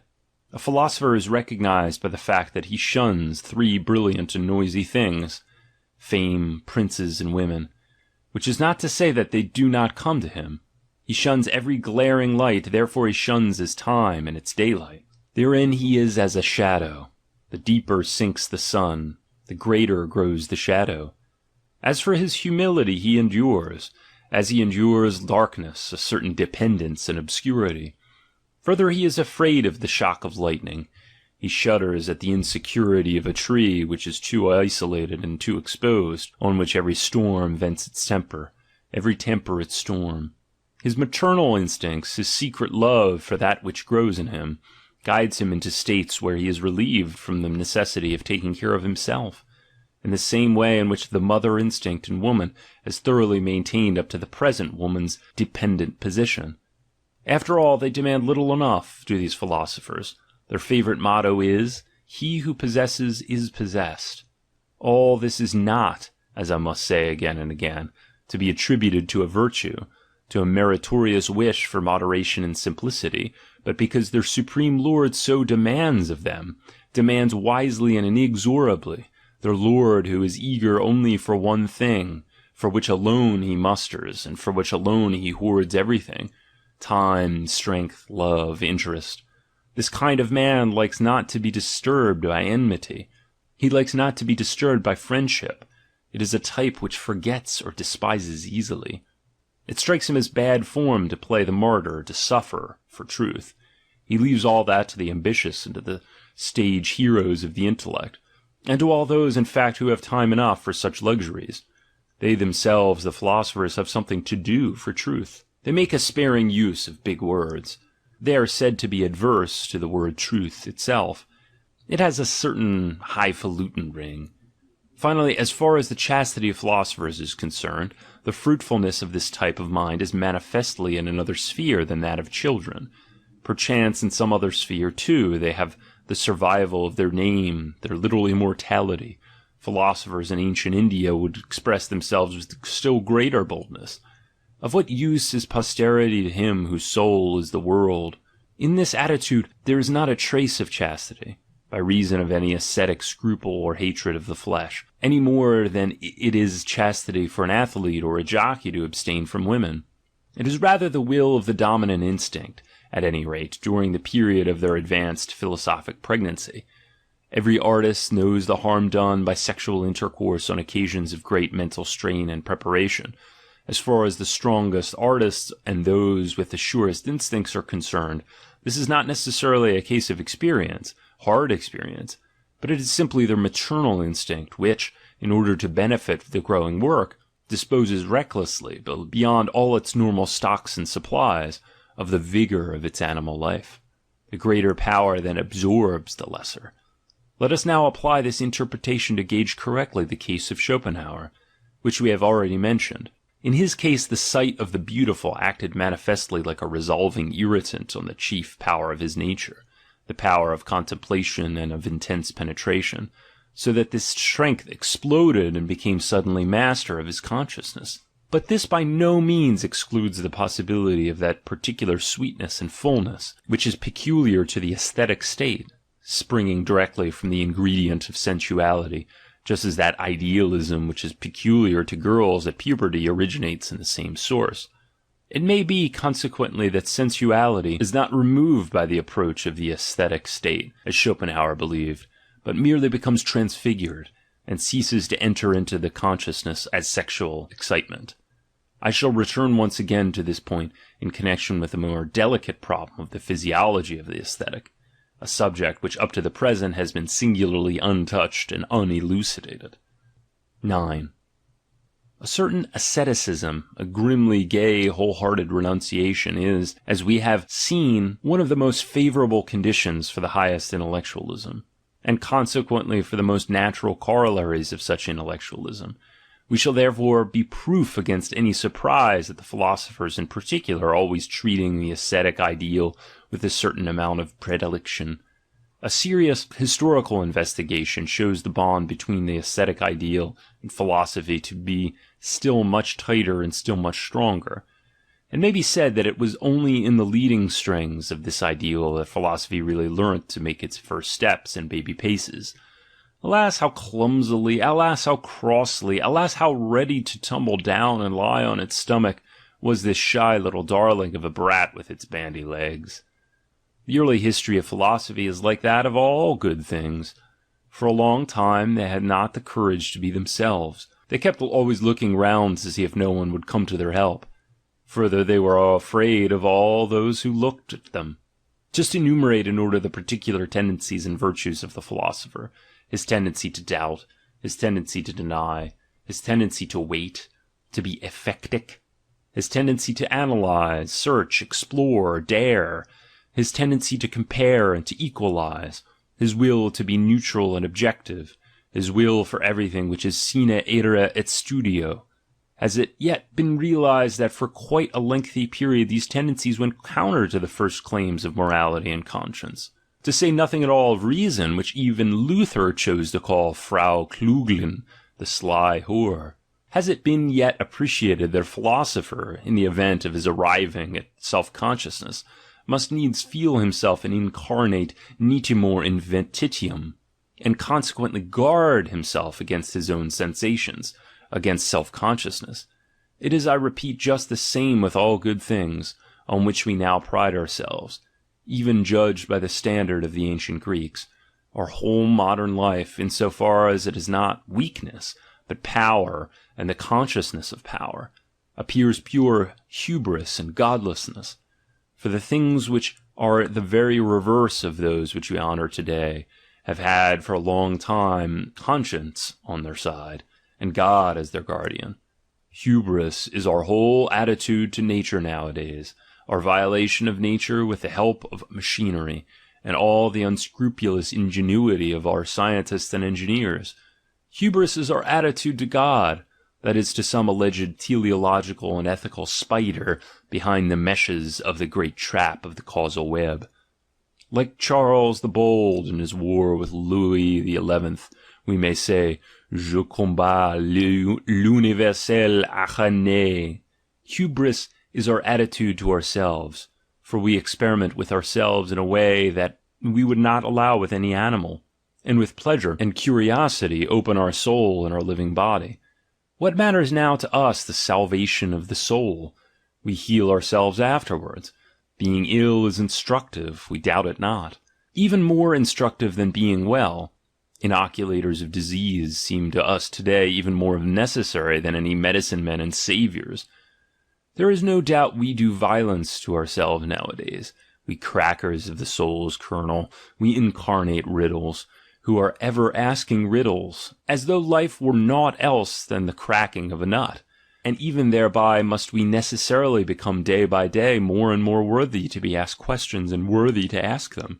Even thereby do we perchance also become worthy to live? All good things were once bad things. From every original sin has grown an original virtue. Marriage, for example, seemed for a long time a sin against the rights of the community. A man formerly paid a fine for the insolence of claiming one woman to himself. To this phrase belongs, for instance, the jus prime noctis, today still in Cambodia the privilege of the priest, that guardian of the good old customs. The soft, benevolent, yielding, sympathetic feelings, eventually valued so highly that they almost became intrinsic values, were for a long time actually despised by their possessors.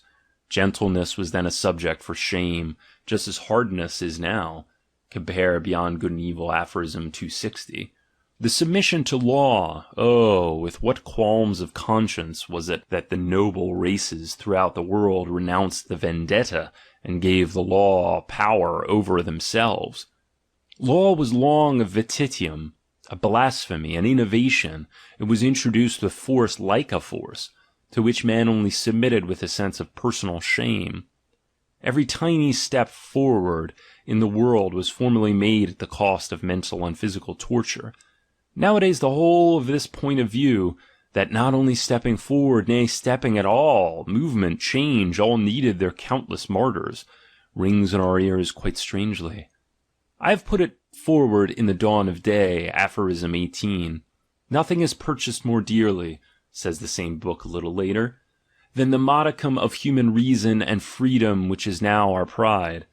But then our pride is the reason why it is now almost impossible for us to feel in sympathy with those immense periods of the morality of custom, which lie at the beginning of the world's history, constituting as they do the real decisive historical principle, which has fixed the character of humanity. Those periods, I repeat, when throughout the world suffering passed for virtue, cruelty for virtue, deceit for virtue, revenge for virtue, repudiation of the reason for virtue, and when conversely well-being passed current for danger, the desire for knowledge for danger, pity for danger, peace for danger, being pitied for shame, work for shame, madness for divinity, and change for immorality and incarnate corruption. 10. There is in the same book, aphorism 12, an explanation of the burden of unpopularity under which the earliest race of contemplative men had to live, despised almost as widely as they were first feared. Contemplation first appeared on earth in a disguised shape, in an ambiguous form, with an evil heart and often with an uneasy head. There is no doubt about it. The inactive, brooding, unwarlike element in the instincts of contemplative men long invested them with a cloud of suspicion. The only way to combat this was to excite a definite fear, and the old Brahmins, for example, knew to a nicety how to do this. The oldest philosophers were well versed in giving to their very existence and appearance meaning, firmness, background, by reason whereof men learnt to fear them. Considered more precisely, they did this from an even more fundamental need, the need of inspiring in themselves fear and self-reverence. For they found even in their own souls all the valuations turned against themselves. They had to fight down every kind of suspicion and antagonism against the philosophical element in themselves. Being men of a terrible age, they did this with terrible means, cruelty to themselves, ingenious self-mortification. This was the chief method of the ambitious hermits and intellectual revolutionaries, who were obliged to force down the gods and the traditions of their own soul, so as to enable themselves to believe in their own revolution. I remember the famous story of the king Vikramaitra, who, as the result of 1,000 years of self-martyrdom, reached such a consciousness of power and such a confidence in himself that he undertook to build a new heaven, the sinister symbol of the oldest and newest history of philosophy in the whole world. Everyone who has ever built anywhere a new heaven first found the power thereto in his own hell. Let us compress the facts into a short formula. The philosophic spirit had, in order to be possible to any extent at all, to masquerade and disguise itself as one of the previously fixed types of the contemplative men, to disguise itself as priest, wizard, soothsayer, as religious man generally. The ascetic ideal has for a long time served the philosopher as a superficial form, as a condition which enabled him to exist. To be able to be a philosopher he had to exemplify the ideal. To exemplify it he was bound to believe in it. The peculiarly etherealized abstraction of philosophers, with their negation of the world, their enmity to life, their disbelief in the senses, which has been maintained up to the present time, and has almost thereby come to be accepted as the ideal philosophic attitude. This abstraction is the result of those enforced conditions under which philosophy came into existence, and continue to exist, inasmuch as for quite a very long time philosophy would have been absolutely impossible in the world without an ascetic cloak and dress, without an ascetic self-misunderstanding. Expressed plainly and palpably, the ascetic priest has taken the repulsive and sinister form of the caterpillar, beneath which and behind which alone philosophy could live and slink about. Has all that really changed? Has that flamboyant and dangerous winged creature, that spirit, which that caterpillar concealed within itself, has it, I say, thanks to the sunnier, warmer, lighter world, really and finally flung off its hood and escaped into the light? Can we today point to enough pride, enough daring, enough courage, enough self-confidence, enough mental will, enough will for responsibility, enough freedom of the will to enable the philosopher to be now in the world really possible? 11. And now, after we have caught sight of the ascetic priest, let us tackle our problem. What is the meaning of the ascetic ideal? And now first becomes serious, vitally serious. We are now confronted with the real representatives of the serious. What is the meaning of all seriousness?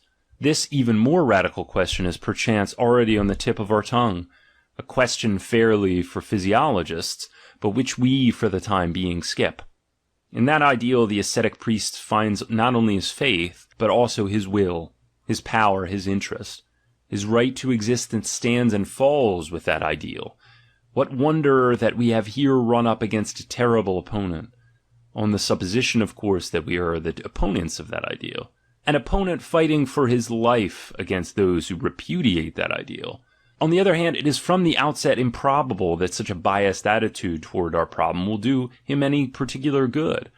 The ascetic priest himself will scarcely prove the happiest champion of his own ideal, on the same principle on which a woman usually fails when she wishes to champion woman. Let alone providing the most objective critic and judge of the controversy now raised. We shall therefore, so much as already obvious, rather have actually to help him to defend himself properly against ourselves, than we shall have to fear being too well beaten by him. The ideal which is the subject of this dispute is the value of our life from the standpoint of the ascetic priests. This life, then, together with a whole of which it is part, nature, the world, the whole sphere of becoming and passing away, is placed by them in relation to an existence of quite another character, which it excludes and to which it is opposed, unless it deny its own self. In this case, the case of an ascetic life, life is taken as a bridge to another existence. The ascetic treats life as a maze, in which one must walk backwards till one comes to the place where it starts. Or he treats it as an error, which one may, nay must, refute by action. For he demands that he should be followed. He enforces where he can his valuation of existence. What does this mean? Such a monstrous valuation is not an exceptional case, or a curiosity recorded in human history. It was one of the most general and persistent facts that there are. The reading from the vantage of a distant star and of the capital letters of our earthly life would perchance lead to the conclusion that the earth was the especially ascetic planet, a den of discontented, arrogant, and repulsive creatures who never got rid of a deep disgust of themselves, of the world, of all life, and did themselves as much hurt as possible out of the pleasure in hurting, presumably their one and only pleasure. Let us consider how regularly, how universally, how practically, at every single period the ascetic priest puts in his appearance. He belongs to no particular race. He thrives everywhere. He grows out of all classes. Not that he perhaps bred this valuation by heredity and propagated it. The contrary is the case. It must be a necessity of the first order which makes this species hostile, as it is to life. Always grow again and always thrive again. Life itself must certainly have an interest in the continuance of such a type of self-contradiction. For an ascetic life is a self-contradiction. Here rules resentment without parallel, the resentment of an insatiate instinct and ambition that would be master, not over some element in life, but over life itself, over life's deepest, strongest, innermost conditions. Here is an attempt made to utilize power, to damn the sources of power. Here does the green eye of jealousy turn even against physiological well-being, especially against the expression of such well-being, beauty, joy, while a sense of pleasure is experienced and sought in abortion, in decay and pain and misfortune and ugliness, in voluntary punishment, in the exercising flagellation and sacrifice of the self. All this is in the highest degree paradoxical. We are here confronted with a rift that wills itself to be a rift, which enjoys itself in the very suffering, and even becomes more and more certain of itself, more and more triumphant in proportion as its own presupposition, physiological vitality, decreases. The triumph just is the supreme agony. Under this extravagant emblem did the ascetic ideal fight from of old. In this mystery of seduction, in this picture of rapture and torture, it recognized its brightest light, its salvation, its final victory. Crux, nux, lux, it has all these three in one. Part 2. 12. Granted that such an incarnate will for contradiction and unnaturalness is induced to philosophize, on what will it vent its pet caprice? On that which has been felt with the greatest certainty to be true, to be real, it will look for error in those very places where the life instinct fixes truth with the greatest positiveness. It will, for instance, after the example of the ascetics of the Vedanta philosophy, reduce matter to an illusion, and similarly treat pain, multiplicity, the whole logical contrast of subject and object, errors, nothing but errors. To renounce the belief in one's own ego, to deny to oneself one's own reality, what a triumph! And here already we have a much higher kind of triumph, which is not merely a triumph over the senses, over the palpable, but an infliction of violence and cruelty on reason, and this ecstasy culminates in the ascetic self-contempt, the ascetic scorn of one's own reason making this decree. There is a domain of truth and of life, but reason is specifically excluded therefrom. By the by, even in the Kantian idea of the intelligible character of things, there remains a trace of that schism, so dear to the heart of the ascetic, that schism which likes to turn reason against reason. In fact, intelligible character means in Kant a kind of quality in things of which the intellect comprehends so much, that for it, the intellect, it is absolutely incomprehensible. After all, let us, in our character of knowers, not be ungrateful towards such determined reversals of the ordinary perspectives and values, with which the mind had for too long raged against itself with an apparently futile sacrilege.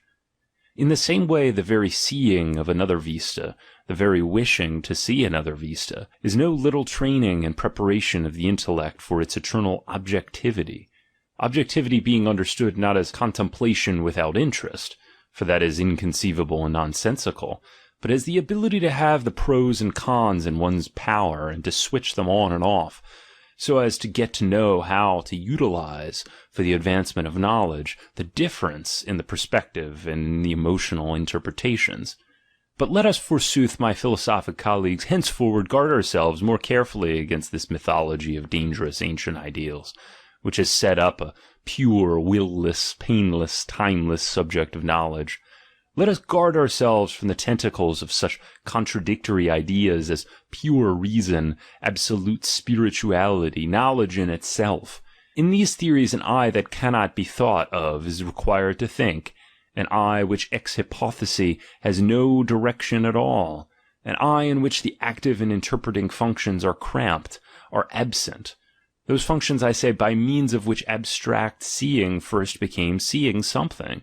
In these theories, consequently, the absurd and the nonsensical is always demanded of the eye.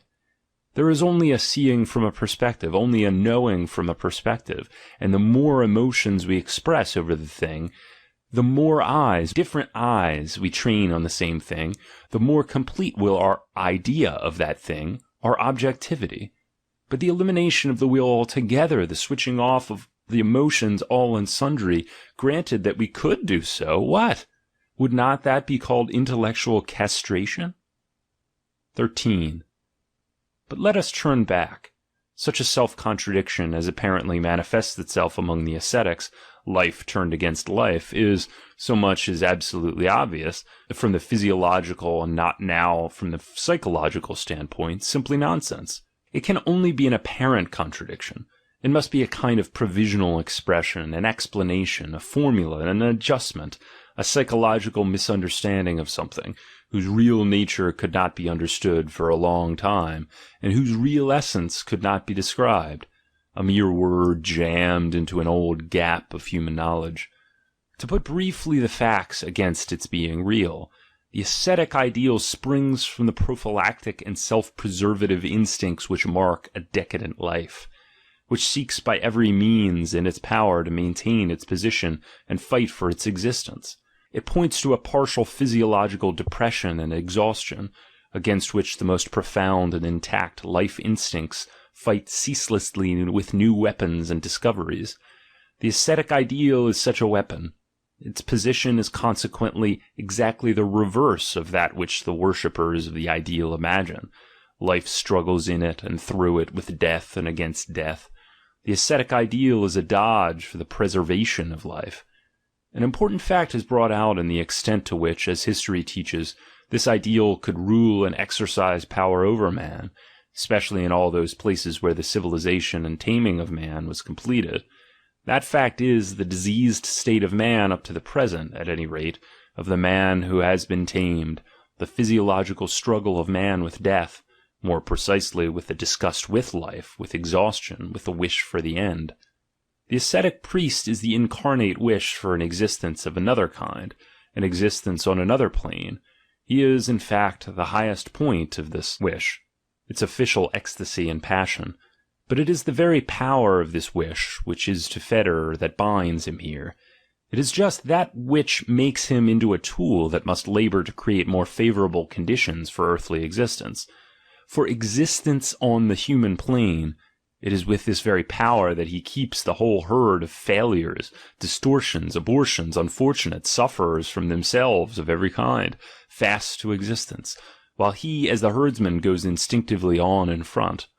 You understand me already. This ascetic priest, this apparent enemy of life, this denier, he actually belongs to the really great conservative and affirmative forces of life. What does it come from, this diseased state? For man is more diseased, more uncertain, more changeable, more unstable than any other animal. There is no doubt about it. He is the diseased animal. What does it spring from? Certainly he has also dared, innovated, braved more, challenged fate more than all the other animals put together. He, the great experimenter with himself, the unsatisfied, the insatiate, who struggles for the supreme mastery with beast, nature, and gods. He, the as yet ever uncompelled, the ever future, who finds no more any rest from his own aggressive strength, goaded inexorably on by the spur of the future dug into the flesh of the present. How should not so brave and rich an animal also be the most endangered? the animal with the longest and deepest sickness among all sick animals. Man is sick of it. Often enough there are whole epidemics of this satiety, as about 1348, at the time of the Dance of Death. But even this very nausea, this tiredness, this disgust with himself, all this is discharged from him with such force that it is immediately made into a new fetter. His nay, which he utters to life, brings to light, as though by magic, an abundance of graceful yeas. Even when he wounds himself, this master of destruction, of self-destruction, it is subsequently the wound itself that forces him to live. 14.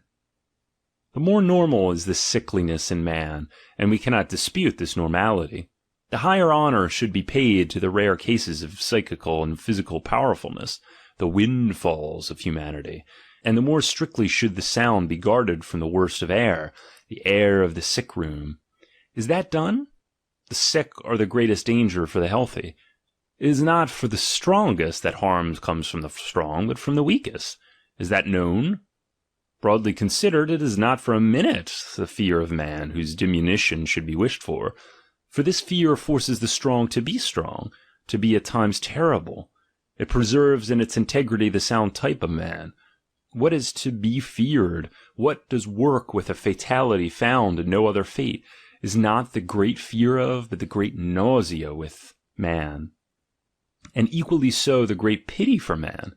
Supposing that both these things were one day to espouse each other, then inevitably the maximum of monstrousness would immediately come into the world, the last will of man, his will for nothingness, nihilism. And in sooth, the way is well paved thereto. He who not only has his nose to smell, but also has his eyes and ears, he sniffs about wherever he goes today an air something like that of a madhouse, the air of a hospital. I am speaking, as stands to reason, of the cultured areas of mankind, of every kind of Europe that there is, in fact, in the world. The sick are the great danger of man, not the evil, not the beasts of prey. They who are from the outset botched, oppressed, broken, those are they, the weakest are they, who most undermine the life beneath the feet of man, who instill the most dangerous venom and skepticism into our trust of life, in man and ourselves. Where shall we escape from it? From that covert look, from which we carry away a deep sadness, from that averted look of him who is misborn from the beginning, that look which betrays what such a man says to himself, that look which is a groan. Would that I were something else, so groans this look, but there is no hope. I am what I am, how could I get away from myself? And verily I am sick of myself. On such a soil of self-contempt, a veritable swamp soil, grows that weed, that poisonous growth, and all so tiny, so hidden, so ignoble, so sugary. Here teem the worms of revenge and vindictiveness. Here the air reeks of things secret and unmentionable. Here is ever spun the net of the most malignant conspiracy, the conspiracy of the sufferers against the sound and the victorious. Here is the sigh of the most victorious hated. And what lying so as not to acknowledge this hate as hate? What a show of big words and attitudes! What an art of righteous calumniation! These abortions! What a noble eloquence gushes from their lips! What an amount of sugary, slimy, humble submission oozes in their eyes! What do they really want? At any rate, to represent righteousness, love, wisdom, superiority, that is the ambition of these lowest ones, these sick ones.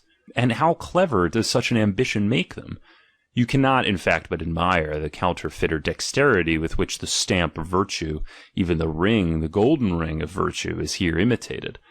They have taken a lease of virtue absolutely for themselves, have these weaklings and wretched invalids. There is no doubt about it. We alone are the good, the righteous, so do they speak. We alone are the omnes bonce voluntatis. They stalk about in our midst as living reproaches, as warnings for us, as though health, fitness, strength, pride, the sensation of power were really vicious things in themselves, for which one would have some day to do penance, bitter penance. Oh, how they themselves are ready in their hearts to exact penance, how they thirst after being hangmen. Among them is an abundance of revengeful ones disguised as judges, whoever mouth the word righteousness like the venomous spittle, with mouth, I say, always pursed, always ready to spit at everything, which does not wear a discontented look, but is of good cheer as it goes on its way.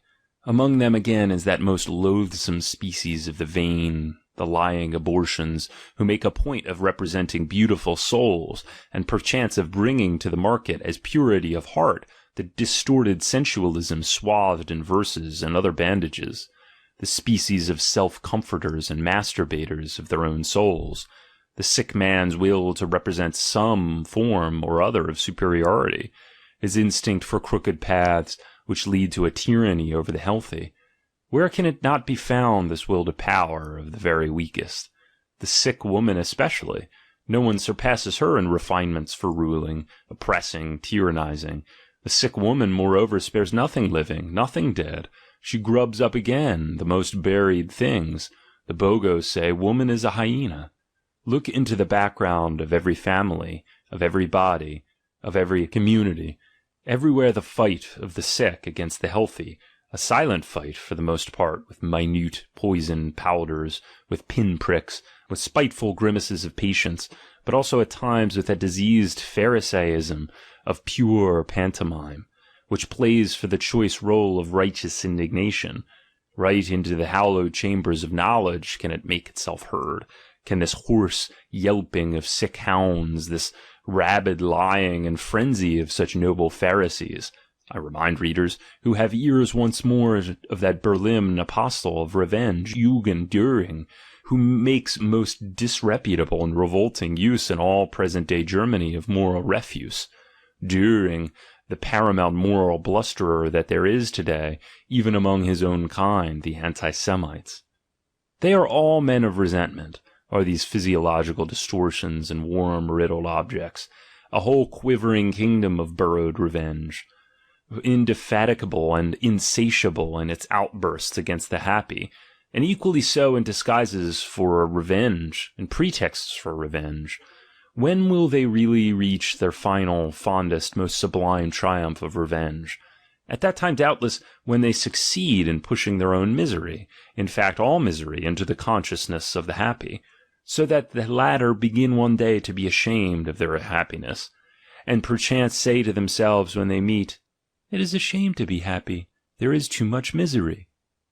But there cannot possibly be a greater and more fatal misunderstanding than that of the happy, the fit, the strong in body and soul, beginning in this way to doubt their right to happiness. Away with this perverse world, away with this shameful soddenness of sentiment, preventing the sick making the healthy sick, for that is what such a soddenness comes to. This ought to be our supreme object in the world. But for this it is above all essential that the healthy should remain separated from the sick, that they should even guard themselves from the look of the sick, that they should not even associate with the sick, or may it perchance be their mission to be nurses or doctors. But they could not mistake and disown their mission more grossly. The higher must not degrade itself to be the tool of the lower. The pathos of distance must to all eternity keep their missions also separate. The right of the happy to existence, the right of bells with a full tone over the discordant cracked bells, is verily 1,000 times greater. They alone are the sureties of the future. They alone are bound to man's future. What they can, what they must do, that can the sick never do, should never do. But if they are to be enabled to do what only they must do, how can they possibly be free to play the doctor, the comforter, the saviour of the sick? And therefore good air, and away at any rate from the neighbourhood of all the madhouses and hospitals of civilization, and therefore good company, our own company, or solitude, if it must be so. But away at any rate from the evil fumes of internal corruption and the secret worm-eaten state of the sick, that forsooth, my friends, we may defend ourselves, at any rate for still a time, against the two worst plagues that could have been reserved for us, against the great nausea with man, against the great pity for man. 15. If you have understood in all their depths, and I demand that you should grasp them profoundly and understand them profoundly, the reasons for the impossibility of its being the business of the healthy to nurse the sick, to make the sick healthy, it follows that you have grasped this further necessity, the necessity of doctors and nurses who themselves are sick. And now we have and hold with both our hands the essence of the ascetic priest. The ascetic priest must be accepted by us as the predestined savior, herdsman, and champion of the sick herd. Thereby do we first understand his awful historic mission. The lordship over sufferers is his kingdom. To that point his instinct, in that he finds his own special art, his master skill, his kind of happiness. He must himself be sick. He must be kith and kin to the sick and the abortions so as to understand them, so as to arrive at an understanding with them. But he must also be strong, even more master of himself than of others, impregnable, forsooth, in his will for power, so as to acquire the trust and the awe of the weak, so that he can be their hold, bulwark, prop, compulsion, overseer, tyrant, God. He has to protect them, protect his herds. Against whom? Against the healthy, doubtless also against the envy towards the healthy. He must be the natural adversary and scorner of every rough, stormy, rainless, hard, violent, predatory health and power. The priest is the first form of the most delicate animal that scorns more easily than it hates. He will not be spared the waging of war with the beasts of prey, a war of guile, of spirit, rather than of force, as is self-evident. He will in certain cases find it necessary to conjure up out of himself, or at any rate to represent practically a new type of the beast of prey, a new animal monstrosity in which the polar bear, the supple, cold, crouching panther, and, not least important, the fox, are joined together in a trinity as fascinating as it is fearsome. If necessity exacts it, then will he come on the scene with bearish seriousness, venerable, wise, cold, full of treacherous superiority, as the herald and mouthpiece of mysterious powers, sometimes going among even the other kinds of beasts of prey, determined as he is to sow on their soil, wherever he can, suffering, discord, self-contradiction, and only too sure of his art, always to be lord of sufferers at all times. He brings with him doubtless salve and balsam, but before he can play the physician he must first wound. So, while he soothes the pain with which the wound makes, he at the same time poisons the wound. Well versed is he in this above all things, is this wizard and wild beast tamer, in whose vicinity everything healthy must needs become ill, and everything ill must needs become tame. He protects in sooth his sick herd well enough, does this strange herdsman. He protects them against themselves, against the sparks, even in the center of the herd, of wickedness, knavery, malice, and all the other ills that the plaguey and the sick are heir to. He fights with cunning, hardness, and stealth against anarchy and against the ever-imminent break-up inside the herd, where resentment, that most dangerous blasting stuff and explosive, ever accumulates and accumulates. Getting rid of this blasting stuff in such a way that it does not blow up the herd and the herdsman, that is his real feat, his supreme utility. If you wish to comprise in the shortest formula the value of the priestly life, it would be correct to say the priest is the diverter of the course of resentment. Every sufferer, in fact, searches instinctively for a cause of his suffering. To put it more exactly, a doer. To put it still more precisely, a sentient, responsible doer. In brief, something living, on which, either actually or in effigy, he can on any pretext vent his emotions. For the venting of emotions is the sufferer's greatest attempt at alleviation, that is to say, stupefaction, his mechanically desired narcotic against pain of any kind. It is in this phenomenon alone that is found, according to my judgment, the real physiological cause of resentment, revenge, and their family is to be found, that is, in a demand for the deadening of pain through emotion. This cause is generally, but in my view very erroneously, looked for in the defensive parry of a bare protective principle of reaction, of a reflex movement in the case of any sudden hurt and danger, after the manner that a decapitated frog still moves in order to get away from a corrosive acid. But the difference is fundamental. In one case the object is to prevent being hurt any more. In the other case, the object is to deaden a racking, insidious, nearly unbearable pain by a more violent emotion of any kind whatsoever, and at any rate for the time being to drive it out of the consciousness. For this purpose an emotion is needed, as wild an emotion as possible, and to excite that emotion some excuse or other is needed. It must be somebody's fault that I feel bad.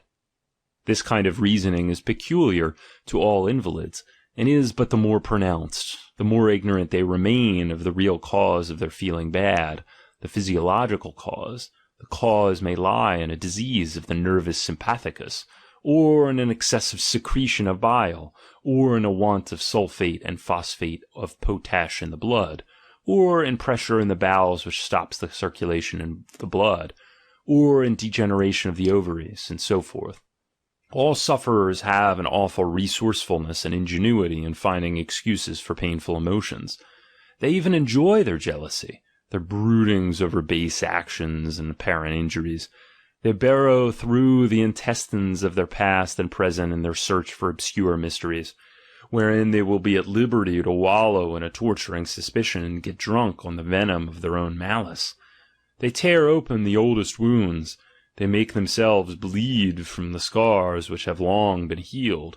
They make evildoers out of friends, wife, child, and everything which is nearest to them. I suffer. It must be somebody's fault.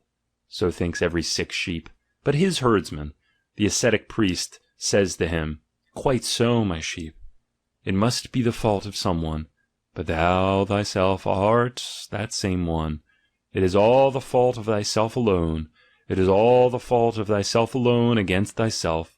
That is bold enough, false enough, but one thing is at least attained thereby. As I have said, the course of resentment is diverted. 16. You can see now what remedial instinct of life has at least tried to effect, according to my conception, through the ascetic priest, and the purpose for which he had to employ a temporary tyranny of such paradoxical and anomalous ideas as guilt, sin, sinfulness, corruption, damnation. What was done was to make the sick harmless up to a certain point, to destroy the incurable by means of themselves, to turn the milder cases severely onto themselves, to give their resentment a backwards direction. Man needs but one thing, and to exploit similarly the bad instincts of all sufferers with a view to self-discipline, self-surveillance, self-mastery.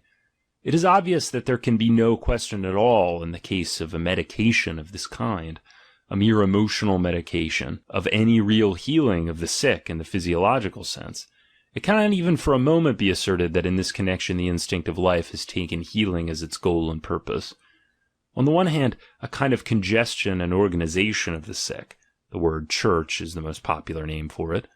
On the other, a kind of provisional safeguarding of the comparatively healthy, the more perfect specimens, the cleavage of a rift between healthy and sick. For a long time that was all. And it was much. It was very much. I am proceeding, as you see, in this essay from an hypothesis which, as far as such readers as I want are concerned, does not require to be proved. The hypothesis that sinfulness in man is not an actual fact, but rather the interpretation of a fact, of a physiological discomfort, a discomfort seen through a moral religious perspective, which is no longer binding upon us. The fact, therefore, that anyone feels guilty, shameful, is certainly not yet any proof that he is right in feeling so, any more than anyone who is healthy simply because he feels healthy. Remember the celebrated witch ordeals. In those ideas the most acute and humane judges had no doubt but that in these cases they were confronted with guilt. The witches themselves had no doubt on this point. And yet the guilt was lacking. Let me elaborate this hypothesis. I do not for a minute accept the very pain in the soul as a real fact, but only as an explanation, a causal explanation, of facts that could not hitherto be precisely formulated. I regard it therefore as something as yet absolutely in the air, and devoid of scientific cogency. Just a nice fat word in the place of a lean note of interrogation. When anyone fails to get rid of his pain in the soul, the cause is, speaking crudely, to be found not in his soul, but more probably in his stomach. Speaking crudely, I repeat, but by no means wishing thereby that you should listen to me or understand me in a crude spirit. A strong and well-constituted man digests his experiences, deeds and misdeeds all included, just as he digests his meats, even when he has some tough morsels to swallow. If he fails to relieve himself of an experience, this kind of indigestion is quite as much physiological as the other indigestion, and indeed in more ways than one, simply one of the results of the other. You can adopt such a theory and yet entre nous be nevertheless the strongest opponent of all materialism. 17. But is he really a physician, this ascetic priest? We already understand why we are scarcely allowed to call him a physician, however much he likes to feel a saviour and let himself be worshipped as a saviour.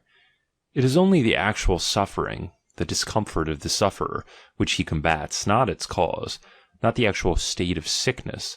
This needs must constitute our most radical objection to the priestly medication.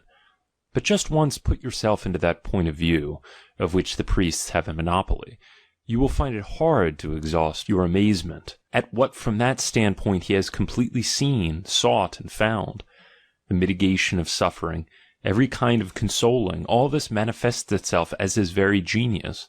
With what ingenuity has he interpreted his mission of consoler? With what aplomb and audacity has he chosen weapons necessary for the part? Christianity in particular should be dubbed a great treasure chamber of ingenious consolations. Such a store of refreshing, soothing, deadening drugs has it accumulated within itself. So many of the most dangerous and daring expedients has it hazarded. With such subtlety, refinement, Oriental refinement, has it divined what emotional stimulants can conquer, at any rate for a time, the deep depression, the leaden fatigue, the black melancholy of physiological cripples. For, speaking generally, all religions are mainly concerned with fighting a certain fatigue and heaviness that has infected everything. You can regard it as prima facie probable that in certain places in the world there was almost bound to prevail from time to time among large masses of the population a sense of physiological depression, which, however, owing to their lack of physiological knowledge, did not appear to their consciousness as such, so that consequently its cause and its cure can only be sought and essayed in the science of moral psychology. This, in fact, is my most general formula for what is generally called a religion. Such a feeling of depression can have the most diverse origins. It may be the result of the crossing of two heterogeneous races, or of classes. Genealogical and racial differences are also brought out in the classes. The European Weltschmerz, the pessimism of the 19th century, is really the result of an absurd and sudden class mixture. It may be brought about by a mistaken emigration, a race falling into a climate for which its power of adaptation is insufficient, the case of the Persians in India. It may be the effect of old age and fatigue, the Parisian pessimism from 1850 onwards. It may be the wrong diet, the alcoholism of the Middle Ages, the nonsense of vegetarianism, which, however, have in their favour the authority of Sir Christopher and Shakespeare. It may be blood deterioration, malaria, syphilis, and the like. German depression after 30 years' war, which infected half of Germany with evil diseases, and thereby paved the way for German civility, for German pusillanimity. In such a case there is invariably recourse to a war on a grand scale with the feeling of depression. Let us inform ourselves briefly on its most important practices and phases. I leave on one side, as stands to reason, the actual philosophic war against the feeling of depression, which is usually simultaneous. It is interesting enough, but too absurd, too practically negligible, too full of cobwebs, too much of a hole and corner affair, especially when pain is proved to be a mistake, on the naive hypothesis that pain must needs vanish when the mistake underlying it is recognized. But behold, it does anything but vanish. That dominant depression is primarily fought by weapons which reduce the consciousness of life itself to the lowest degree. Wherever possible, no more wishes, no more wants, shun everything which produces emotion, which produces blood, eating no salt, the fakir hygiene. No love, no hate, equanimity, no revenge, no getting rich, no work, begging as far as possible, no woman, or as little woman as possible. As far as the intellect is concerned, Pascal's principle, il faut s'habituer, to put the result in ethical and psychological language, self-annihilation, sanctification, to put it in physiological language, hypnotism, the attempt to find some approximate human equivalent for what hibernation is for certain animals, for what aestivation is for many tropical plants, a minimum of assimilation and metabolism in which life just manages to subsist without really coming up into consciousness. An amazing amount of human energy has been devoted to this object, perhaps uselessly? There cannot be the slightest doubt but that such sportsmen of saintliness, in whom at times nearly every nation has abounded, have really found a genuine relief from that which they have combated with such a rigorous training. In countless cases they really escaped by the help of their system of hypnotism away from deep physiological depression. Their method is consequently counted among the most universal ethnological facts. Similarly, it is improper to consider such a plan for starving the physical element and its desires, as in itself a symptom of insanity, as a clumsy species of roast beef eating free-thinkers and Sir Christophers are fain to do. All the more certain is it that their method can and does pave the way to all kinds of mental disturbances, for instance inner lights, as far as the case of the Hayshits of Mount Athos, auditory and visual hallucinations, voluptuous ecstasies and effervescences of sensualism, the history of Saint Teresa.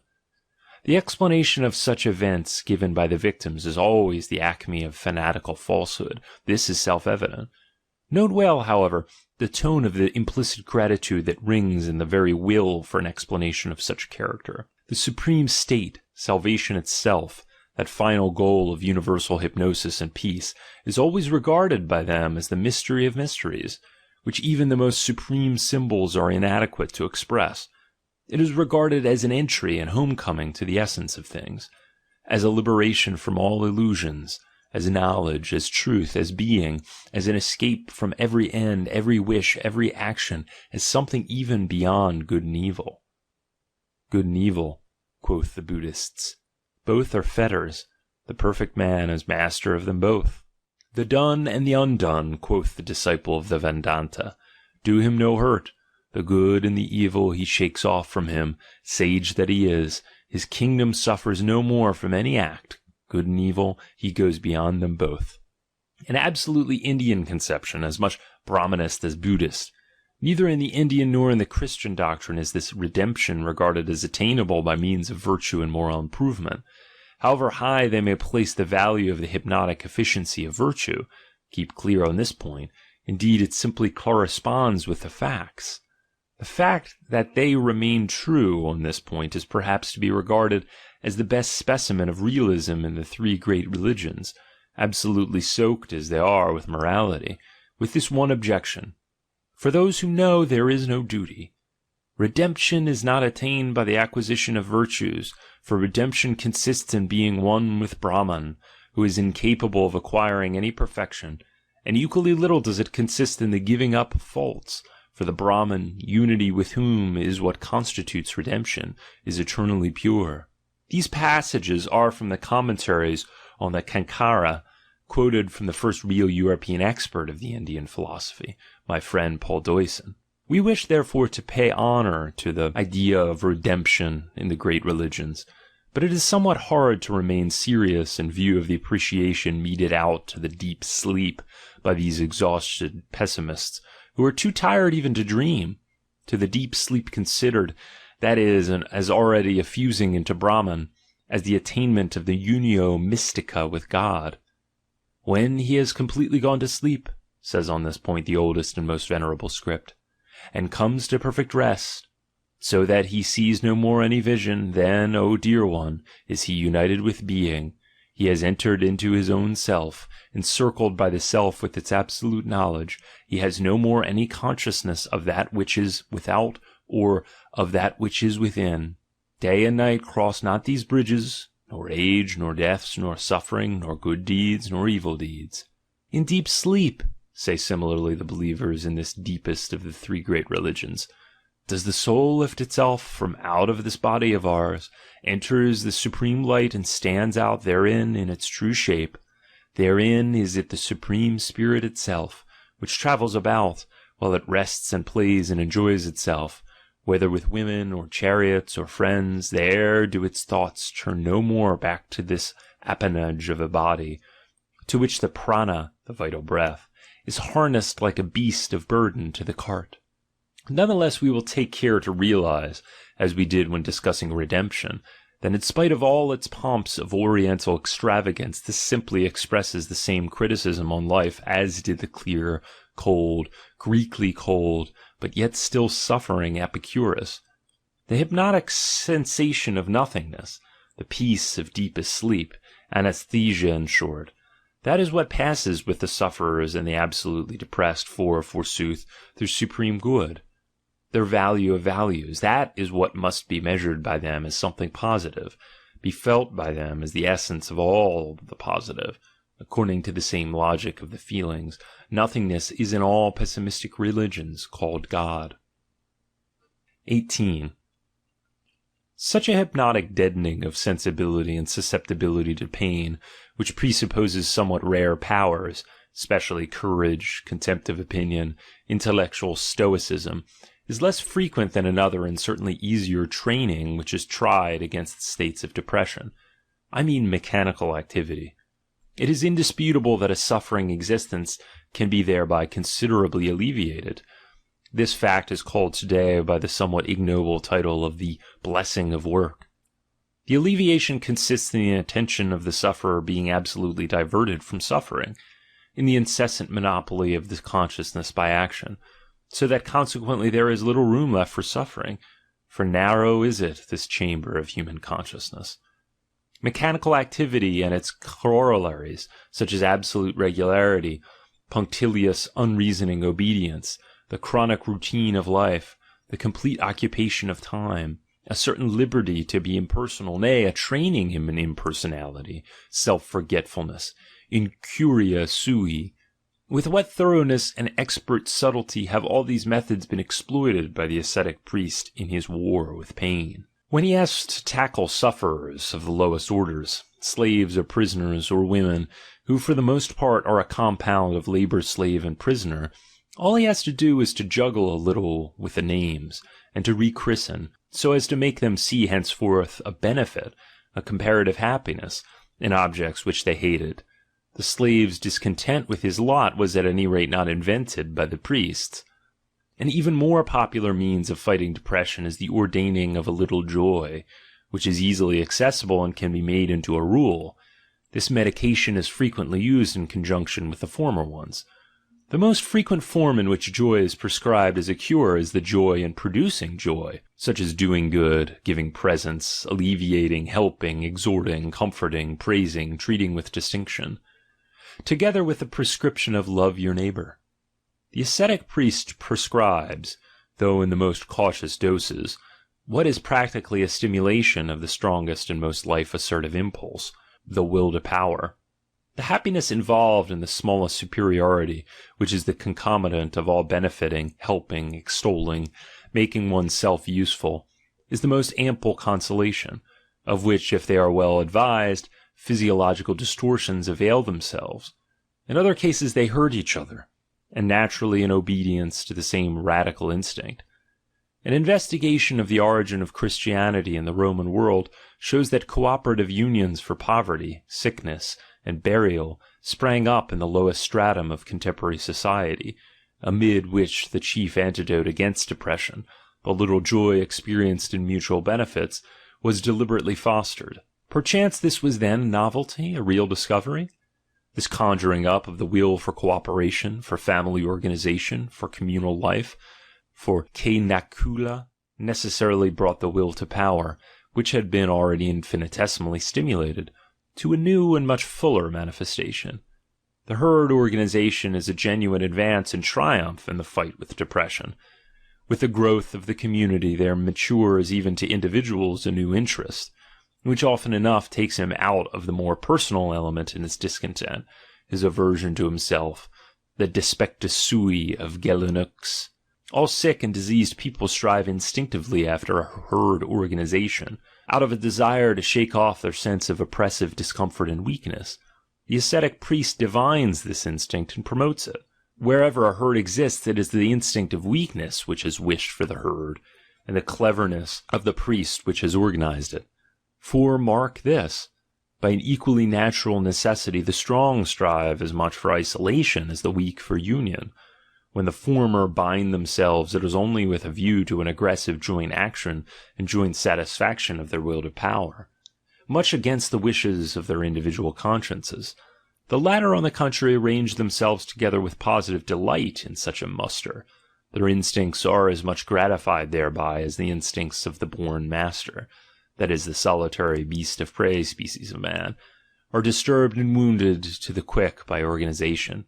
There is always lurking beneath every oligarchy, such is the universal lesson of history, the desire for tyranny. Every oligarchy is continually quivering with the tension of the effort required by each individual to keep mastering this desire. Such, for instance, was the Greek. Plato shows it in 100 places, Plato who knew his contemporaries, and himself. 19.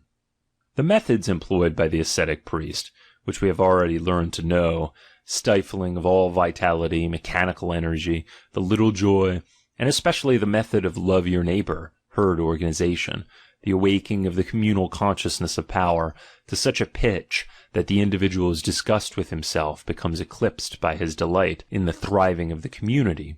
These are, according to modern standards, the innocent methods employed in the fight with depression. Let us turn now to the more interesting topic of the guilty methods. The guilty methods spell one thing: to produce emotional excess, which is used as the most efficacious anesthetic against their depressing state of protracted pain. This is why priestly ingenuity has proved quite inexhaustible in thinking out this one question. By what means can you produce an emotional excess? This sounds harsh. It is manifest that it would sound nicer and would grate on one's ears less if I were to say, forsooth, the ascetic priest made use at all times of the enthusiasm contained in all strong emotions. But what is the good of still soothing the delicate ears of our modern effeminates? What is the good on our side of budging one single inch before their verbal Pecksniffianisms?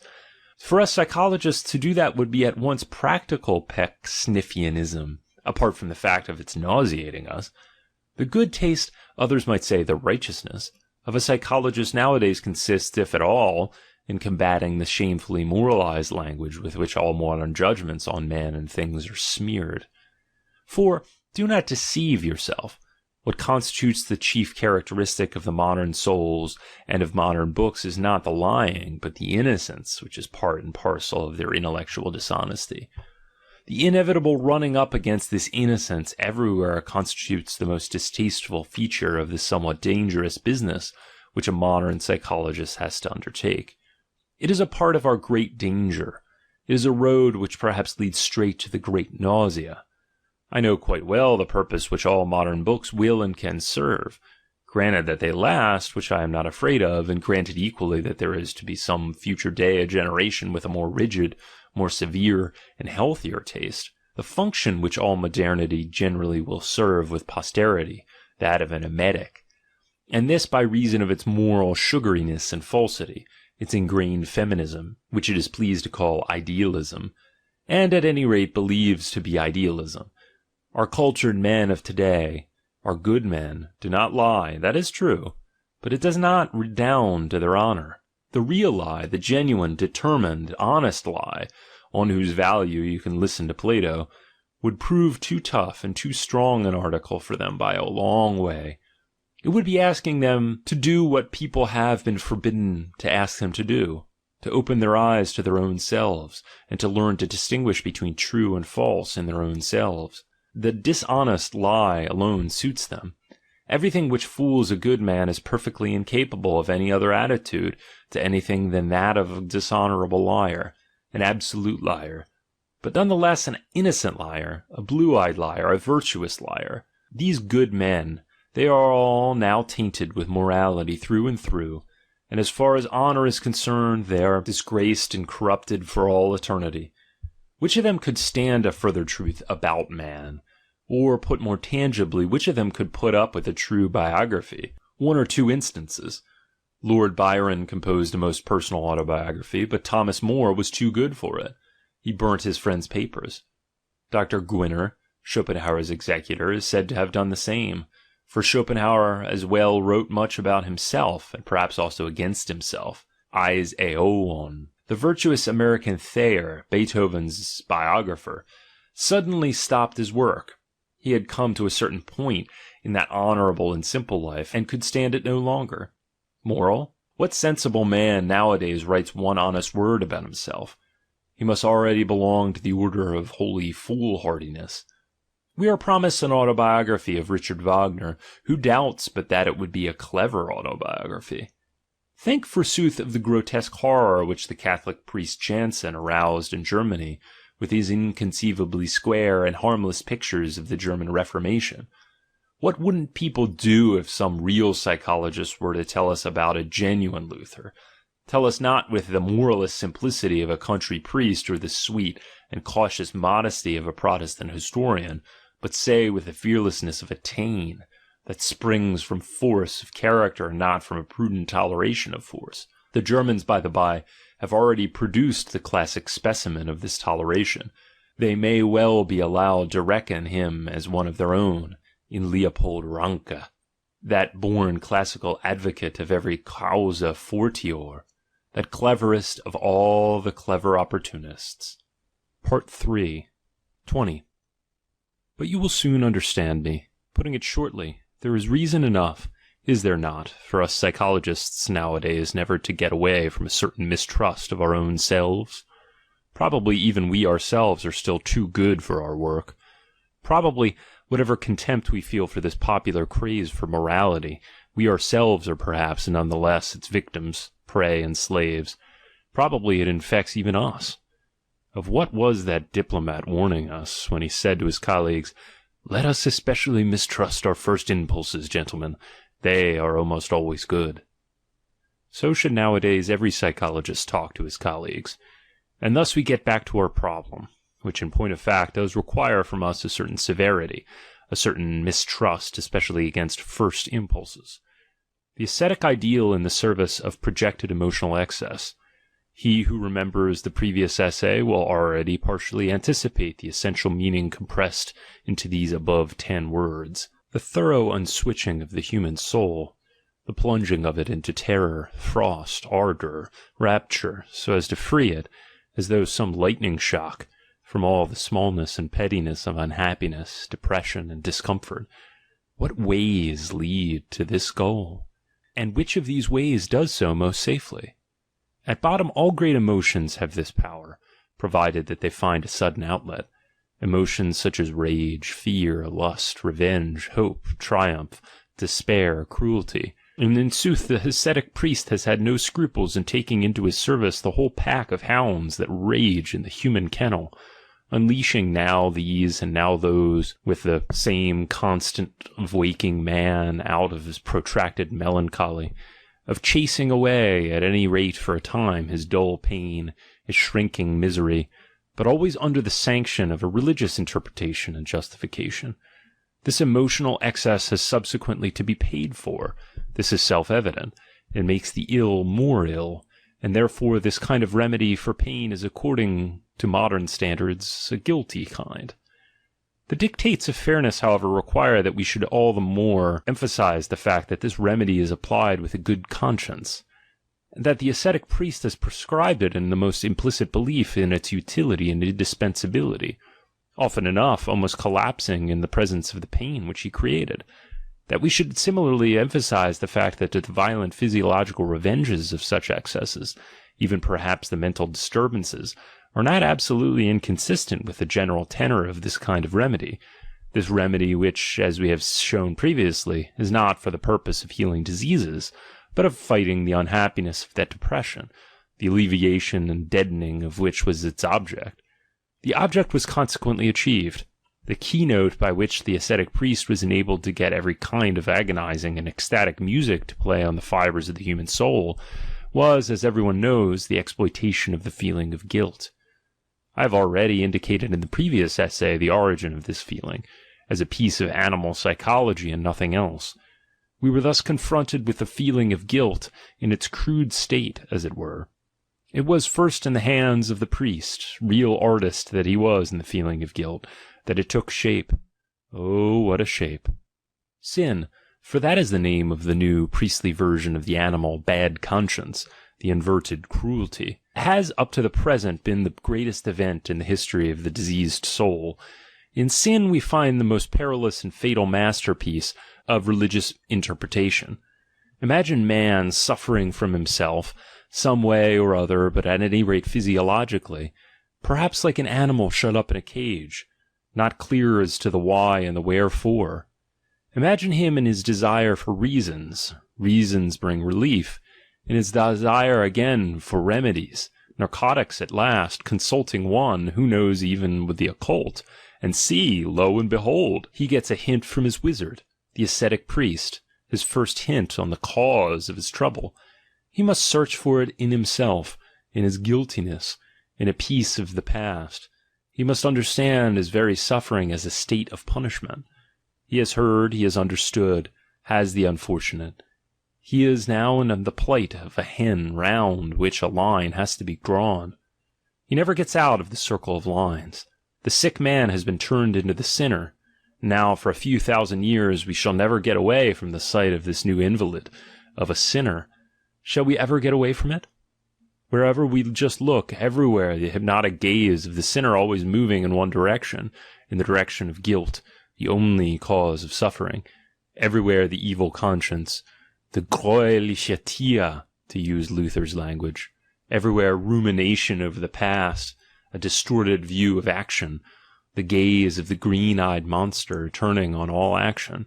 Everywhere the willful misunderstanding of suffering, its transvaluation into feelings of guilt, fear of retribution. Everywhere the scourge, the hairy shirt, the starving body, contrition. Everywhere the sinner breaking himself on the ghastly wheel of a restless and morbidly eager conscience. Everywhere mute pain, extreme fear, the agony of a tortured heart, the spasms of an unknown happiness, the shriek for redemption. In point of fact, thanks to this system of procedure, the old depression, dullness, and fatigue were absolutely conquered. Life itself became very interesting again. Awake, eternally awake, sleepless, glowing, burnt away, exhausted, and yet not tired. Such was the figure cut by man, the sinner who was initiated into these mysteries. This grand old wizard of an ascetic priest fighting with depression, he had clearly triumphed. His kingdom had come. Men no longer grumbled at pain, men panted after pain. More pain, more pain. So for centuries on end shrieked the demands of his acolytes and initiates. Every emotional excess which hurt, everything which broke, overthrew, crushed, transported, ravished, the mystery of torture chambers, the ingenuity of hell itself, all this was now discovered, divined, exploited. All this was at the service of the wizard. All this served to promote the triumph of his ideal, the ascetic ideal. "My kingdom is not of this world," quoth he, both at the beginning and at the end. Had he still the right to talk like that? Goethe had maintained that there were only 36 tragic situations. We would infer from that, did we not know otherwise, that Goethe was no ascetic priest. He knows more. 21. So far as all this kind of priestly medicine-mongering, the guilty kind, is concerned, every word of criticism is superfluous. As for the suggestion that emotional excess of the type, which in these cases the ascetic priest is fain to order to his sick patients, under the most sacred euphemism as is obvious, and equally impregnated with the sanctity of his purpose, has ever really been of use to any sick man, who, forsooth, would feel inclined to maintain a proposition of that character. At any rate, some understanding should become, as to the expression, be of use. If you only wish to express that such a system of treatment has reformed man, I do not gainsay it. I merely add that reformed conveys to my mind much as tamed, weakened, discouraged, refined, daintified, emasculated, and thus it means almost as much as injured. But when you have to deal principally with sick, depressed, and oppressed creatures, such a system, even granted that it makes the ill better, under any circumstances also makes them more ill. Ask the mad doctors the invariable result of a methodical application of penance torture, contritions, and salvation ecstasies. Similarly, ask history. In every body politic where the ascetic priest has established this treatment of the sick, disease has on every occasion spread with a sinister speed throughout its length and breadth. What was always the result? A shattered nervous system, in addition to the existing malady, and this in the greatest as in the smallest, in the individuals as in the masses. We find, in consequence of the penance and redemption training, awful epileptic epidemics, the greatest known to history, such as the St. Vitus and St. John dances of the Middle Ages. We find, as another phase of its after effect, frightful mutilations and chronic depressions, by means of which the temperament of a nation or a city, Geneva, Bale, is turned once for all into its opposite. This training, again, is responsible for the witch hysteria, a phenomenon analogous to somnambulism, 8 great epidemic outbursts of this only between 1564 and 1605. We find similarly in its train those delirious death cravings of large masses, whose awful shriek, "Viva la morte," was heard over the whole of Europe, now interrupted by voluptuous variations and anon by a rage for destruction, just as the same emotional sequence with the same intermittencies and sudden changes is now universally observed in every case where the ascetic doctrine of sin scores once more a great success. Religious neurosis appears as a manifestation of the devil. There is no doubt about it. What is it? Queritur. Speaking generally, the ascetic ideal and its sublime moral cult, this most ingenious, reckless, and perilous systematization of all methods of emotional excess, is writ large in a dreadful and unforgettable fashion on the whole history of man, and unfortunately not only on history. I was scarcely able to put forward any other element which attacked the health and rare efficiency of Europeans with more destructive power than did this ideal. It can be dubbed, without exaggeration, the real fatality in the history of the health of the European man. At the most, you can merely draw a comparison with the specifically German influence. I mean the alcohol poisoning of Europe, which up to the present has kept pace exactly with the political and racial predominance of the Germans. Where they inoculated their blood, there too did they inoculate their vice. Third in the series comes syphilis. Magno sed proximo intervallo. 22. The ascetic priest has, wherever he has obtained the mastery, corrupted the health of the soul. He has consequently also corrupted taste in artibus et litteris. He corrupts it still. Consequently? I hope I shall be granted this consequently. At any rate, I am not going to prove it first. One solitary indication, it concerns the archbook of Christian literature, the real model, the book in itself.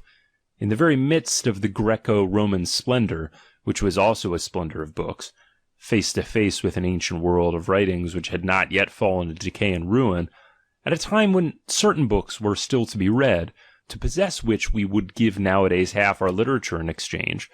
At that time the simplicity and vanity of Christian agitators, they are generally called fathers of the church, dared to declare, "We too have our classical literature, we do not need that of the Greeks." And meanwhile they proudly pointed to their books and legends, their letters of apostles, and their apologetic tractlets, just in the same way that today the English Salvation Army wages its fight against Shakespeare and other heathens with an analogous literature. You already guessed it, I do not like the New Testament. It almost upsets me that I stand so isolated in my tastes so far as concerns this overvalued scripture. The taste of 2,000 years is against me, but what boots it? Here I stand, I cannot help myself. I have a courage of my bad taste. The Old Testament, yes, that is something quite different. All honor to the Old Testament. I find therein great men, an heroic landscape, and one of the rarest phenomena in the world, the incomparable naivete of the strong heart. Further still, I find a people. In the New, on the contrary, just a hostel of petty sects, pure rococo of the soul, twisting angles and fancy touches, nothing but convectical air, not to forget an occasional whiff of bucolic sweetness, which appertains to the epoch and the Roman province, and is less Jewish than Hellenistic. Meekness and braggadocio cheek by jowl, an emotional garrulousness that almost deafens, passionate hysteria, but no passion, painful pantomime. Here manifestly everyone lacked good breeding. How dare anyone make so much fuss about their little failings as do these pious little fellows? No one cares a straw about it, let alone God. Finally, they actually wish to have the crown of eternal life. Do all these little provincials. In return for what, in sooth? For what end? It is impossible to carry insolence any further. An immortal Peter. Who could stand him? They have an ambition which makes one laugh. The Thing dishes up cut and dried his most personal life, his melancholies, and common or garden troubles, as though the universe itself were under an obligation to bother itself about them, for it never gets tired of wrapping up God himself in the petty misery in which its troubles are involved. And how about the atrocious form of this chronic hobnobbing with God? This Jewish and not merely Jewish, slobbering and clawing importunancy towards God. There exists little despised heathen nations in East Africa, from whom these first Christians could have learnt something worth learning, a little tact in worshipping. These nations do not allow themselves to say aloud the name of their God. This seems to me delicate enough. It is certain that it is too delicate, and not only for primitive Christians. To take a contrast, just recollect Luther, the most eloquent and insolent peasant whom Germany has had. Think of the Lutheran tone, in which he felt quite the most in his element during his tete-a-tetes with God. Luther's opposition to the medieval saints of the Church, in particular against that devil's hog, the Pope, was, there is no doubt, at bottom the opposition of a boor, who was offended at the good etiquette of the Church, that worship etiquette of the sacerdotal code, which only admits to the holy of holies the initiated and the silent, and shuts the door against the boors. These definitely were not to be allowed a hearing in this planet, but Luther the peasant simply wished it otherwise. As it was not German enough for him. He personally wished himself to talk direct, to talk personally, to talk straight from the shoulder with his God. Well, he's done it. The ascetic ideal, you will guess, was at no time and in no place a school of good taste, still less of good manners. At the best, it was a school for sacerdotal manners. That is, it contains in itself something which was a deadly enemy to all good manners. Lack of measure, opposition to measure, it is itself a non plus ultra. 23. The ascetic ideal has corrupted not only health and taste, there is also third, fourth, fifth, and sixth things which it has corrupted. I shall take care not to go through the catalogue. When should I get to the end? I have here to expose not what this ideal affected, but rather only what it means, on what it is based, what lies lurking behind it and under it, that of which it is the provisional expression, an obscure expression bristling with queries and misunderstandings. And with this object only in view, I presume not to spare my readers a glance at the awfulness of its results, a glance at its fatal results. I did this to prepare them for the final and most awful aspect presented to me by the question of the significance of that ideal. What is the significance of the power of that ideal, the monstrousness of its power? Why is it given such an amount of scope? Why is not a better resistance offered against it? The ascetic ideal expresses one will. Where is the opposition will, in which an opposition ideal expresses itself? The ascetic ideal has an aim. This goal is, putting it generally, that all the other interests of human life should, measured by its standard, appear petty and narrow. It explains epochs, nations, men, in reference to this one end. It forbids any other interpretation, any other end. It repudiates, denies, affirms, confirms, only in the sense of its own interpretation. And there, evermore a thoroughly elaborated system of interpretation. It subjects itself to no power. Rather does it believe in its own precedence over every power. It believes that nothing powerful exists in the world that has not first got to receive from it a meaning, a right to exist, a value, as being an instrument in its work, a way and means to its end, to one end. Where is the counterpart of this complete system of will, end, and interpretation? Why is the counterpart lacking? Where is the other one aim? But I am told it is not lacking, that not only has it fought a long and fortunate fight with that ideal, but that further it has already won the mastery over that ideal in all essentials. Let our whole modern science attest to this. That modern science which, like the genuine reality philosophy which it is, manifestly believes in itself alone, manifestly has the courage to be itself, the will to be itself, and has got on well enough without God, another world, and negative virtues. With all their noisy agitator babble, however, they affect nothing with me. These trumpeters of reality are bad musicians. Their voices do not come from the deeps with sufficient audibility. They are not the mouthpiece for the abyss of scientific knowledge. For today, scientific knowledge is an abyss. The word science in such trumpeter mouths is a prostitution, an abuse, and impertinence. The truth is just the opposite from what is maintained in the aesthetic theory. Science has today absolutely no belief in itself, let alone in an ideal superior to itself. And wherever science still consists of passion, love, ardor, suffering, it is not the opposition to that ascetic ideal, but rather the incarnation of its latest and noblest form. Does that ring strange? There are enough brave and decent working people, even among the learned men of today, who like their little corner, and who, just because they are pleased so to do, become at times indecently loud with their demand, that people today should be quite content, especially in science, for in science there is so much useful work to do. I do not deny it. There is nothing I should like less than to spoil the delight of these honest workers in their handiwork, for I rejoice in their work.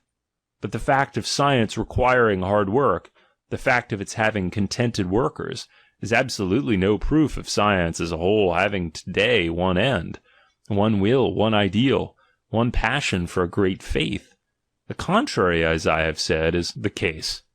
When science is not the latest manifestation of the ascetic ideal, but these are cases of such rarity, selectness, and exquisiteness, as to preclude the general judgment being affected thereby, science is a hiding place for every kind of cowardice, disbelief, remorse, despectio sui, bad conscience. It is the very anxiety that springs from having no ideal, the suffering from the lack of a great love, the discontent with an enforced moderation. Oh, what does all science not cover today? How much, at any rate, does it not try to cover?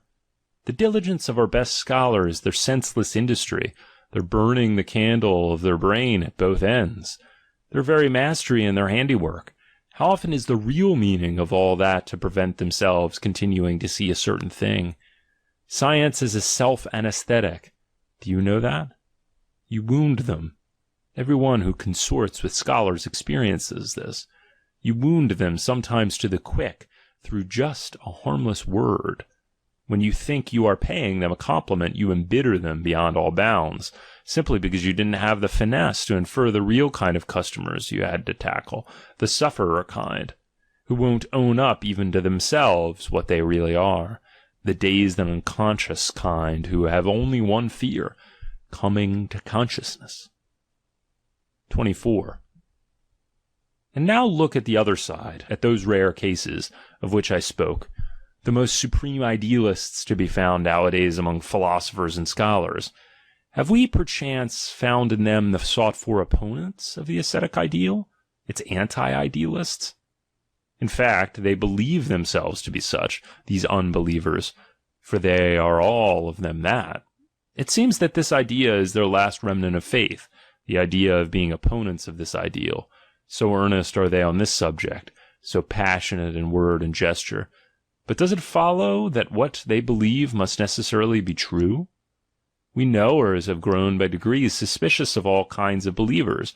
Our suspicion has step by step habituated us to draw just the opposite conclusions to what people have drawn before. That is to say, wherever the strength of a belief is particularly prominent, to draw the conclusion of the difficulty of proving what is believed, the conclusion of its actual improbability. We do not again deny that faith produces salvation. For that very reason we do deny that faith proves anything.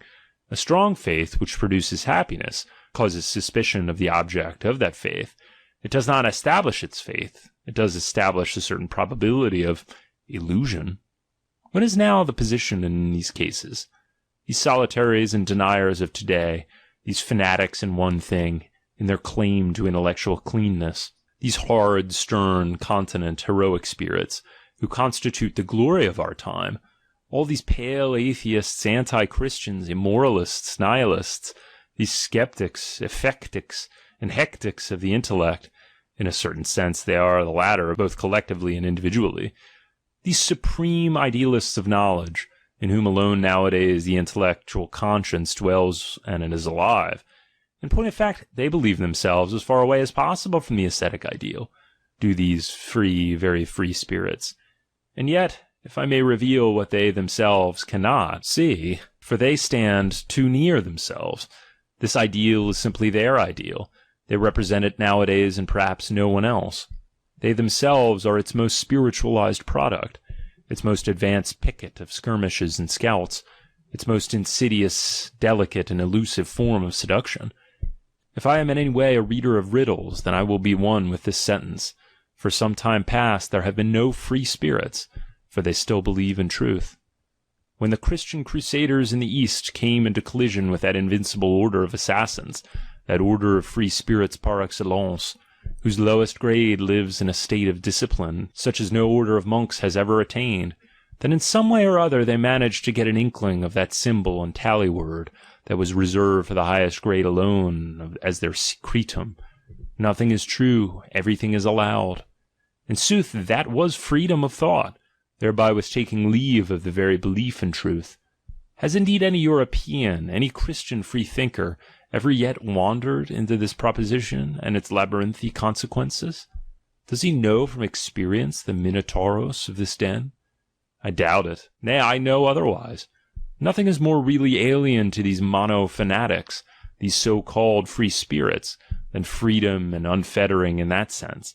In no respect are they more closely tied.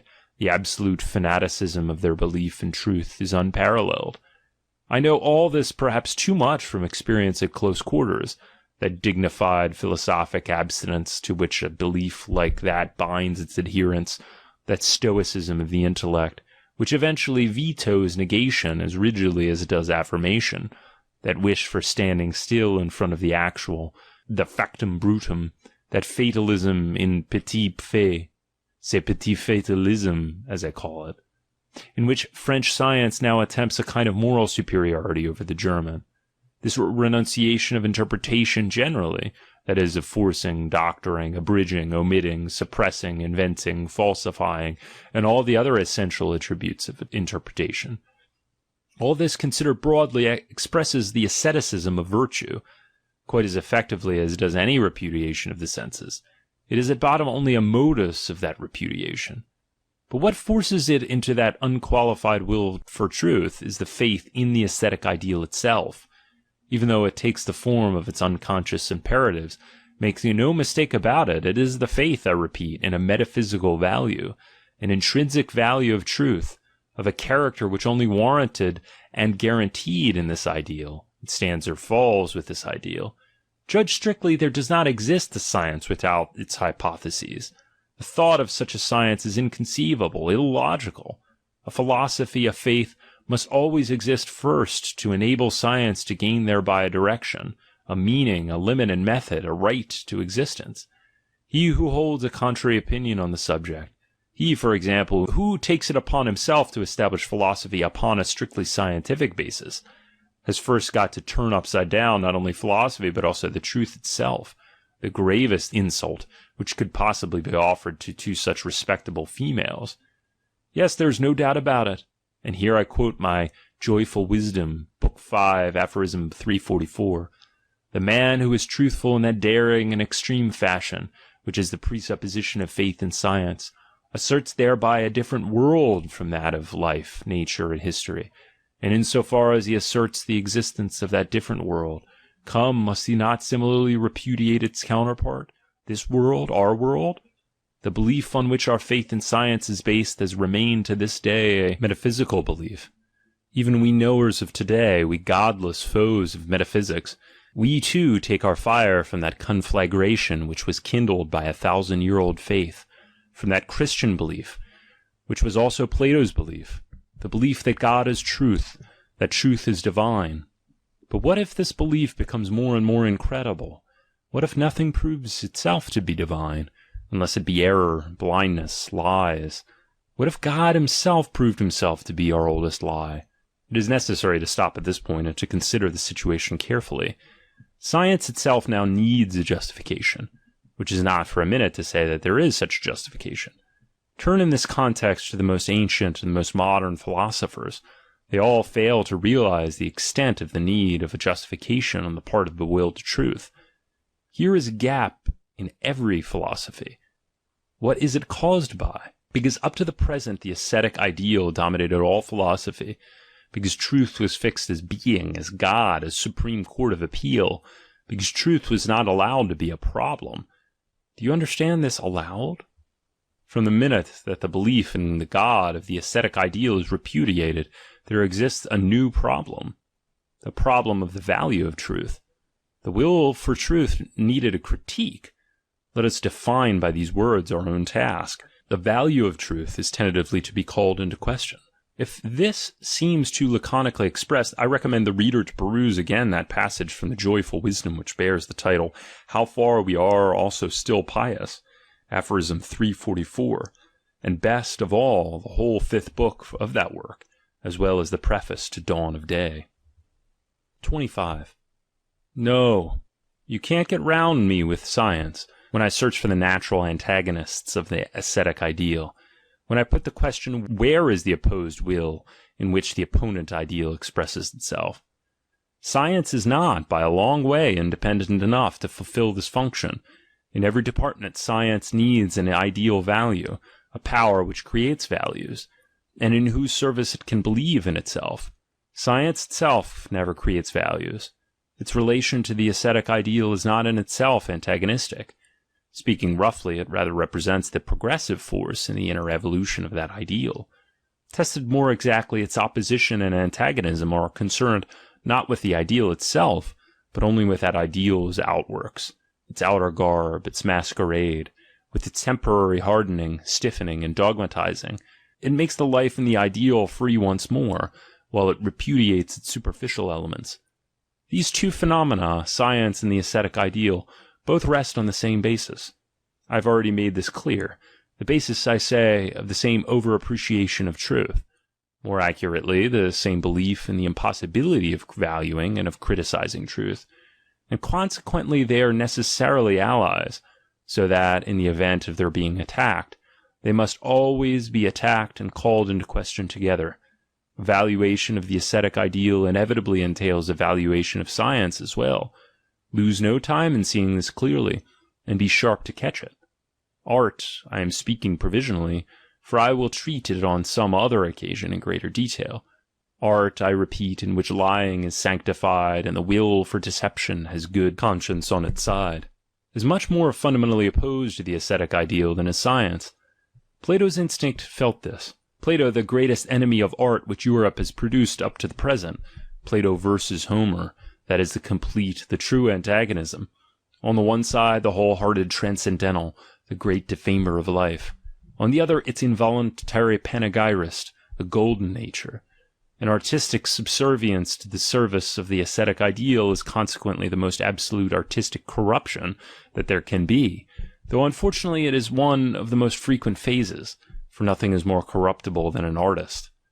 Considered physiologically, moreover, science rests on the same basis as does the ascetic ideal. A certain impoverishment of life is the presupposition of the latter, as of the former. Add frigidity of the emotions, slackening of the tempo, the substitution of dialect for instinct, seriousness impressed on mien and gesture, seriousness, that most unmistakable sign of strenuous metabolism, of struggling, toiling life. Consider the periods in a nation in which the learned man comes into prominence, that they are periods of exhaustion, often of sunset, of decay, the effervescing strength, the confidence in life, the confidence in the future are no more. The preponderance of the mandarins never signifies any good, any more than does the advent of democracy, or arbitration instead of war, equal rights for women, the religion of pity, and all the other symptoms of declining life. Science handled as a problem. What is the meaning of science? Upon this point the preface to The Birth of Tragedy. No, this modern science, mark you this well, is at times the best ally for the ascetic ideal, and for the very reason that it is the ally which is most unconscious, most automatic, most secret, and most subterranean. They have been playing into each other's hands up to the present, have these poor in spirit, and have the scientific opponents of that ideal. Take care, by the by, not to think that these opponents are the antithesis of this ideal, that they are the rich in spirit, that they are not. I have called them the hectic in spirit. As for these celebrated victories in science, there is no doubt that they are victories, but victories over what? There was not for a single minute any victory among their list over the ascetic ideal. Rather was it made stronger, that is to say, more elusive, more abstract, more insidious, from the fact that a wall, an outwork, that had got built on to the main fortress and disfigured in its appearance, should from time to time be ruthlessly destroyed and broken down by science. Does anyone seriously suggest that the downfall of the theological astronomy signified the downfall of that ideal? Has perchance man grown less in need of a transcendental solution of his riddle of existence? Because since that time this existence has become more random, casual, and superfluous in the visible order of the universe. Has there not been, since the time of Copernicus, an unbroken progress of the self-belittling of man and his will for belittling himself? Alas, his belief in his dignity, his uniqueness, and his irreplaceableness in the scheme of existence is gone. He has become animal, literal, unqualified, and unmitigated animal, he who in his earlier belief was almost God, child of God, demigod. Since Copernicus, man seems to have fallen on to a steep plane. He rolls faster and faster away from the center. Whither? Into nothingness? Into the thrilling sensation of his own nothingness? Well, this would be the straight way to the old ideal? All science, and by no means only astronomy, with regard to the humiliating and deteriorating effect of which Kant has made such a remarkable confession, it annihilates my own importance. All science, natural as much as unnatural, by unnatural I mean the self-critique of reason, nowadays sets out to talk man out of his present opinion of himself, as though that opinion had been nothing but a bizarre piece of conceit. You might go so far as to say that science finds its peculiar pride, its peculiar bitter form of stoical ataraxia, in preserving man's contempt for himself, that state which took so much trouble to bring about, as man's final and most serious claim to self-appreciation. Rightly so, in point of fact, for he who despises is always one who has not forgotten how to appreciate. But does all this involve any real effort to counteract the ascetic ideal? Is it really seriously suggested that Kant's victory over the theological dogmatism about God, soul, freedom, immortality, has damaged that ideal in any way, as the theologians have imagined to be the case for a long time past? And in this connection, it does not concern us for a single minute if Kant himself intended any such consummation. It is certain that from the time of Kant every type of transcendentalist is playing a winning game. They are emancipated from the theologians. What luck! He has revealed to them that secret art by which they can now pursue their heart's desire on their own responsibility and with all the respectability of science. Similarly, who can grumble at the agnostics, reverers as they are of the unknown and the absolute mystery, if they now worship their very query as God? Xavier Doudan talks somewhere of the ravages which l'habitude d'admirer l'intelligible a lieu de rester tout simplement dans l'inconnu has produced. The ancients, he thinks, must have been exempt from those ravages. Supposing that everything known to man fails to satisfy his desires, and on the contrary contradicts and horrifies them, what a divine way out of all this to be able to look for the responsibility, not in the desiring, but in the knowing. There is no knowledge, consequently there is a God. What a novel elegantia syllogismi! What a triumph for the ascetic ideal! 26. Or perchance does the whole of modern history show in its demeanour greater confidence in life, greater confidence in its ideals? Its loftiest pretension is now to be a mirror. It repudiates all teleology. It will have no more proving. It disdains to play the judge, and thereby shows its good taste. It asserts as little as it denies, it fixes, it describes. All this is to a high degree ascetic, but at the same time it is to a much greater degree nihilistic. Make no mistake about this. You see in the historian a gloomy, hard, but determined gaze, an eye that looks out as an isolated North Pole explorer looks out, perhaps so as not to look within, so as not to look back. There is snow. Here is life silenced. The last crows which caw here are called whither, vanity, nada. Here nothing more flourishes and grows, as the metapolitics of St. Petersburg and the pity of Tolstoy. But as for that other school of historians, a perhaps still more modern school, a voluptuous and lascivious school which ogles life and the ascetic ideal with equal fervour, which uses the word artist as a glove, and has nowadays established the corner for itself, in all the praise given to contemplation, oh, what a thirst do these sweet intellectuals excite even for ascetics and winter landscapes! Nay, the devil take these contemplative folk! How much liefer would I wandered with those historical nihilists through the gloomiest grey, cold mist.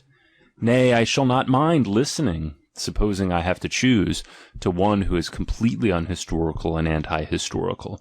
A man like Dühring, for instance, over whose periods a hitherto shy and unavowed species of beautiful souls has grown intoxicated in contemporary Germany, the species anarchistica, with their educated proletariat. The contemplative are 100 times worse.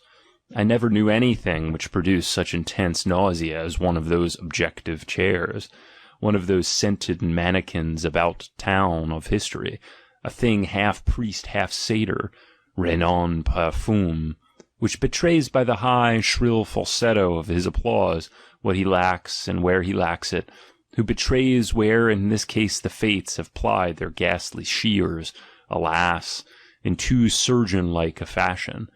This is distasteful to me, and irritates my patience. Let him keep patient at such sights, who has nothing to lose thereby. Such a sight enrages me.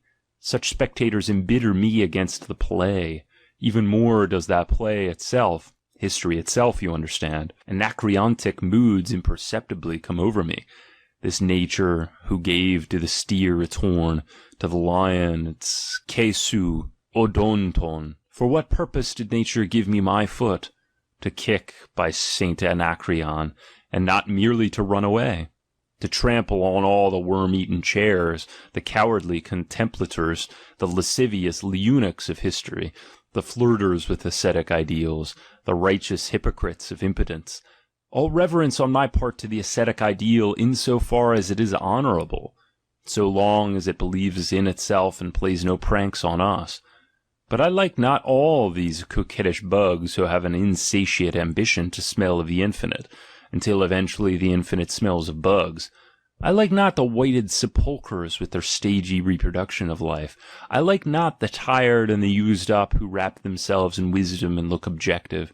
I like not the agitators dressed up and as heroes, who hide their dummy heads behind the stalking horse of an ideal. I like not the ambitious artists who would fain play the ascetic and the priest, and are at bottom nothing but tragic clowns. I like not, again, these newest speculators in idealism, the anti-Semites, who nowadays roll their eyes in the patent Christian Aryan man of honour fashion, and by an abuse of moralist attitudes and agitation dodges so cheap as to exhaust any patience, strive to excite all the blockhead elements in the populace. The invariable success of every kind of intellectual charlatanism in present-day Germany hangs together with an almost indisputable and already quite palpable desolation of the German mind, whose curse I look for in a too exclusive diet of papers, politics, beer, and Wagnerian music, not forgetting the condition precedent of this diet, the national exclusiveness and vanity, the strong but narrow principle, Germany, Germany above everything. And finally, the paralysis agitans of modern ideas. Europe nowadays is, above all, wealthy and ingenious in means of excitement. It apparently has no more crying necessity than stimulantia and alcohol. Hence the enormous counterfeiting of ideas. Those most fiery spirits of the mind. Hence, too, the repulsive, evil-smelling, perjured, pseudo-alcoholic air everywhere. I should like to know how many cargoes of imitation idealism, of hero costumes with highfalutin claptrap, how many casks of sweetened pity liqueur, firm, la religion de la souffrance, how many crutches of righteous indignation for the help of those flat-footed intellects, how many comedians of the Christian moral ideal would need today to be exported from Europe to enable its air to smell pure again. It is obvious that in regard to this overproduction, a new trade possibility lies open. It is obvious that there is a new business to be done in little ideal idols and obedient idealists. Don't pass over this tip. Who has sufficient courage? We have in our hands the possibility of idealizing the whole earth. But what am I talking about courage? We need only one thing here. A hand. A very free hand. 27. Enough. Let us leave these curiosities and complexities of the modern spirit, which excite as much laughter as disgust. Our problem can certainly do without them. The problem of the meaning of the ascetic ideal. What has it got to do with yesterday or today? Those things shall be handled by me more thoroughly and severely in another connection, under the title A Contribution to the History of European Nihilism. I refer for this to a work which I am preparing, The Will to Power, an attempt at a transvaluation of all values. The only reason why I come to allude to it here is this. The ascetic ideal has at times, even in the most intellectual sphere, only one real kind of enemies and damagers. These are the comedians of this ideal, for they awake mistrust. Everywhere otherwise, where the mind is at work seriously, powerfully, and without counterfeiting, it dispenses altogether now with an ideal. The popular expression for this abstinence is atheism, with the exception of the will for truth. But this will, this remnant of an ideal is, if you will believe me, that ideal itself in its severest and cleverest formulation, esoteric through and through, stripped of all outworks, and consequently not so much its remnant as its kernel.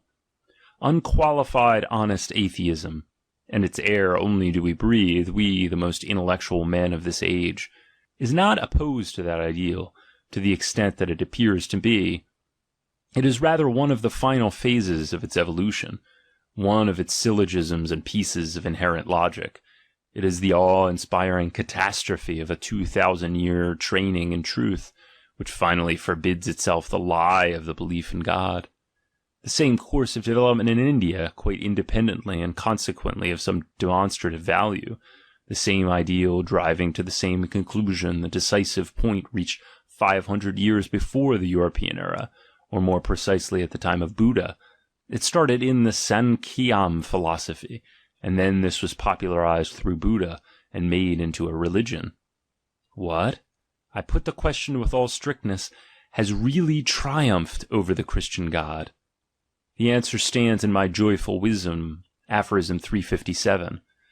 The Christian morality itself, the idea of truth, taken as it was with increasing seriousness, the confessor subtlety of the Christian conscience, translated and sublimated into the scientific conscience, into intellectual cleanness at any price, regarding nature as though it were a proof of the goodness and guardianship of God, interpreting history in honor of a divine reason as a constant proof of a moral order of the world and a moral teleology, explaining our own personal experiences as pious men have for long enough explained them, as though every arrangement, every nod, every single thing were invented and sent out of love for the salvation of the soul.